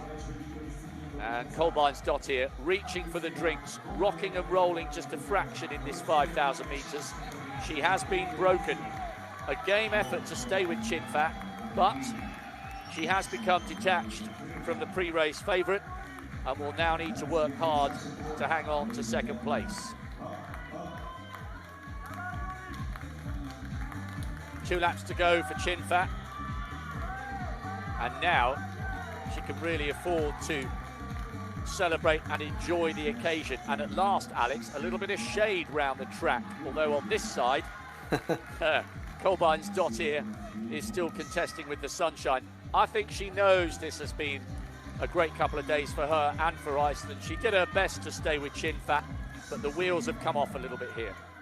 Yeah, for sure. It's still going to be a fairly decent time for Chinfat. It's still going to be around the personal best of Kolbeinsdottir, around that mid 60-minute range, because she came through the last split 4,000 metres just over 13 minutes. So you'd imagine around 16:30. Let's see how she does and how much she really wants a good time here. And maybe she just wants to soak up the experience, as we were saying. I think it's so rare, actually, Rob, that you see the top 2 athletes really looking over, maybe relishing coming past this straight every single time and hearing that boost of the crowd and giving them that extra refuel. I know, I've really enjoyed seeing that, to be honest. It's been great. Kimberly Chinfat takes the bell in the women's 5,000 metres. It's the European Athletics Team Champs Division 3 here in Maribor. They have provided a wonderful backdrop to the drama, and Kolbeinsdottir did a wonderful job of trying to keep this a 2-horse race. She looks over to the Icelandic teammates in the crowd. They're all getting ready to celebrate. Not only a good run from her as she comes round for the bell, but also a brilliant team performance that will see them straight back to Division 2 after being relegated in Poland 2 years ago. But she is absolutely shattered. There's no disgrace in a second successive runner-up spot, because she's losing out today to Kimberly Chinfat, who is a new recruit, born in Trinidad, represented Canada until May this year. That's the winner of the B race in the 800 metres, Yusupova of Azerbaijan. She's in 3rd. But Chinfat has been cleared to represent Luxembourg as of May this year, and the following month she takes a team title in Division 3 for her adopted nation. Kimberly Chinfat inside 16.5 minutes. So tired, but so classy. And I'm sure the fatigue will break into a smile. She pulled away from Kolbeinsdottir, who made a game bid to stay with her.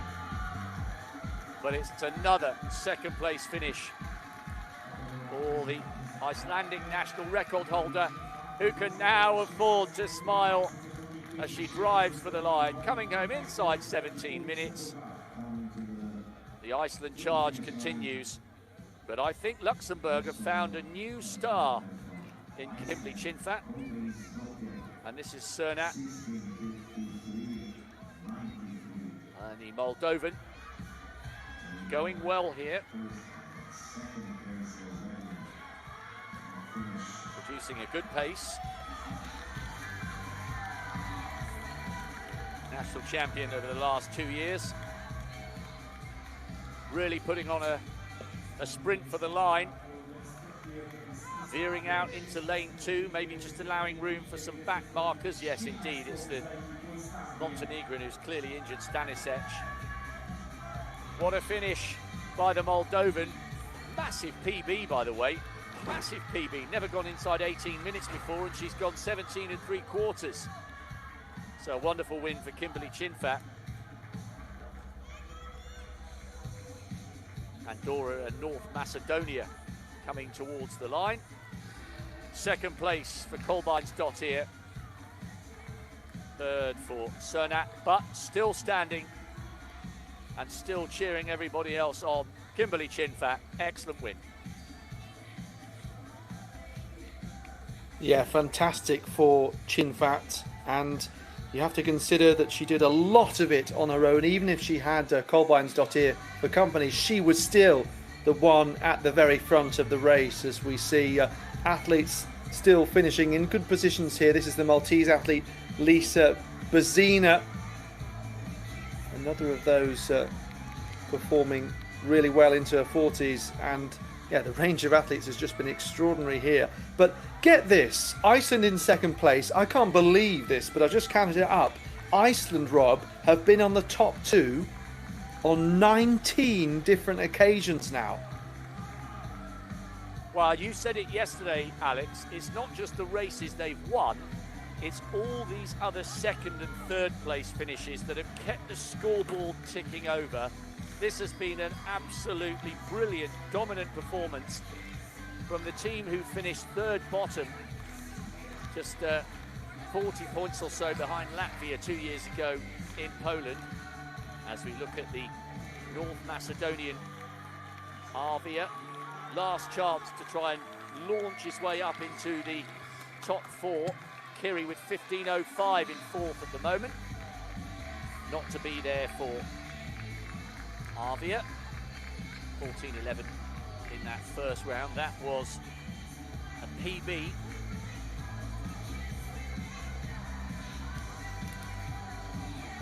High jump and triple jump national champion. He was third in the high jump with a PB. And he's got himself a triple jump personal best to take back to North Macedonia. His previous best was 14.04. Now, is he okay? Hope so. A bit of a limp. Maybe just feeling the effects of 2 tough days of competition, competing in the high and the triple. Needs to give those Achilles tendons a little bit of a rest. Hopefully a tweak rather than a huge problem. Oh, puff of the cheeks. It's been a long day for these athletes.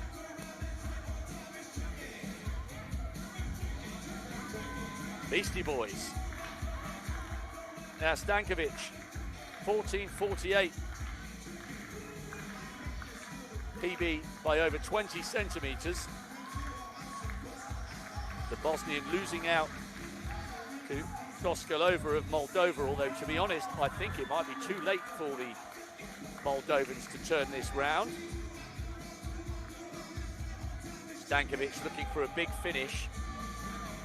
4th, as I mentioned, is 15.05. Only the top 4 have the luxury of a 6th round effort. I think he fancies another PB here.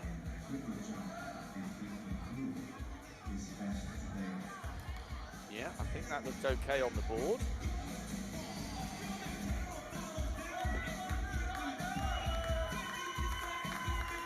Whew. Frame that one. Couldn't have done it better. Oh, it's another PB. Well done to Stankovic. He moves up into 6th place ahead of Louis Muller. So can Muller respond here? 14.51. So only needs to match 14.60 because he'd have the second best effort on countback. Big character, Muller. I wonder if he's seen that his new teammate, Kimberly Chinfat, has just taken maximum points for Luxembourg in the women's 5,000. I think he's a bit disappointed with that. Yeah, red flag. So,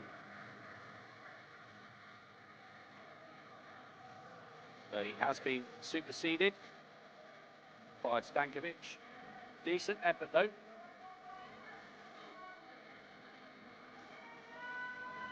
Down to 7th. Stankovic moving above him with his last effort. And little by little we're getting there. It's Mamedov of Azerbaijan leading. Hovakimyan of Armenia in 2nd. Kulalaula of Georgia 3rd. Kiri of Albania 4th. And Dostalov 1 place in front of Stankovic.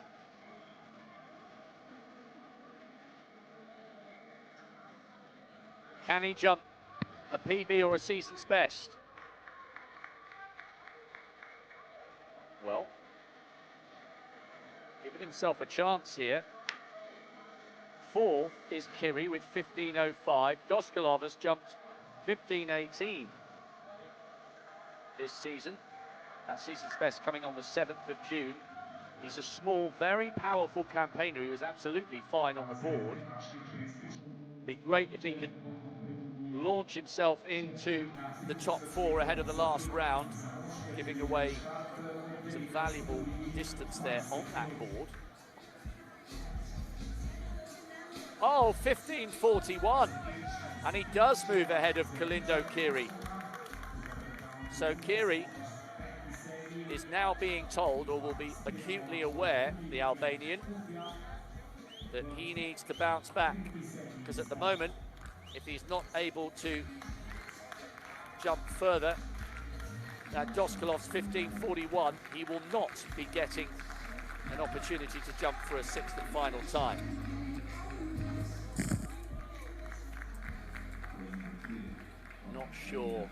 Not sure with that one.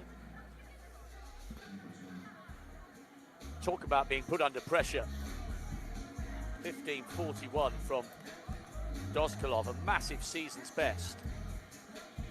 Kiri was giving away a lot of distance there, but I guess it was a case of better to be safe than sorry. That's a fine effort, isn't it? He's finished with 15.25, a season's best. An excellent effort, but he is not to receive a 6th and final round jump.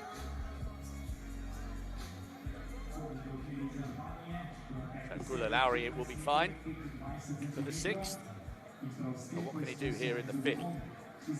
15.83.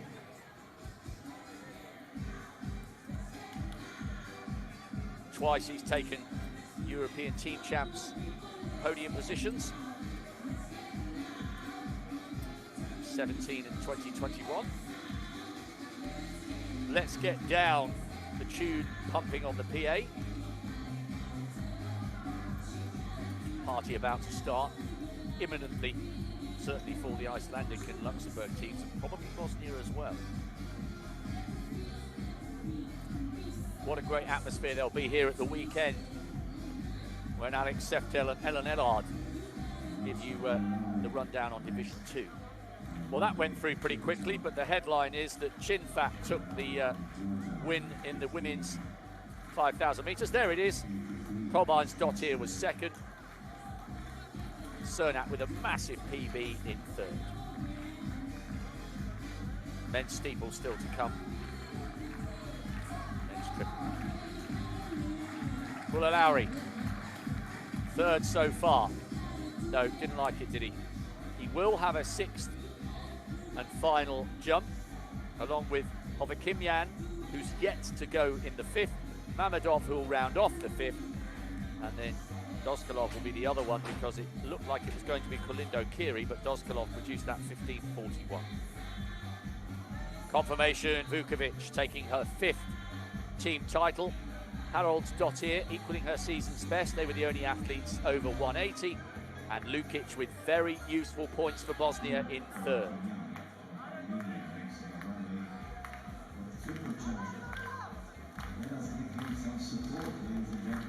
Well, I really like this guy. He's a bit of a character. He's already been on the podium once with his excellent 3rd place finish in the long jump.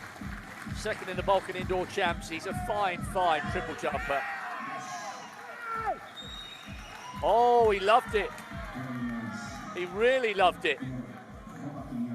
16:24 is his PB this year. And he reckons that could be better. Pretty much perfect on the board, and he knew straight away that was a wonderful performance. His eyes are absolutely wild. 16:29, that is a new lifetime best for the Armenian.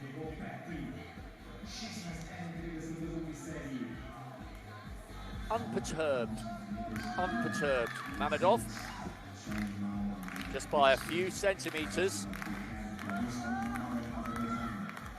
Still in pole position. Well, he would have been paying close attention to Kimyan's measurement. 16:29 from him. What does he follow up with here in the penultimate round? Mamedov, 6th in the European indoors in February. I don't know whether that's an improvement. I'm not sure it is. There or thereabouts.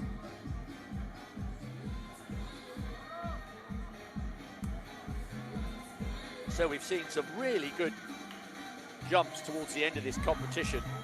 Doskolov vaulting himself up into the top 4 with that 15:41. And then Kimyan's best jump of the competition in the 5th with a 16:29. 16:26, a good backup effort. Mamedov leads with 1 round remaining.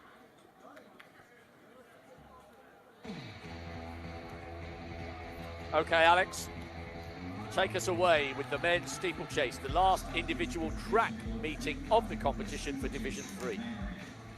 Yes, so the steeplechase with just 4 events to be wrapped up then, and Iceland have a very, very strong lead, nearly 100 points. Just looking at it officially, at the moment it's 79.5 points. Divide that by 4, that means Iceland have definitely been promoted because they can't drop 19.9 points in the remaining events. But Luxembourg very, very close to being promoted, and then Bosnia have just had the gap cut to Moldova. It's only 8 with 4 to go now, so that's helped by that 5,000 metre result. In this men's 3,000 metre steeplechase, there are, I think, a couple of standout athletes once again. Certainly this athlete here, Hlynur Andrésson. So he won the second league 5,000 metres back in Stara Zagora 4 years ago in Bulgaria. And this is Gail Vejhering of Luxembourg, their 1,500 metre indoor champion this year. Another athlete to watch out for Malta. As you can see, he's standing there on the outside wearing MLT. And that's Luke Mikalev. So he set a national record last year in Brussels of 9 minutes 0.12. So be very interesting to see how it plays out, because of course we've just seen Kimberly Chimfat, who was comfortably ahead of the rest of the field on personal best. We had one athlete go with her early pace and then struggle to stay with her there on in. Now, from a tactical point of view, if we're thinking about the overall team standings, then you have to look out for the Bosnian and the Moldovan athlete, because everything else is very, very close to being wrapped up. Luxembourg have a 35-point gap between second and Moldova, who are 4th overall in those team standings. So that's almost 10 points that you could drop per event if you've got 4 left, and that would be 40. And it's just less than that. But you can see Vejhering, second ranked on paper, looking strong. And therefore, Rob, it's Luxembourg from Iceland, just as we had in the women's 5,000 metres. And I'm looking at the very back of the field. Second to last, Moldovan. Last, Bosnian. We need to pay very, very close attention to them as well in terms of the overall points. I really like Gil Vejhering, national indoor champion last year over the 15. He has got a best time of 8:56, but 9:13 this year. Second in the small stakes games with that time. Andrésson, 6th in the 1,500 yesterday with a 3:55. He's a 62-minute half marathon runner, so he's more than capable of getting in the shake-up, but also in second place, a 2:19 marathon runner, Luke Mikalev of Malta. He was fourth in that small stakes games in 9:38, and he just jumped really well there, so there's nothing wrong with his technique. I think the man from Luxembourg really fancies the job here, and Andresen is staying with the man from Malta at the moment, but there's a little bit of a gap opening up, and it is not as far as a 5,000 metres, so I think he looks very, very composed and comfortable. Weisherding, 24 years of age, coming towards his peak. So from one Moldovan second from the back in the men's steeple to one absolutely leading the javelin. Now, could victory here for Madare get Moldova right back in the shake-up for third? Well, potentially. The gap was 16 points before that 5,000 metres, so actually that result was quite crucial because you had a third place for Cernat and the Bosnian athlete Bacirjevic was down in 11th. So I feel as though that has changed things a little bit, but in the javelin it's first and fourth. Well, what a big showman this guy is. Hovakimyan was dancing before the competition began for the long jump. He stormed to a PB in the penultimate round, so he's got his last chance to try and deny Mamedov. He's 2 centimetres behind, 16.29 to 16.31. Wow, wow. He has absolutely loved it here in Maribor. Oh, it is a foul. He thought it was big, doesn't matter. Third place in the long jump, and it looks very much as though it's going to be second place here for Hovakimyan. What an excellent points haul for Armenia, which means Mamedov can breathe a rather sizable sigh of relief. Doskolov, by the way, had a 15.31 in his 6th round, and there was a no jump from Gulalauri. So Gulalauri of Georgia has taken third with his first round effort of 15.83. Mamedov's won it by 2 centimetres, or is it more? Let's see, come on. 8 times a national champion. Mamedov is a European Team Championship winner. It matters not, he gets a green flag, or green screen, as is the current way of the modern technological world. It's sort of a flag. Yeah.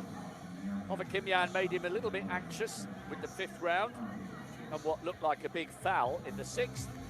Mamedov can afford to soak up the applause now. 16.07, his last round doesn't matter. He's taken the title.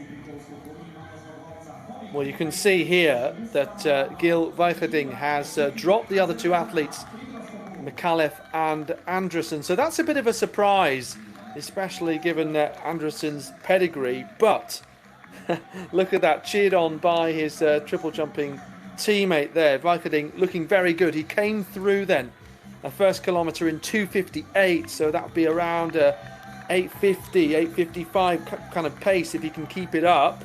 You can see there's just a bit of a stutter into that barrier. Let's see whether that gap is continuing to grow back to Mikalev, who actually did 3 different events at those games of the small states of Europe. The best came in that steeplechase with the 4th place, but he also was in the 10,000 and 5,000 metres. So sorry, the 10,000 metre 3rd and a 5,000 metre 6th. So either way, really, really impressive. And I think he only made his debut at the Luxembourg Senior Cross Country Championships last year. But Mikalev looking very determined. Obviously, we mentioned that Malta at one point in proceedings still had a chance of promotion. That slipped away now because the gap is nearly 50 points. But Malta's still a very, very solid 5th place, I think you would say, for them overall, helped by that double for Gina McNamara in the women's 800 and 1500 metres. But Weijerding is he's looking metronomic out front, Rob. And I'll tell you what, he's pretty good technically.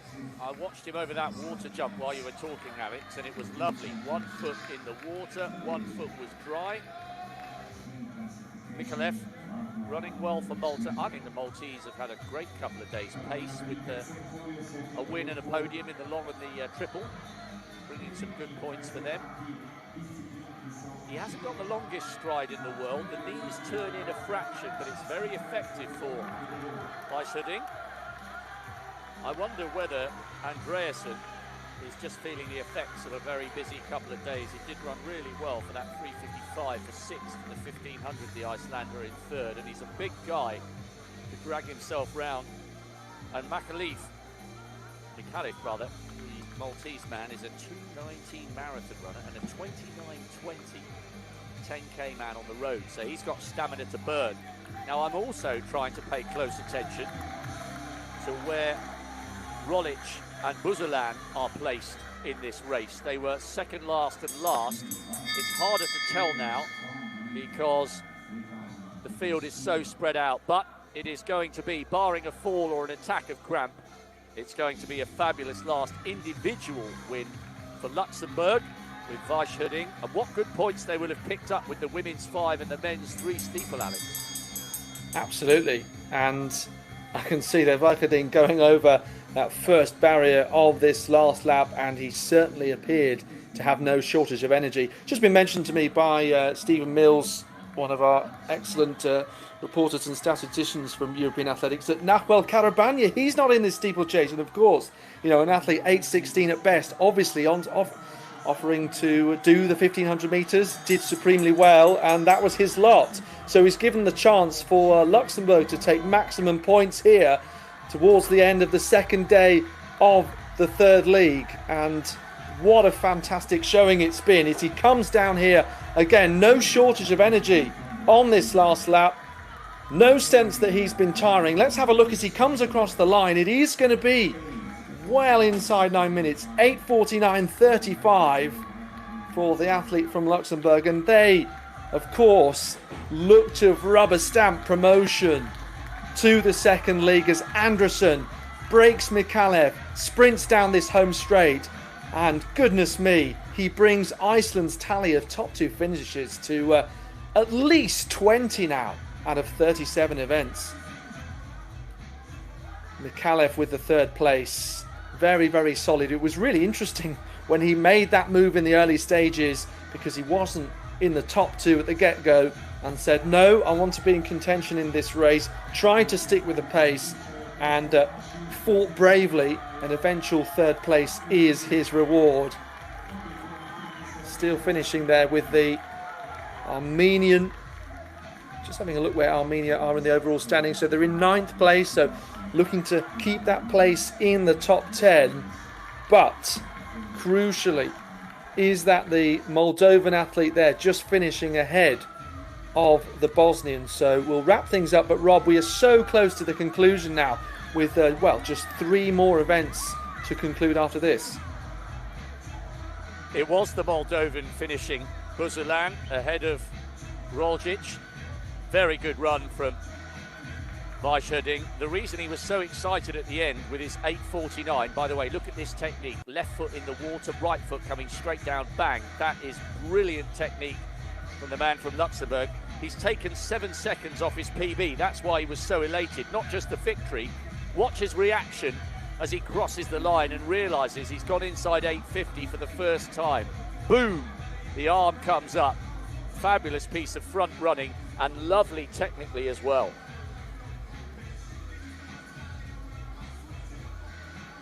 So a very good win. Yeah, absolutely. We know that the Icelandic party started some time ago, and the Luxembourgish one, I think, can begin now. There you go. That personal best Rob mentioned, 8:49.34. Andersen with a fast finish to break away from Mikalev. And just looking there, I think that result reflects the fact that not everyone had finished when it was pulled in on screen. But the Moldovan, a very strong 5th place, and we'll see the standings very shortly.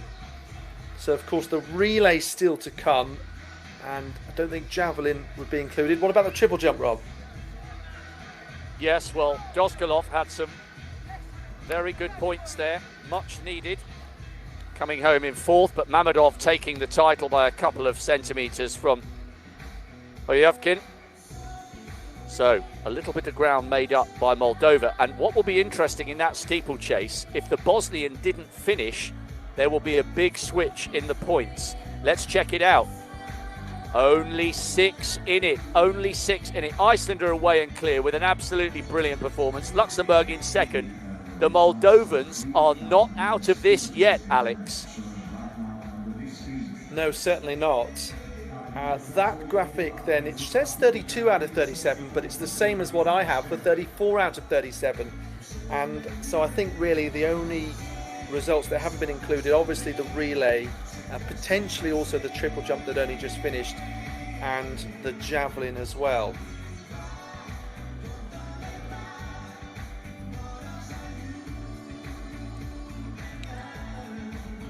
How impressed have you been with the performance from the Icelandic team overall? I mean, yes, on paper they were the favourites to bounce back because they were the best of the 3 teams who were relegated 2 years ago, but the manner in which they've done it has been incredible.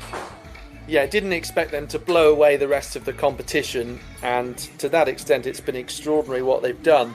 Now, I've just seen an update out of 36 events, so just the relay to be included in that, and it says, in respect of Mardare in the javelin and obviously how well he's done, that Moldova and Bosnia-Herzegovina are level on points, meaning it goes down to the number of victories. So obviously Moldova adding to that, and that would really be something. It's exactly poised the way you'd want it to be coming into the relay, which really should be quite unpredictable in terms of the quartets that Moldova and Bosnia are going to put out here.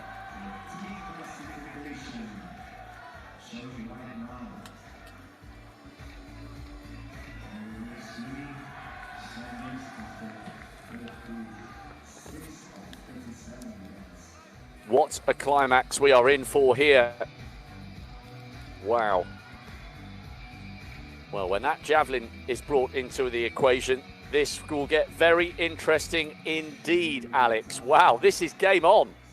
Yes, absolutely. So this is why they are level on points, because Mardare, 81.07, fantastic score for a third league. And you can see there Miljusnic is in 4th place. So it had been that 3 points after the triple jump and the 5,000 and the steeplechase was included.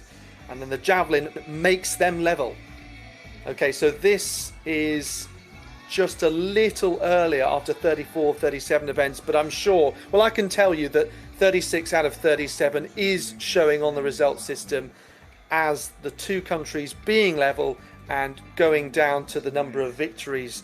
So just looking at that quickly, obviously we've seen that Moldova had that victory with Mardare, but Amel Tuka obviously won the 800 metres for Bosnia, Milicia won the pole vault, and Sukovic won the high jump. So that's 3 victories for Bosnia putting them ahead of the victories for Emilianov and Stavila and Mardare. So it might even go down to second places.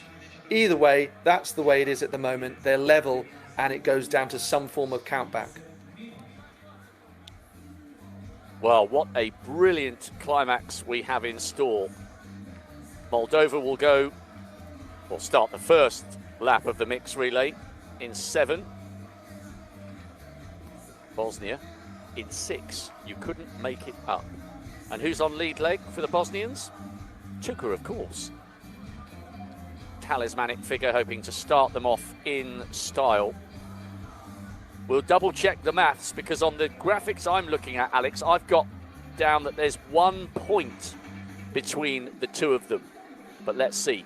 All in all, it means the whole thing is up for grabs with the very last race of 2 non-stop, thoroughly enjoyable days of athletics. I said to you, Alex, that in 40 years of watching athletics and 26 years of working on it, it's the first time I've ever done any level of team champs. And I've thoroughly enjoyed this Division 3 Festival of Athletics. It has been absolutely brilliant. So I think it's right and fitting that with one event left, we still don't know who the 3 promoted teams will be. That is why this is the #1 global sport. Yes, it's just changed, in fact, to be 1 point in it. And so therefore it's Bosnia-Herzegovina on 372 and Moldova on 371. So it's the same way round. But just wonder why that was. It could have been a change of result, possibly disqualification somewhere, but that is easier to work out, isn't it, rather than going down to count back. Well, I suppose, doesn't that mean that if they finish next to each other, if Moldova finish 1 place higher than the Bosnians in the mix 4x4, then it would go to count back, wouldn't it? Yes. Wow. Bring it on. Great excitement here. Hope you've enjoyed it as well, Alex. I know you're doing Div 2 at the weekend. Has it been as good as previous editions you've commentated on? Well, it's only the second time that we have televised the lowest division, if you like, and that was when they were all held at the same venue, which was also unprecedented. So in some senses, you don't know what to expect. Certainly you didn't until 2023. But you still have high-quality athletes. You still have plenty of Olympians and those who've won medals at the very top. You have to remember that.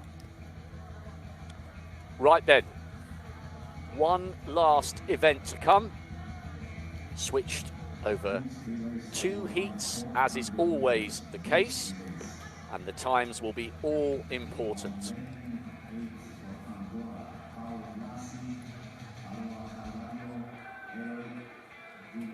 Andorra on the outside, Blassie going lead leg for them. Vinals anchoring them home. North Macedonia, what a great couple of days they've had. Mikhail Petrov on the lead leg with Sara Dimitrowski anchoring them home. This mixed relay has been a fabulous addition to so many different major championships. So North Macedonia are in 7, Andorra in 8. Always feels like such a long leg on lead, doesn't it? Javelin of Montenegro 6. Here are the Armenians. Adamian, the very experienced Adamian, anchoring them home. Then to Albania in 4. Bakiri ran so well in the 200 metres. I wonder whether she can keep her run going. And barrage on second leg for them. Watch for the Albanians to storm on that third leg. San Marino, Molinari on lead leg for them. Second from the inside. And then Liechtenstein. Sienna Zobel. Jumping up. So the mixed relay. We've got Moldova, Bosnia, and Iceland and Luxembourg all going in the second, but the times will still count here. So Liechtenstein in 2, San Marino 3, Albania 4, Armenia 5, Montenegro 6, North Macedonia 7, Andorra in 8. Watch for the Albanians on the third leg with Barrage, who has just been absolutely sensational so far here over the last couple of days. Last event for these athletes, Div 3, rounding off in style in the early evening sunshine of Slovenia. Oh no, we're finishing as we started, Alex. I was just about to say, and this time, round this first bend, we're away at the first time of asking, or maybe not. Yes, unless that is an intruder, because it does sound rather like a burglar alarm. It's certainly one that gets the athlete's attention, but the officials will have a look. They have tended to err on the side of lenience and giving the athletes the opportunity to compete, especially when we've seen very early movement at an early stage in the start.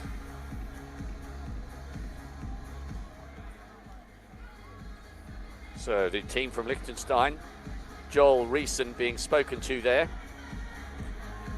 Well, we saw the Liechtenstein 200-meter runner living dangerously in lane 7 a little bit earlier. And in the end, Fiona Matt was allowed to compete and ran really well. Surely the same is not going to happen to Nadine Stuber, Joel Reesen, Matthias Verling and Sienna Zobel. Oh no. Oh, I cannot believe that. That is so disappointing. On the last event of the competition, well, they've almost got a wry smile on their faces. What an anti-climax for the team from Liechtenstein. Oh, right, Liechtenstein have been disqualified. Oh, San Marino 3, Albania 4, Armenia 5, Montenegro 6, North Macedonia 7, Andorra in 8. Drama every single moment on day 1 and day 2. Here we go then, come on.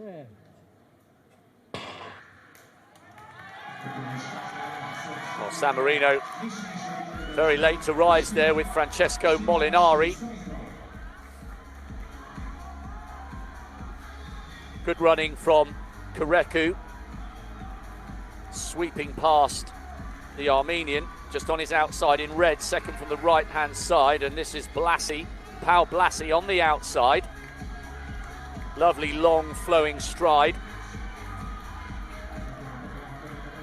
Good running as well by the Montenegrin, Rosenovic. He's eaten up that stagger, and it's Rosenovic who ran very well earlier today. I wonder whether he's going to start to feel the effects here. Rosenovic, so Montenegro lead. Second place, it's Andorra. North Macedonia in third, but then coming through as the stagger unfolds. Alessia Doughty of Albania. She's run a brilliant first bend and has come all the way through. Now you can see her on the inside. Montenegro with Mujovi on the inside, but what a first bend that was, Alex, by the Albanian. Oh, absolutely, and they are the team that we have consistently praised for the shorter distances, being so strong, even when it's in these initial races. They've done everything they can to get every single point. Been really impressed with the Albanians. Well, having taken the baton first from Rosenovic, Muchovi looked like she was struggling, but she's timed that really well. And Montenegro still lead after the second leg. The Albanian, Doughty, got just a fraction tired there. So it's Zakovic on the third leg for Montenegro. But what an athlete to have up your sleeve.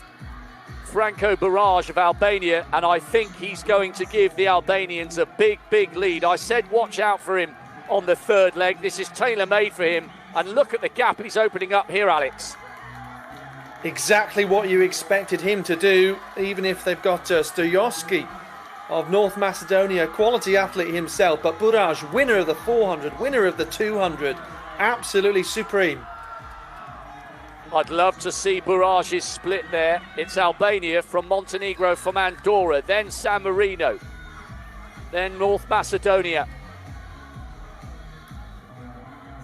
And Bakiri also ran very well on her individual 200 metres. And I'm not sure Vinals is going to be able to close her. Javelin of Montenegro desperately trying to push up to second here from third. Remember though, this is about the clock, and the Albanians' time could trouble those in the perceived faster 4x4. They've had a fabulous couple of days, and they've saved their best two for last. Franco Barrage and Ilana Bequiri still driving for the line. Every split second could count here. It's inside 3:30. The Albanians take it. Wonderful finish for them. Andorra's second. Montenegro, who led at the end of legs 1 and 2, take third. And a big battle for the line.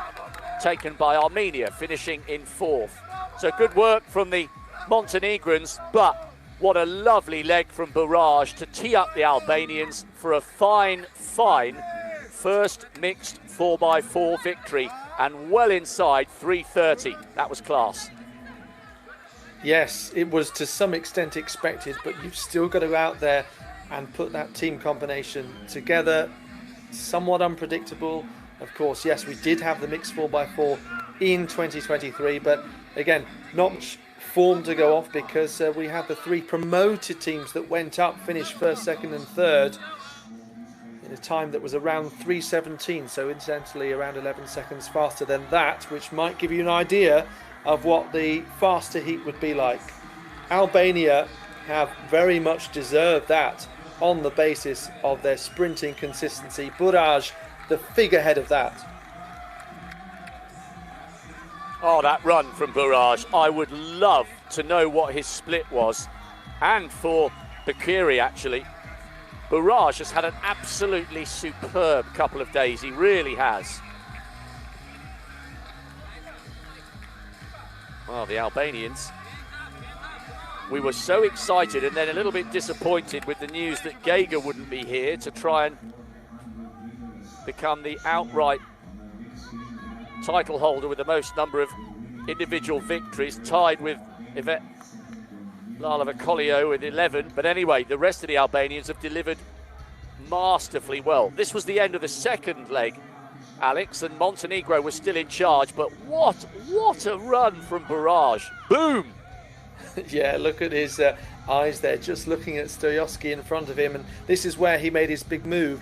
I will just add that this result is showing officially as protested, so may not be a finalised result just yet, and unless we give you confirmation of that in a moment's time. Not seeing splits come up yet, but we'll let you know if I do. Certainly a national record for Albania this is at 3:28.45. That said, how many opportunities have they had to actually do a mixed 4x400 metre relay? Would only have been in the last few years. Yes, I mean, the event's in its infancy, isn't it? So you would expect national records to keep on tumbling for the next few years. But a lovely smile and then a brilliant embrace from the rest of the team.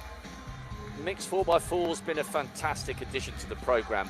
But they must have known they had a chance of running well with Barrage and Bakiri. Fantastic performance. 3:28.45.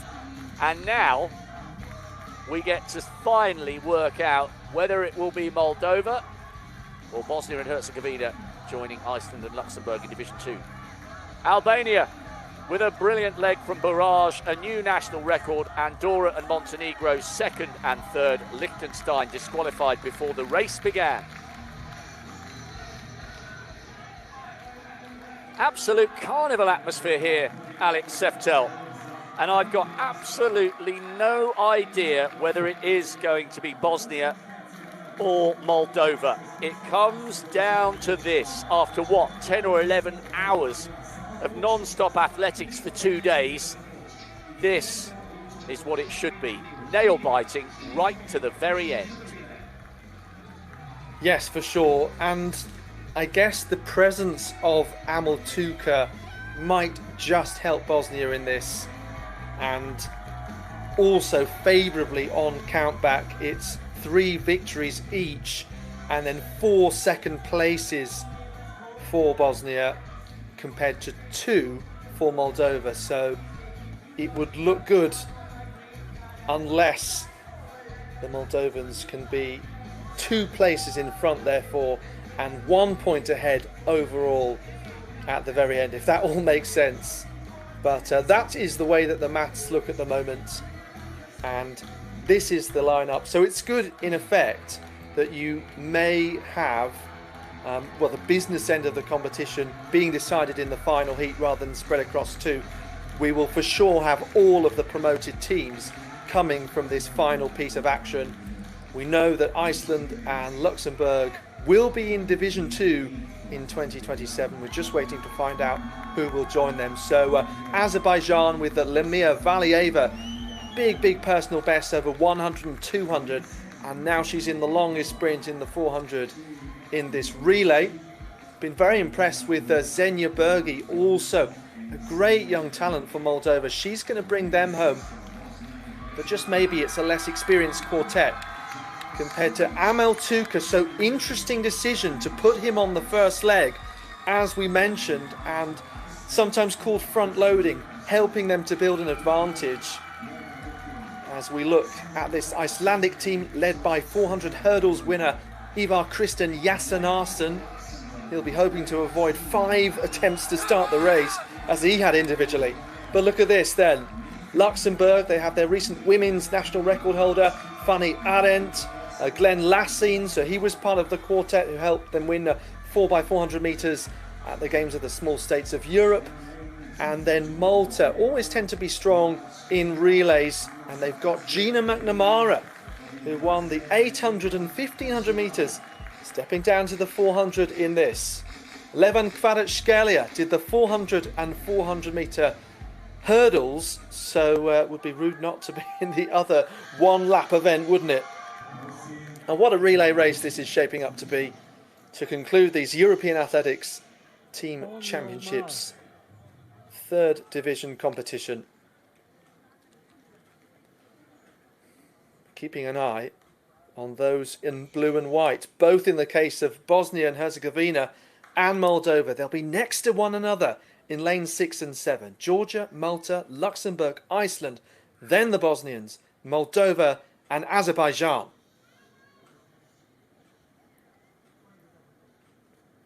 Yeah. Well, there have been some very, very important results to get closer to sealing promotion. Obviously, we know Iceland, 20 top 2 finishes is simply incredible. Starting off yesterday with Hilmar Orn Jonsson in the hammer, but performances right across track and field, bringing together athletes in such an unusual way to fight over every single point. And Moldova, they've had headlines through the likes of Emilianov in the throws and Mardare in the javelin, helping them stay in contention because the gap had grown to 16 points, then all of a sudden down to 1. But Moldova, look at this, Grgorovci well ahead of Tuka as we wait for the stagger to unwind. Moldova doing everything, even though you can see now closes in and the gap's rather small between the top 4, Rob. Yes, and it won't be small for much longer because Fanny Arendt has taken the baton and she will do in this heat what Barrage did in the previous. Kulea, the Moldovan, is desperately trying to pour on the pressure here. It was a great first leg for Grgorovski of Moldova, and the Bosnians are going backwards. At the moment, there is more than one place between Bosnia and Moldova. Moldova second and Bosnia in 5th. And the Moldovans run really well to not lose too much ground to Fanny Arendt. But this is starting to look better for the Moldovans, who take the baton in 2nd, but it's Luxembourg leading. Well, Jana Sulic on that second leg for Bosnia, going out really early wide to make sure she was in the right position. But you can see here, Moldova still in 2nd place and Bosnia in 5th. So that result would mean that the Moldovans would be promoted to the 2nd league. Got to watch out for athletes who are staying in lanes in the early stage of this race as well, and make sure that we get an official result by the end of things. But Luxembourg, I mentioned they won the men's 4x4, the Games of the Small States of Europe. They're being challenged here by Moldova with a fantastic leg from Galushko. Bosnia still back in 5th. Malta have made up a place. Oh, what a final leg this could be. Gina McNamara has been tactically brilliant in the middle distance races. But how's she going to do in this 4x400? And Moldova still leading from Luxembourg, then it's Malta, the gritted teeth of McNamara, and then the Icelandic quartet, who we know are the champions, going straight back up to the 2nd league of the European Athletics Team Championships. And if you've enjoyed these 2 days, don't forget, so much still to come across the weekend. But Luxembourg right on the outside here with Elise Romero they're going to be promoted as well, and it looks like Moldova will be as well. So this result right at the end, we're going to see the top 3 promoted teams as things stand going up to the second league. And what a way to seal it for Moldova with Xenia Bergi on that last leg. Well, I will stress that we will wait for the official result, of course, but top 3 across the line appear at this stage to have all been promoted to the second division. Well, what a way to do it for Moldova.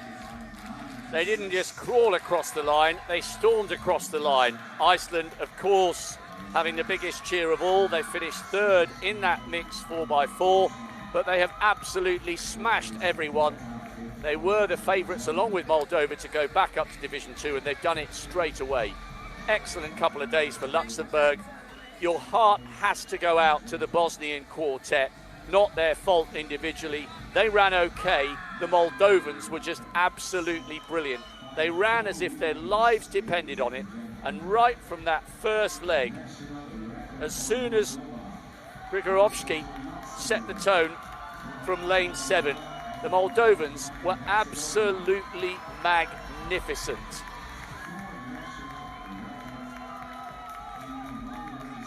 Having to veer out to the left-hand side there to ensure their changeover. The only thing we need to make certain of is that there are no retrospective disqualifications for infringements at the baton changeover. But despite the advance from Romero at the end, Bergi was not to be denied the fairy tale finish for the Moldovan quartet. As the sun sets in Slovenia, Moldova, Luxembourg and Israel, as it stands at the moment, barring disqualifications from this mixed 4x4, are the nations bouncing straight back to Division 2.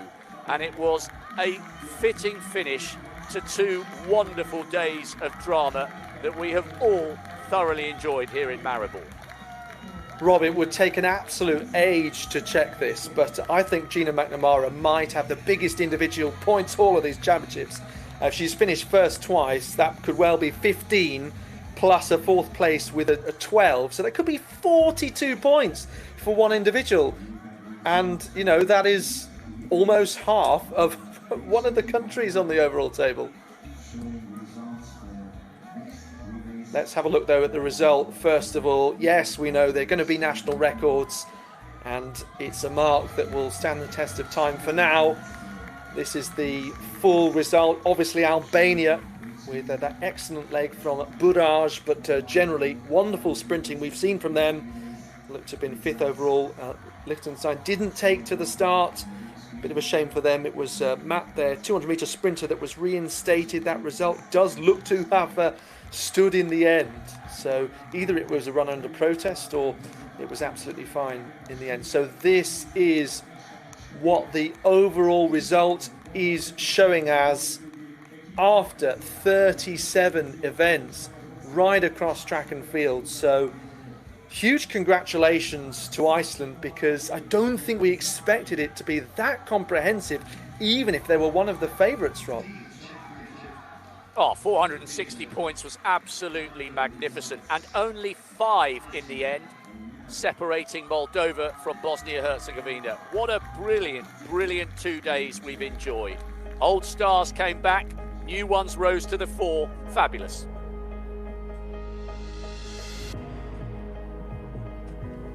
So we'll just see some highlights then across this day's competition.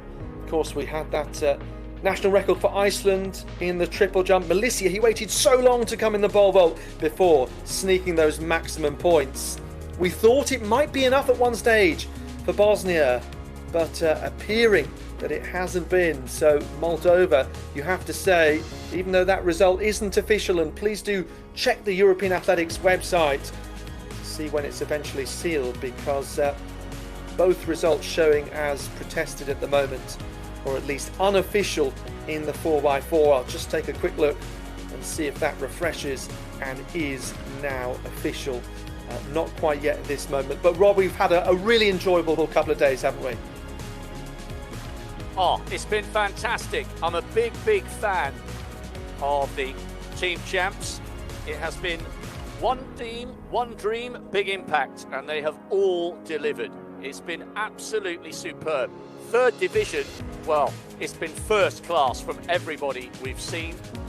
Some of the old guard still going strong after competing in the inaugural edition in '09. Some athletes qualifying for the European Under-20s. Tampere, by the way, 7th to the 10th of August for the Under-20s. I'll be there, and Alex will be in Bergen, 17th to the 20th of July, where you'll see some of today's athletes in the European Under-23s. We've had a little bit of everything. The three expected nations bouncing back to Div 2, but we did not foresee how close it would be between Moldova and Bosnia-Herzegovina. I've really, really enjoyed it, and I think the Slovenians have thoroughly enjoyed hosting the action. And if the noise has been big for Div 3, imagine when the Slovenians themselves take centre stage for Division 2. Absolutely, and some people love seeing the airtime for every single track and field event and every single nation across Europe. So, from myself, Alex Seftel and Rob Walker, thank you so much for watching, and do stay tuned for the second league from Maribor this weekend and the top division from Madrid.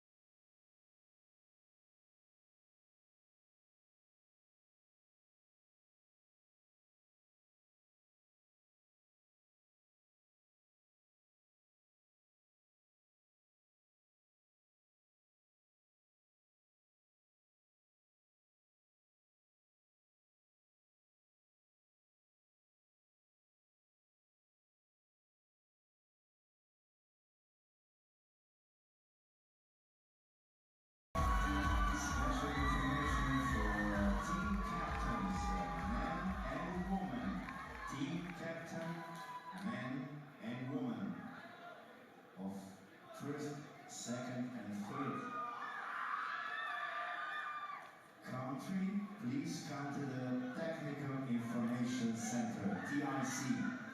We need men and women, team captains from Iceland, Luxembourg, and Bosnia and Herzegovina. Team captain, men and women, Iceland, Luxembourg, and Bosnia and Herzegovina. Please come immediately to Technical Information Center. Thank you.